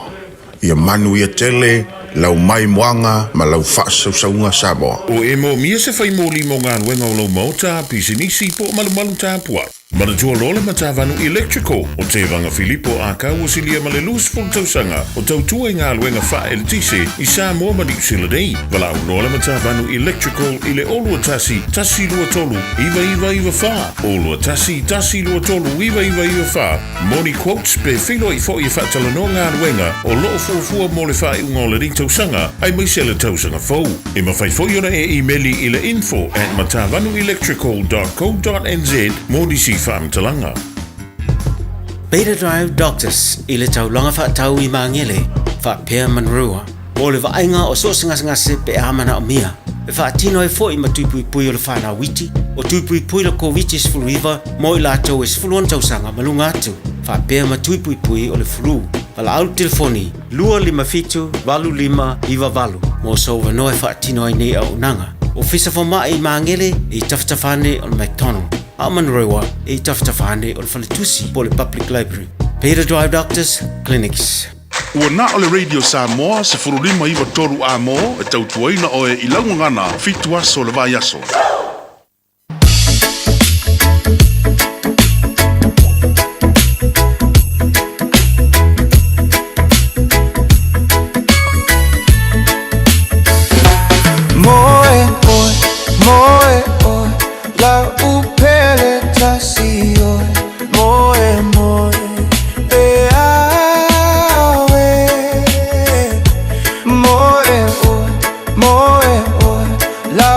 Time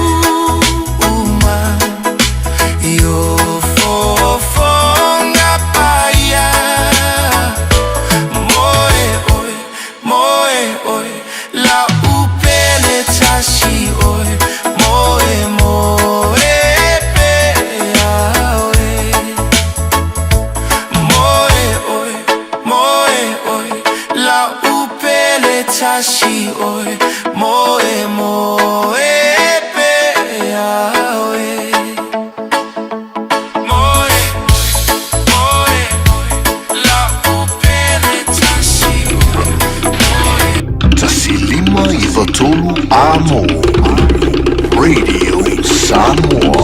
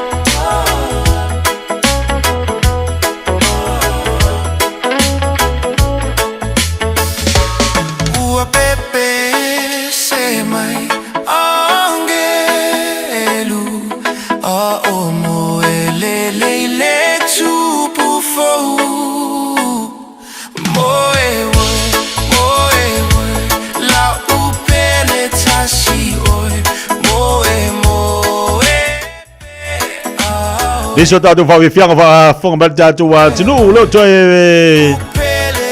Ono milito talo li tula SF football chansi. La tatu mo tatu se ile nei temi le Taeao pe ona fatu tatu proclame. Ola mfai ona tu ina tuai ia tatu le tatu se mo tatu tawanga le sa fai. Ya mo le Christmas le radio Samoa pe ona mai fo le totelo ile to. Ya malatu latu faswa. Ia a mese voi pepe senga o Christmas pe ona iai le faasoa le nganga moni o Christmas.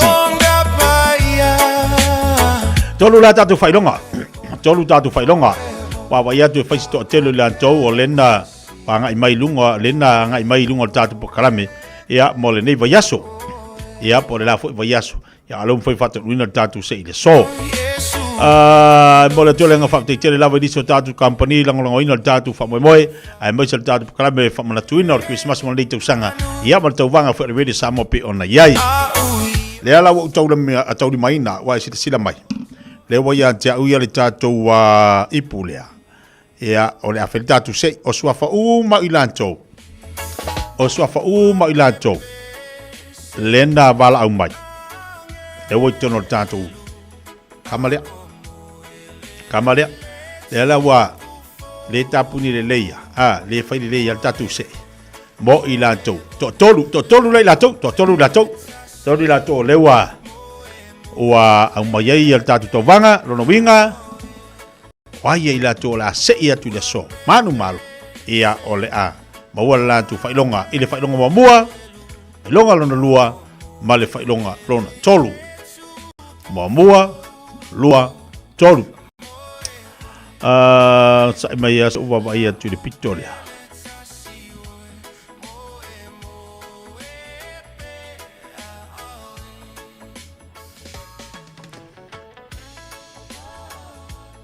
O tato fai longa lu te tilo atu iai i le whainga mua whainga lua whainga tolu ia sa tolu tato fai longa lu tapena mai ia la whain tatu sei o le a whain tatu sei o le tatu sei o walu le tatu sei o na sai mai walulu le tatou sei o le tanga toi lo lea lo ni mana vale lu ngol tatou ipo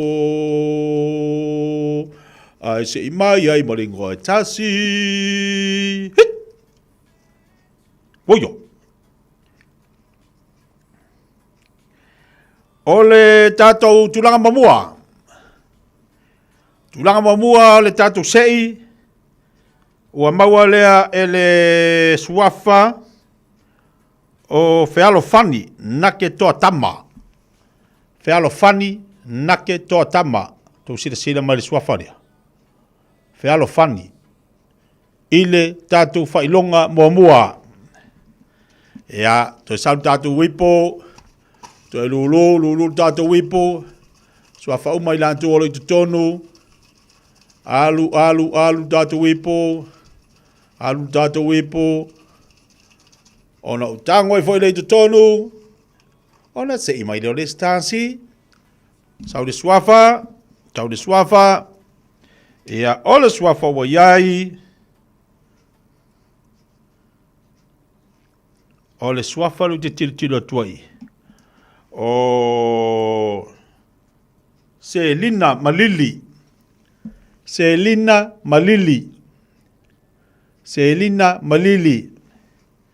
Ia, toi tasi. Toi tasi le tatou se i o lot toe. Toi tasi le swafa le o lot toe. Ona toi tango foi le tonu toi se i mai le swafa tasi. Ona tango toi le tonu toi saulingo ai tasi. O le swafa lona tolu. O leu o whaamanu ina i le tatu whailonga lona tolu o siala vao tavita. Siala vao tavita o sila mai. Sila mai siala vao tavita. Whailonga lona lua. Seline malili. Malitulanga mua o fealo fani nake toa tama. Ia o whalawhani nake toa tama, ia o ia le nā o lea ua manu malo i le tatu se i le whailonga mamua, ia o se lina le whailonga lana lua, ma le tūlanga tolu o siala vao tavita. Ia, balanganga whaafitai atu le tatu watunu, o i la tūna mai ala tu swafa ma sawa i fo i tono le tatu pokalame, pe ona ia le tatu tauwanga mo le Christmas. E mamole at foi alo faanga famurianga al purenga al radio Samoa. Ai masi tautu al radio Samoa ya tautu malaba. Lena wai maritatu fa moi maritatu tawanga ile nei tu sanga. Ya, tal se ile lo foleli. Tatu to bo for Christmas i la tu sanga fo. Ko odu ono. Te fa tino fo ile o sisi tatu tawanga pe al masani ai. Ai famuriatu Christmas ya tautu uma. Ya lena mafai ona wina mai o tu swafa. I lunga o le tātou pukalame pe ona iei le tātou whasoa i le anganga moni o le Kirisimas.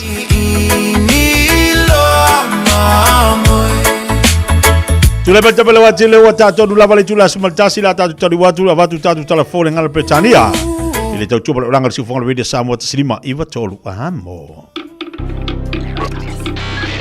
Tasilima iwa tolu amo Radio Samoa.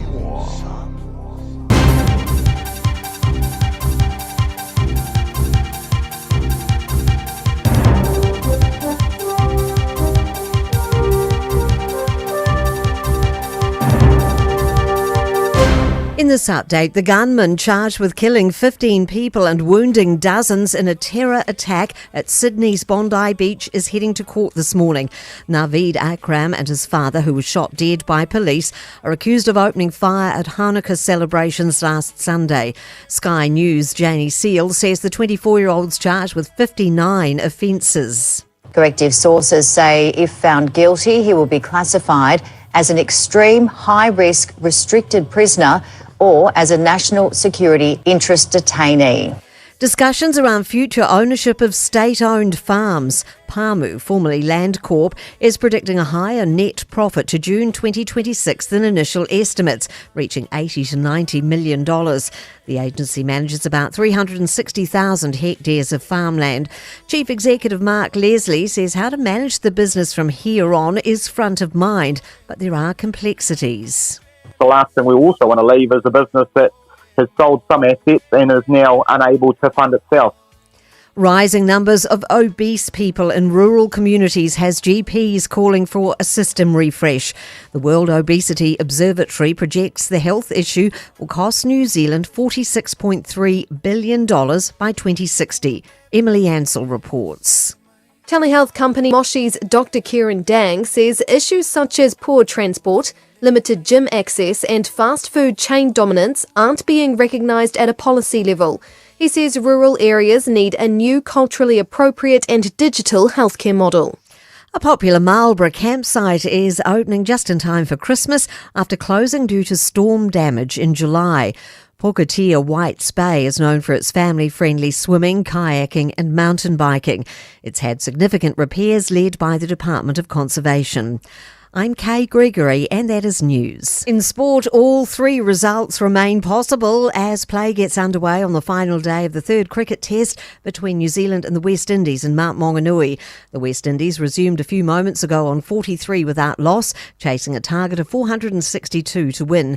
The Black Caps lead the series 1-0. Phoenix coach Giancarlo Italiano is fearing the worst for his number one goalkeeper after their 3-1 A-League football win over the Mariners in the capital. Josh Uluwayemi came off in the 11th minute with an apparent lower leg injury. Doesn't look good, to be fair.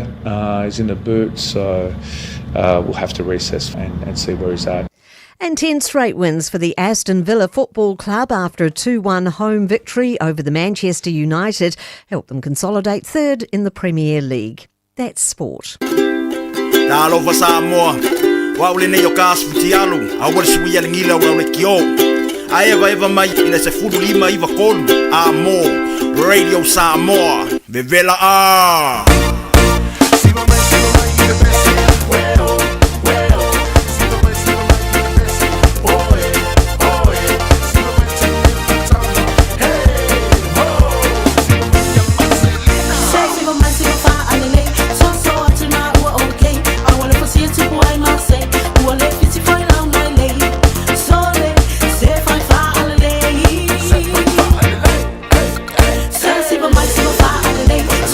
Tonight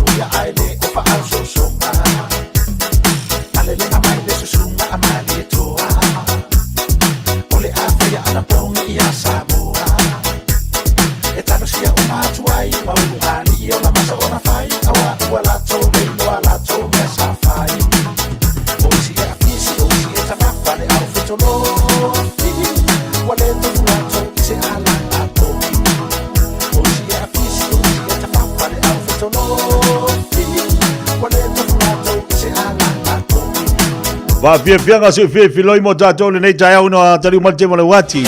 Sumaltasi minuto chale jula sumaltasi. Bawa mai nal malabale lo faisi fatu mulio fe malanga inga tato to telo la tato watnu. O le malanga tu Samoa. Mane fo ilal fautuanga le tu na mai ni so tato pa anga ina malabale le to na matato. E te tau ona ai mo tātou langa lewa whaisi tumutumu o malanga e o Samoa. Tau whailana e vavi o ri teimi fuai au ato. E sele mani ele whamanatu le au mai niso tātou paanga. Ia whamalo atu aila, si whamalo mo mua atu ai ni tātou paanga umalawa. Ai mai se mamalo le tunu olo whaingaluanga le tātou malewa lele. Malo whamalo atu leon sai malo foto watai. Whamalo ngā lulu ia te utoi o tau tiu te whoi mga luanga. Pe ona iai nā le tātou malewa lele au kilani. Ia tatu whapena nisi o tātou malewale le to telefoi tama whanau o tātou atunu ulai ngā lue ai. Ai o le tāu o le whamanatu le tūna mai mo tātou malangi Samoa tau tuana a whapeo lau waa o le ono le Taeao o le wanga kaunga e o. Ia ai mesela tātou lu tai se fulu lua tau sanga kālung ko ako yo. Wako ako yo lea. Tau lana e vavi o wa le whatua e toi alu. Ia o i fu ila swing o fe malanga inga. O le mele tau na whai, tau na e waweat. Awa peolo wa leo no tau na tāle whaua e mingoi. Ua ko i e fu le wha. Pe kāre kolu po le rua. E alu moi ai, o le male wa le lea kere ngo foa. Ia e laki fui a koe fia moi pauri me olo fio o Samoa si i. Kakalaku lau ako. Pasi i e fia rua i whai au live. Ia fa pe foi la va o le valu. E tau na mingo I opo se me o le 5. E le ia le mau I me le. O tato e fa mai tato le ia le mau I me le. Ma ve anu lai o e tau ona fua lau ato e te tau ona tapena pena mai kuri kiu. Ia wa te ui se fa le tonu. Te wa la te fa le tonu lau passport. Wa wa ia tu ese le ingola le passport ese le ingola le pe fanau. Ona le ngolo uso na esa wai. Oi, le fa ko ifo. Oi. Fa malatu la mona mo tatou, tau na mo tatou. Ia va ile le fo la au. O le o tatou wo vai te mi pisi, vai le fo la au ma ko I fa fa o kanga fo la au la ko la ko pa. Ia ma va ai wa ia iso tatou. E ma ko ia le ma le ako fo la au. Tau nama oi va ai mo la atu fo la au. Ku le kanga la ako. Fa ka ka ai ko ile mo fa mangongi. E ma lu mangi ka oi mo fa mangongi. Ai mai Samoa. La mi fa nga. Fa mangongi pe fo la au. Ke ba fa ia fa ngar ki po le Samoa. Yo la fu kele ia fa mangongi Samoa. Ke ko apa ku le lolo ngale ke la ku le va ma ku ma ngai fa Samoa. Ai vai le yo fa la au. Vai le yo fa la au tu le yo fa la ku ngolo ako. Ia nga e aruri Samoa. Ma ku ai fa yering I mrenga. Ia o vai nga tau na tatu tapena penai mo tatu atu no. Me sia mo malanga to tele o umar tamam tinamar fana. Ia tau foi la ona e vave. Pato vave o ina ia fa faingo fia na faimia o malava pe ai malanga. Vai le manga ia singami. Vai le manga singami. Ia mo tatu foi la ia malanga mai Samoa. Ia ai o tatu e fataliva. E tau foi le vave o langa ini so tatu ainga o me fi te tali. Ai tau ona e vave o. Ana ia le nai tau no mali malanga. Ia lua pusa umu ma pepper chips. Kolu pepper koko. Ia nga eru fuida ie po le nga. Te nga oso le Christmas. Se yo foi ko foi malanga e su e aku o ia fakanga ile do. Ole mea le kako. E uma longa leanga ia foreign se le au mazam.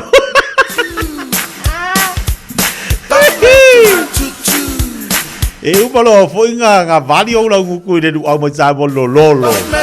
Ai ke fa wo si ko mas ma ku. Bole vanga o. Wala ilo kwa o ya fa fianga o ku le au mal kalo ya o. Al fa bratu dal pokala me mo tatou le tatou watu. Mo ila to pena malanga tu Samoa. Tau tu na me tau on ave.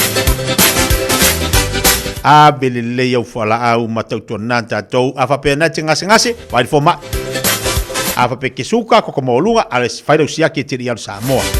Afa pe foi o na yini mai fu le fa to ai mo e ese lo falonga rutino vai foma. Mo ka ko ni misela vai foma. Me foi eu vai ku lo kingo pe wa makan ka solo ai pe wa pe wa ka pa fa mai la ia lo le kange ia ai ni do le ai alpe vai fo ma wa ke ni do pe kange ok sa mo wa mangisu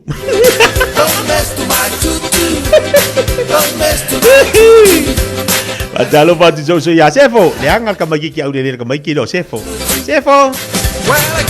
abalo ati ya sefo pole au solo ba futu baina ta to hall in imagine lo fatu Christina fata lo fatu de vangal Taeao juna fo mua malor si fo laude lane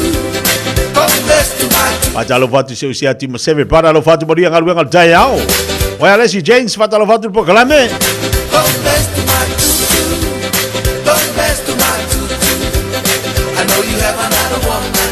Quello mo le foi ponga fata lo fatu ya fa yo mutu funga fiu malor si fo mo le Taeao Quello mo fai poi ponga lo vai. Allo mo fai poi ponga. Tori ma kaukia. Mo le telo o ila to wa tu fantasia fo ile sauninga o le sacramento fai poi ponga. Sauninga pa ia. Ma ia kele. Tele mo sa fa wa tilo to foi Samoa. O fai poi ponga. Pi o le ma kele mangi. Ai o sa fa o Samoa. Ngala tala foi lo tele mo fa la ve ia me se foi fa mo nga ainga pe ona ia fa balo atu po kala mi atu to alo fa malo losi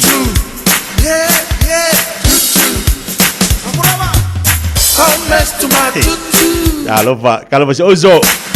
Se ozo apela amo. Morning, brother. I know you haven't Wala kama mele kausa milanga vi. Boy. messed to my tutu. Wa ivi kamalo.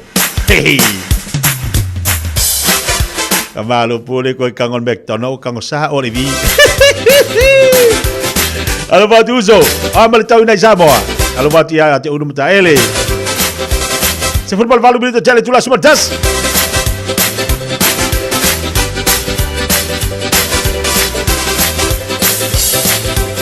Don't mess to my tutu. Don't mess to my tutu. I know you haven't had a woman. Don't mess to my tutu. Don't mess to my tutu. Don't mess to my tutu. Tapa lunga la tele tu alalo po kalame vai lo sanga le mo. Pau tau tele le tantou lunga la tele lo ia lava tu la fono. Ai mo ser sao sao fa tu lunga ina pe ona ia tantou. Ora tu alalo la po kalame va vai le manchala. Ave pasi, ave loli ave taxi. Pa balo tu so ia pesamilo brother. Lo va tu moni fo ingadu ngal Taeao. So ave pasi a tu pai. Ia pe voi ia lo so ia Jacopo. Ave pasi au di le kalo fai. Pai Maria la io Taeao. Vai va. Pado fo file mo ile antino. Tu bangalu ngala feka ile de fo ia so foa. Fai Fiafia me uma.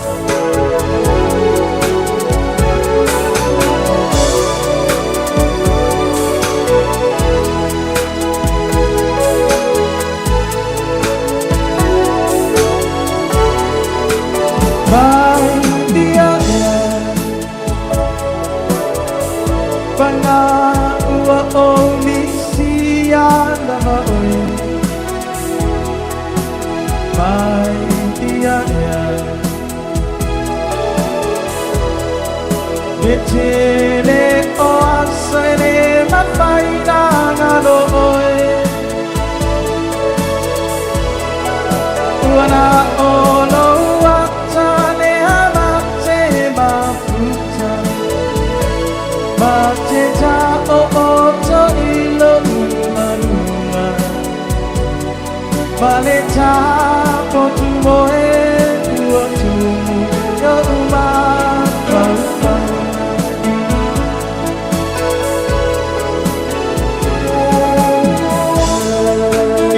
Mai ola ucap mai de pado Sapa pinau na bala unia umo chinu mabao Ila una lueng ngai tu sadea male di mo chau sa Sapa ita ya cha Ono tu ono aina Ai mai sem sil chu ai pele ya cha Lo waya chulu mamao Tusi atu lo to luan basi na uma Moli atu Ona no faana moa O ukuia o lana tusi Mai dia ya Banga ua o misia lama oi dia O pao ene mafaina la ona o moe Wana olo watane amate mafuta Mateta o oto ilo umaruma Maleta potumoe uotu yo ma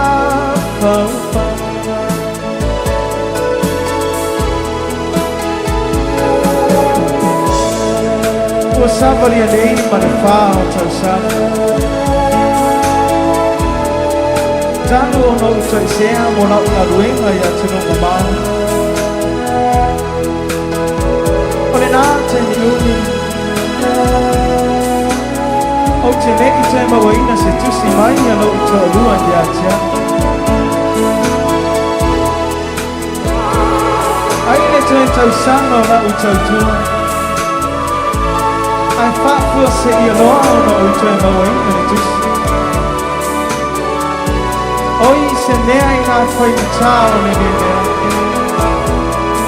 ai pē mafua fo'i i se a pa upu ia o lana tusi mai dia Pangale mata uti ole lea Mai dia Wali mata usanga wata bala balai Ona ole lea watu umai Rudi ea paamana no mai Olo sora vale wa malolo Walofa E loa sul family to tenele jula se football jansi Wa Fiafia ngai fa solo o man fo nga be fa pe lai malanga tina Ya eno fo di tama Ke ia le lua korki ngai Samoa o disi vai aso e fo lo ku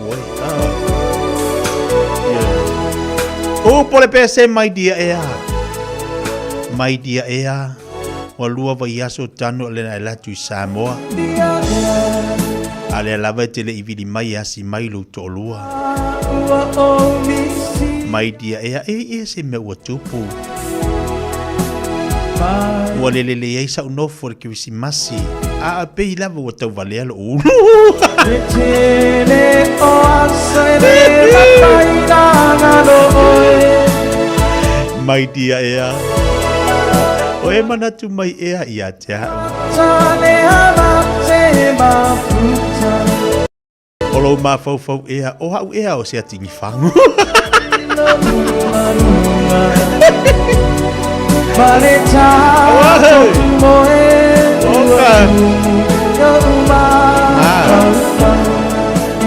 Poko ka ua makwaku mu lo ma fau atu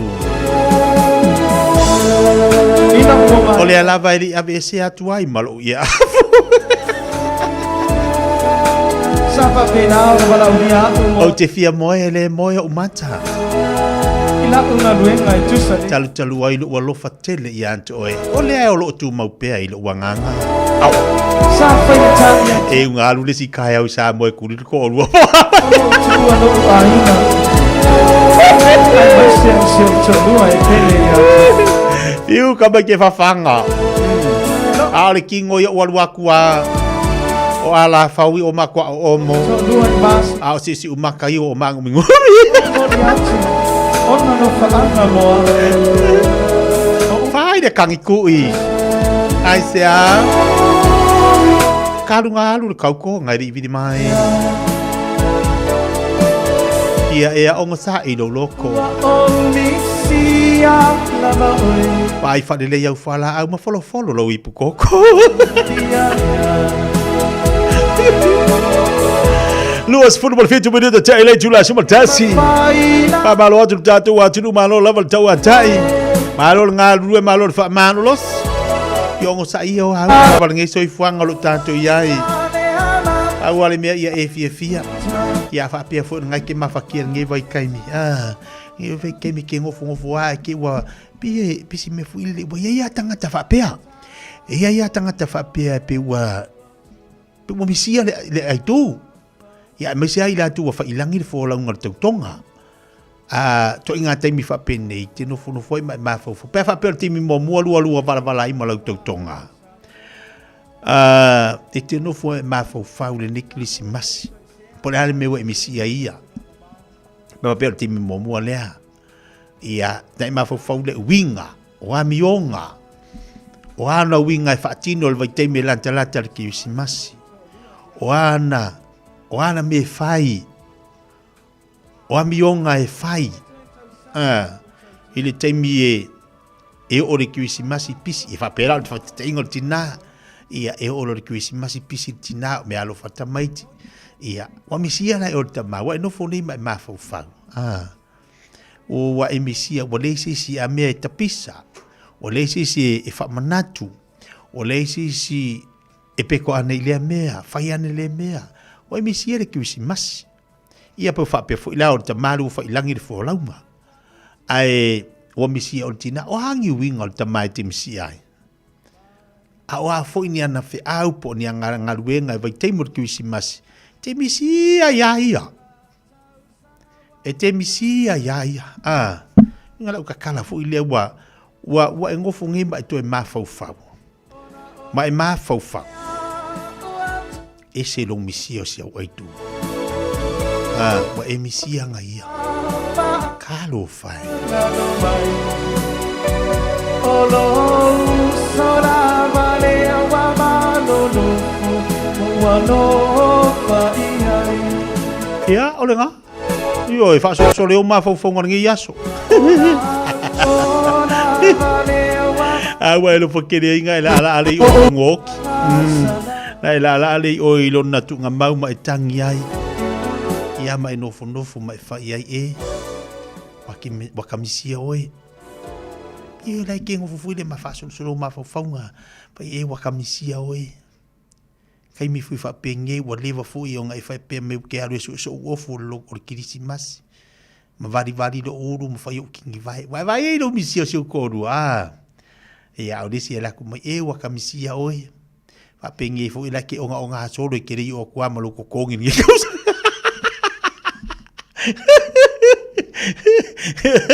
E whapenge la ka ke fiu e whakarikari aku oe. Oringe ia ke kami o. Kami ange i e waka misia oe. Mai mau pera koe ola mai. Wa misia le si iwinga. Anga Malu. Misi le si iwinga. E o whapenge i o ato tongi tolua. Ia ongo sa ia luroko. Whatau nei le tūla se fumaltasi. Whalingal nei mai la unanga matutua e veni.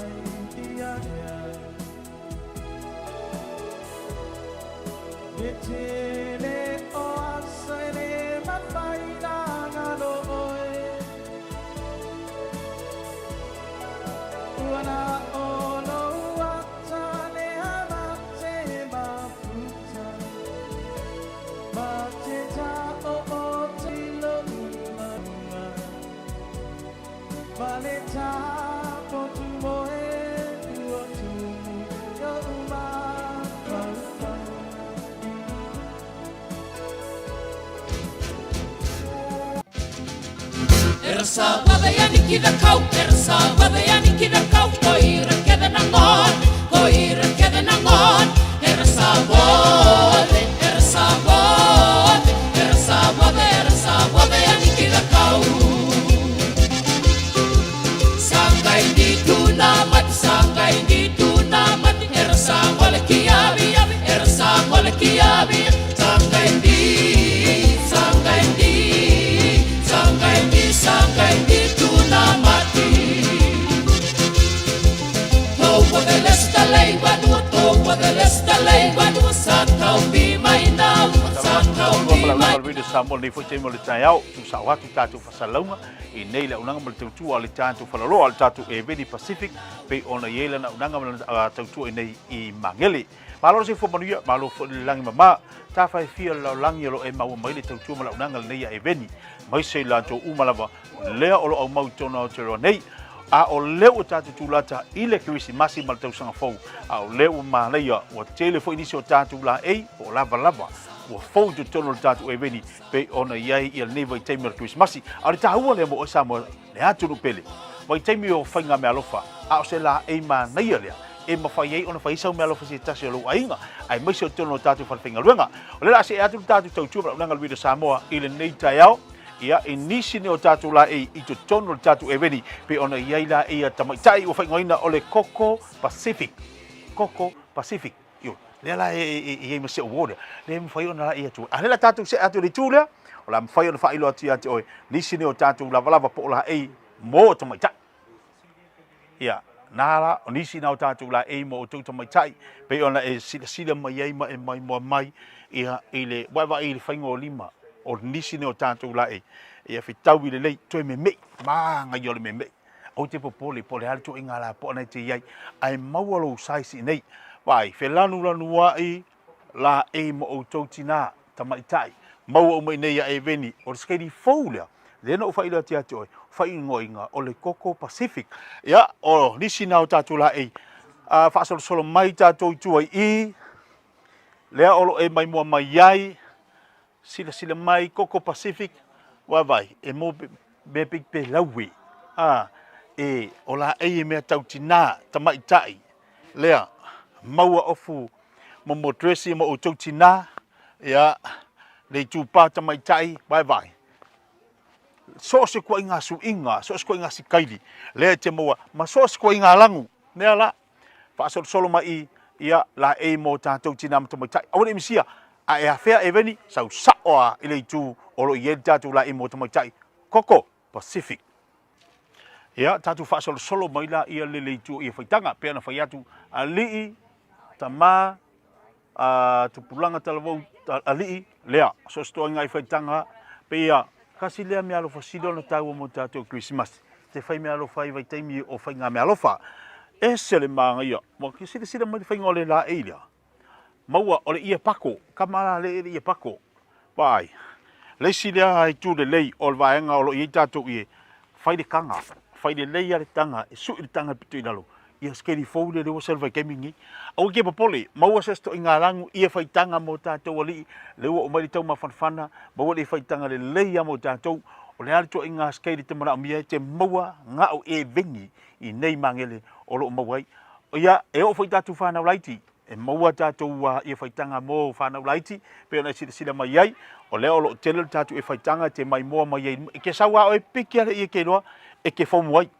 Saua o e piki ale i e te lua foi. E whitau i le le yant oe, a o isi a unanga, leo wa mana ia pau. Taulol tatu e whaitanga le nei, whase whamariwa tāla, ke moia e vengi, wala kemur kisimasi. Leo o to ena yaso no o le tau sang whamari kisimasi. Sumai, tala mai au, moia e vengi, ia whaitanga, kako wali. Ia, lea lau kako whaasolo mai i le no whanga lo i tātou lava po tātou tesia, ale tātou toa Samoa.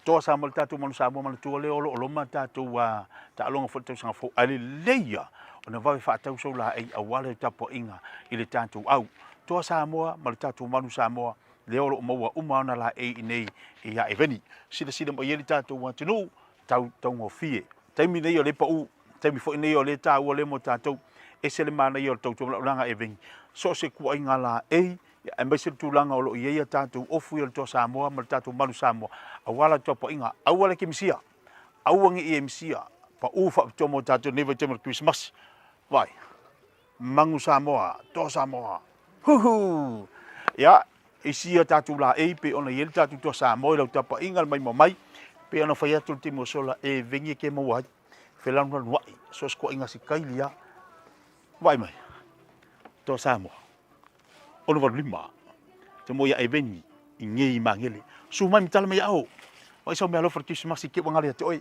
lo tele tatu lava ia me tatu la ina moli tatu manu Samoa me tatu Toa Samoa ia awala ni ngali o ona e a fea le unanga me tatu ale e veni Pacific i nei i mangele o la tatu me unanga me le songa fua se e pa ia le aso tonai mai le tula se fulu Taeao se pa ia le ono i le Fiafia se fulu Taeao o le Fiafia lava te mete su mai pe amana vanga luenga ia o le tatu se fai ona e su mo yai o le nu melatasi John Culture Drive in mangele e la talata le malai valili fa sanga i mar KFC o mon falo fa tau ai fa kamu sa como fa KFC o te me Christmas mo le tualo fa angam fa munianga le Samoa me tu le event le mamalo tatu watu manuia Christmas male tu sanga fo tatu filwai le la fa karkaria sa ili so lai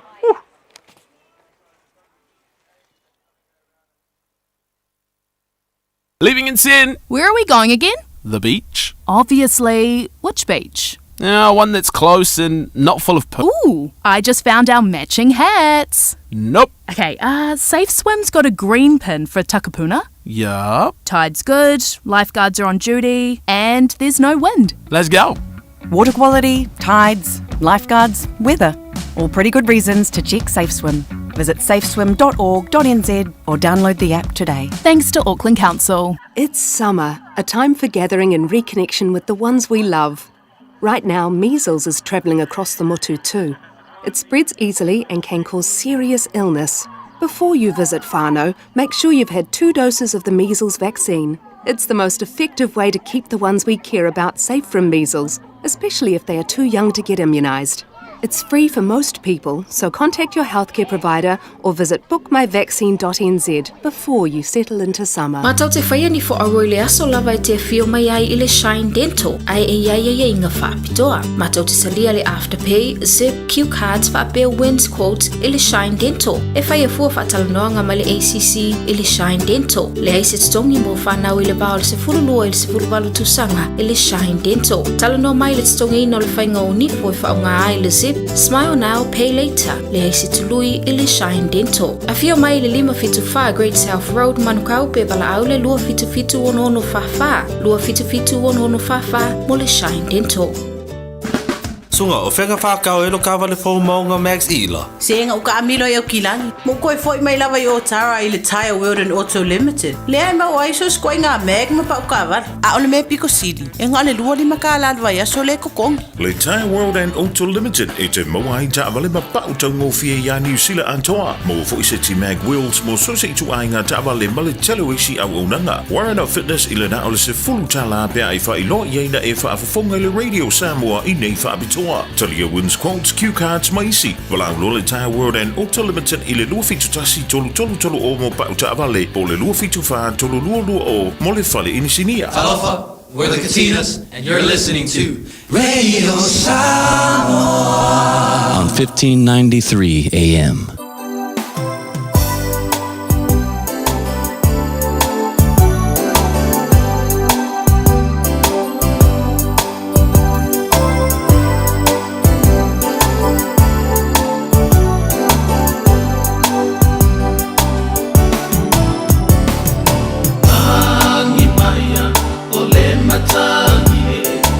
Se ukufai mofie Momoli mai ai Masefu ngala au Manongi masua malie Efa amata mofie ai Mateu teu lo ula o ai La upele ea Mo o malala Ile fiava ai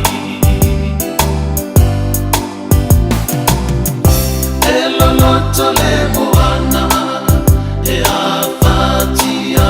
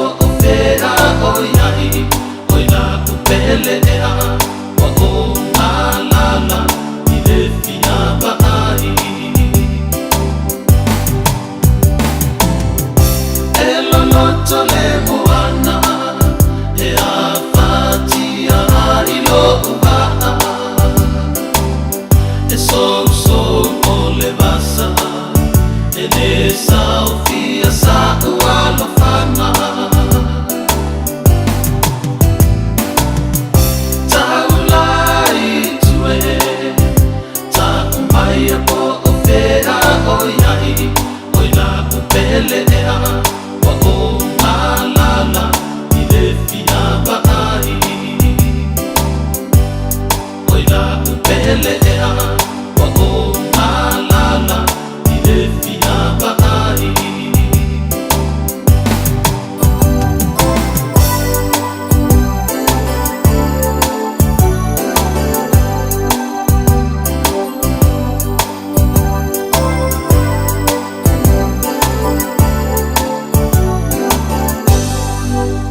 Le maua mai wa faisi pisi te lo nisi o whaloloa.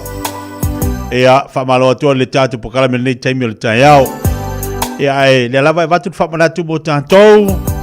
Ono o le maua atu whapea o le tumu o lo iai. Ia le telo whaloloa le taimi le nei ma le vaiaso le nei. Silva Park. Ia mo tino ala Silva Park la tau matu atu mua. A o le whamanatu a ia ma le tua lalo pokala me mo tātou. Tautua nama tātou.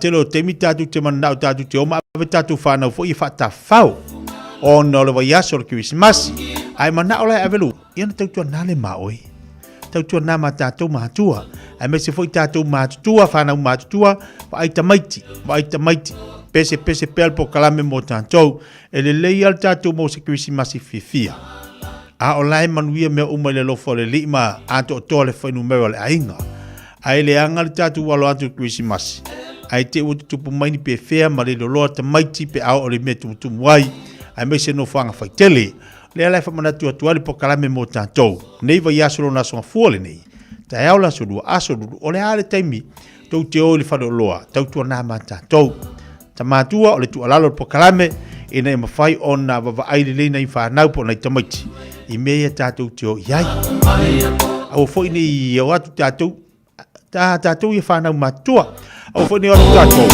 I anu tātou peko le I pekoangi o le ai a whapewa pisi ta mamali tina isi mea a ngai tātou e ure lima ta maititi I al whamanatu nā mo tātou wala o tō tele la tō fso tai mai o lai whaisi pisi niso whaloloa nai manukaule mōli manukaule si no whangai maa sani fo na tumutumu te ilo whapena fo le tu sifo lantou ia maso se vahenga lawa nai te mawel po kalame fifia mai o le whamanatu le nā po kalame te tia mo tātou lau saonga le mō Fiafia le ainga le Christmas ei si mesido na tāua a iloa fo I whawhainga tāta maiti o le tualalo la tautua nā mā tātou mātua tu tamaiti te whani ia ai o tātou mātua e whaimere whaatau ia se mas taimi o le whaatau mani mea taalo nei tamaiti pia whapelu mena nei fio I tamaiti o le whaloloa ai le leile tau iai whai iai o lale mea te mana oai ia na tangolo tamaiti tau mani mea taalo fua lo le se leni na iai o le tamaiti e alua tua umai le mea sauma le mea na whaosoita le tātou mātua te ile wa mao se tala pe tu o se po ia langa o mafua mea tātou o talo fatu ia tau ia lai alo fatu lo sunga tong iai au to whae le whanga le Taeao mafutu mai nei Amerika sunga pasta o pau malo si fomoria Christina talo vasa fatalo fatu po kalame nei tipo le aso fatalo fatu malo si folau lei Radio Samoa Taslima iwa tolu Ama Ua mawhai o na aura tula polo kalame le leimo o ia so taitasi o na o le langolango malo si le whali maliu a se alo le atunuu o ese tātupu Funeral Directors I Manukau City. O kalame leimo o e talo whalaka. Amata ne ne tau sanga e lua o luto. O whaaleanga ina le atunuu o Aotearoa New Zealand I lo longa mai matangi I male a whao kapiri ela. O le mautonu ma te memea tangata umala. Ono o le tele nau nau. O mea te o tino o tangata o whaanga ina o lau whanua au wala. O mali liu fo'i I a tangata. O sa ili. Ma fasili pea ma sa ili se tali. Pe aisia ma sa ili se fōr pa fita uli. Whaatalo no sui o le malo. Ma tangata popoto I whaalawalawe whaanatura. O tusi lima fo'i. Solo tangata o tua ia is tangata ia mawhaalapa tonga ma company. Ai o le tani lea aiopo. Suma lua whaipu e fitu ma le bala. Ia e fasili manu mai wha. La tau te awa o mai ia te oi. Ma manu whelelei. La tau te whailo mai ia te oi. Tau tala I ele. E ao mai ia te oi. E wha amatala mai fo'i e ia. O le sami ia te oi. Mai tau le puponga o yopo na le ai, se poto le lalolangi na mawhai o na maua le tali e mapu i ai ti ngau yo. Whailo mai e yopo, a o tātou fesili pēr, ai sea i o le global warming. A whai mai o le loa e manu vai wha, o manu whare lei o i o le samu, le mafu anga o whaala labe whaanatu. Na whai e le tua le lalolangi, ma mea o iai. Na sila atu fo i le tua, ua matua ato toa malelei, ma fia iai. Ai pangalea, ua whaalea ngaina e tangata le lalolangi. O le watangi maui le lalolangi le la uele ele, ona ua le tausia le lei e ona tangata. Ia le lei, ona tātou teu mawhai le lei a tātou la pisi, ia ma teu ma alofa i lau whanua na whaia le tua mo tātou. Wa manatua, ele lei mo. O le ese tatupu funeral directors o se fale maliu Samoa o le tali foilea o taimi whengata o na o le malanga al maliu maleoti e mawhai foi o na latu awina atu ma awina mai tino maliu o e pene mai so o se atu nuo lalolangi wala auno le ese tatupu funeral directors i le lua no lua tolu fitu o pea fiuane ele se fulu male balu Norman Spencer Drive Manuko City.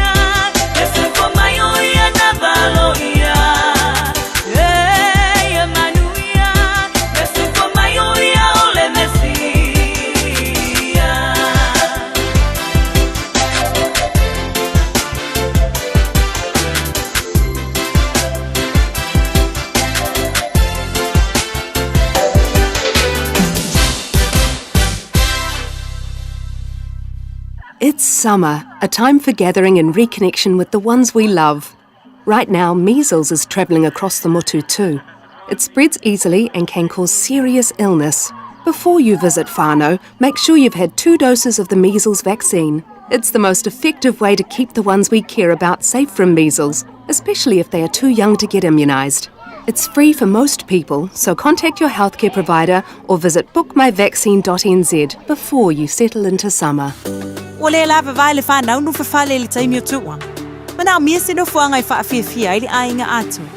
Ta pena re ainga ato, mo se ta whaonga matau tia I le Crystal Mountain, o matala nei le Mystery Mountain. O la hoteli ta alunga ese mo le whanau, ta nga I maleofo I le Dinosaur Gully, tia I le Express Train, ma matamata I le Animal Park, ma sa wane le Speed Gonzales Roller Coaster, ma awane ingalo le Crystal Mine Museum, ma ta mo fiele aso mo le ainga ato.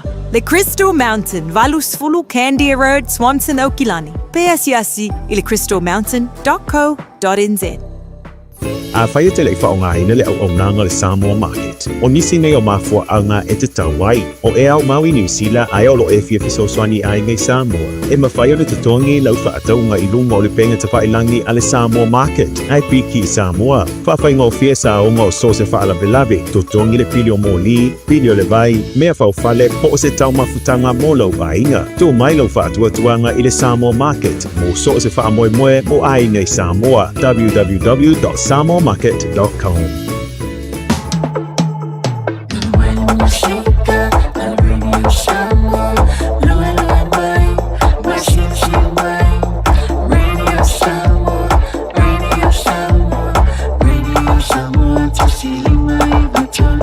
Radio Samoa.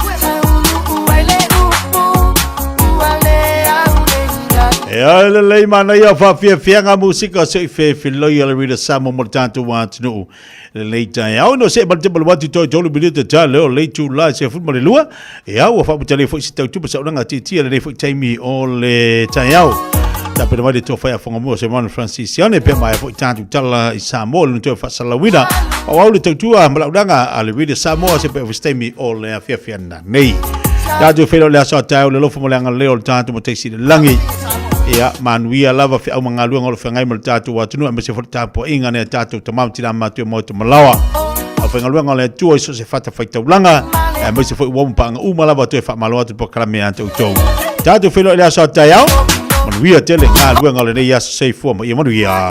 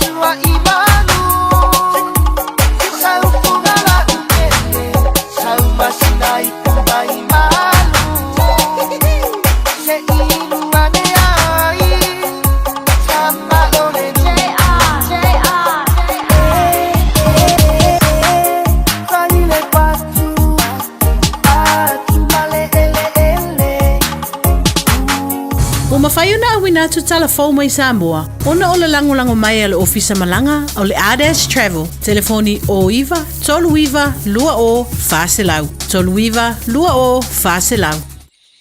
O te whatalofo lo tātou o tunu o le amatanga o le nei vai o sa fau. Tātou mafuta, whaitau aso, tātou taunu o kirisimasi. Tala amata le nei vai aso, usi mai alau whaafonga. E whawai aso le umi o whaamalolo le tu maua i nei le ofisa sinia. O le ofisa le so upo le malo le fionga iana nai lawe ti ngā tui le tufunga. E mafua le se o le whaasaralunga mai le ofisa so upo. Na whailo ai le whiriwhiringa le kāpeneta le ofisa sili. Po le whaatonu sili au le mtanga aluenga o le soifua malolo ina. E pe ona si le fiana o mai whalawa i tele. Se wha maula longa le ofisa so upo le se o le whaasaralunga. Ma toe whaasa o ai le tangata tonu na whiriwhiria le ta i tausi soifua sinia. O June Scallon, Louis. O le whailo inga le pāle mia matu stala le sforile umawai. Na whailo ai le wha malolo le tu mau le ofisa sinia. O le ofisa so upu ma whailo ai fo i ma le suenga. Wa whai el komisi e pūlea tangata whai ngā luenga le malo po le pisa si. O le suenga leo le ailo ai po whea na mafu ai le wha le tonu le se na tula i mai. Ai mo le whawa yaso lo wha malolo le tu mau ai. Le ofisa sinia o lo maua pelo na tutongi. E tusa o ai inga masani a efto a Taeao file maua le tutongi. Pe a wha umi le suenga. Pe tai e toi wha aola tupe le tutongi o le ale maua pe a mai le suenga e toi wha awau. O na ngalue le ofisa sinia. O le ofisa so upo le malo. O wha mautua i nei le whiriwhiringa le malo i le tufinga ofisa sili. O le pulenga o le mtanga aluenga fau o tupe maua. I le mai au na wawai ese ai o le official tute. Ma avea maseisi mtanga aluenga le malo. Ai sa va lua ma tupe maua i se mtanga aluenga i tasi. O le ua wha iloa le teitai o le malo le wha mauni ai le kāpeneta. O le whiriwhiri o le fionga ia fui maono vai tolo o fuia.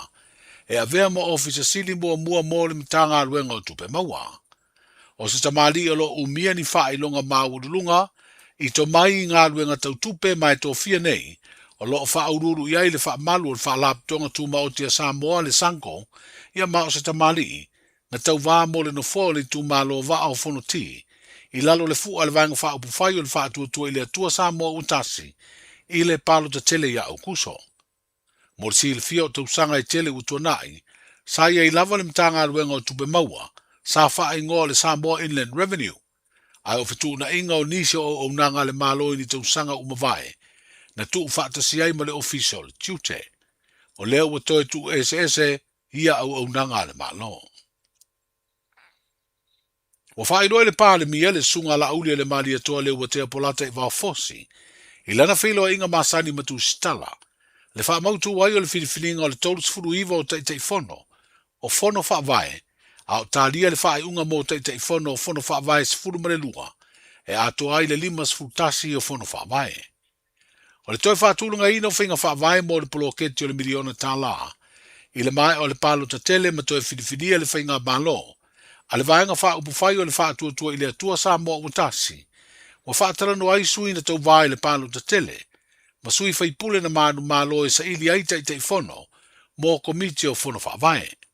Lo fua e te tau na amata ngā ruenga i le mai awa sa Fiafia le kirisimasi, whapere tau sanga fōu, o te tala ai mga ruenga mo le wha ngā ia, o ofisa o fono wha vai.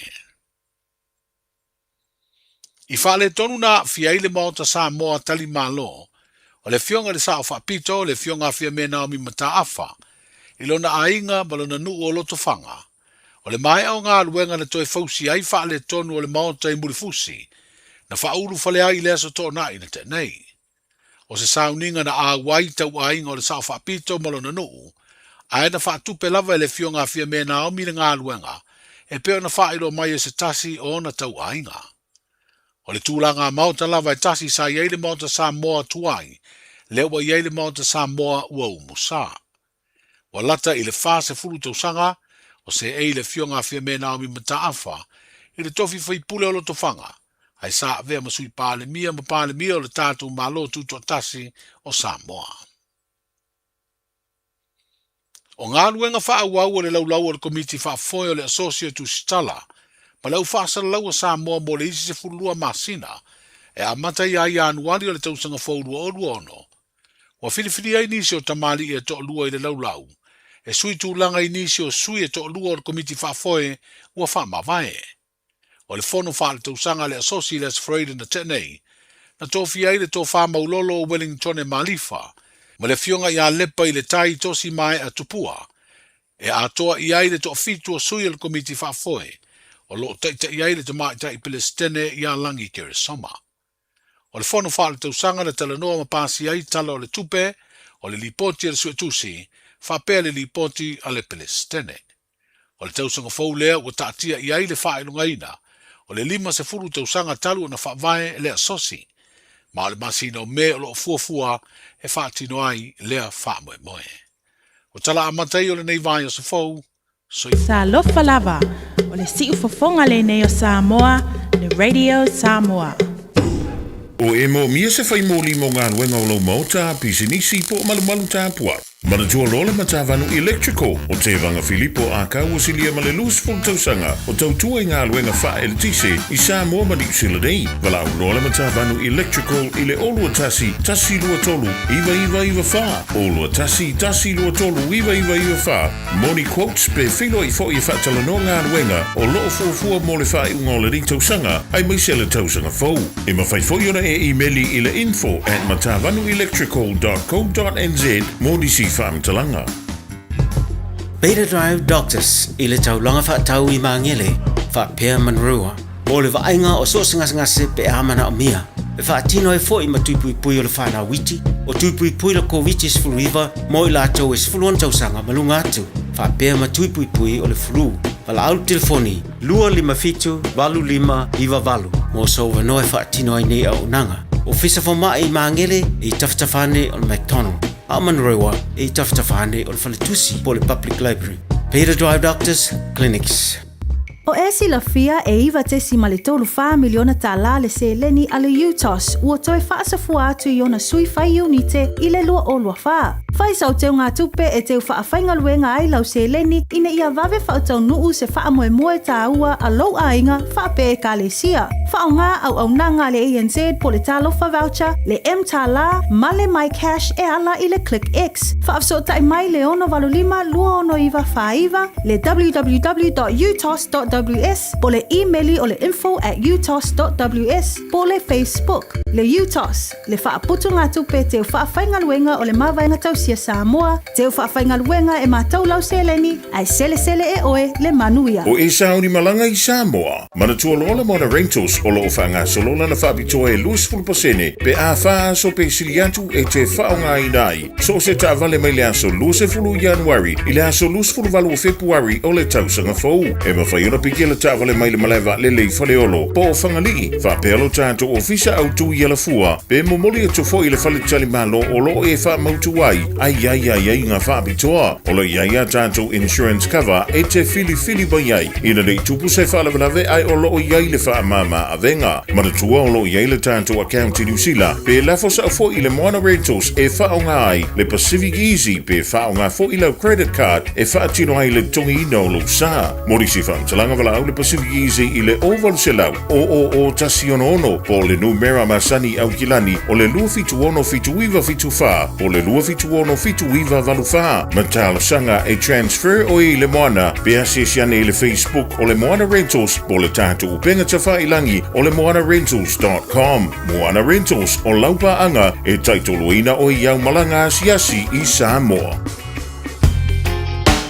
Radio Samoa Tasilima iwatolu Amo Radio Samoa Tasilima iwatolu Amo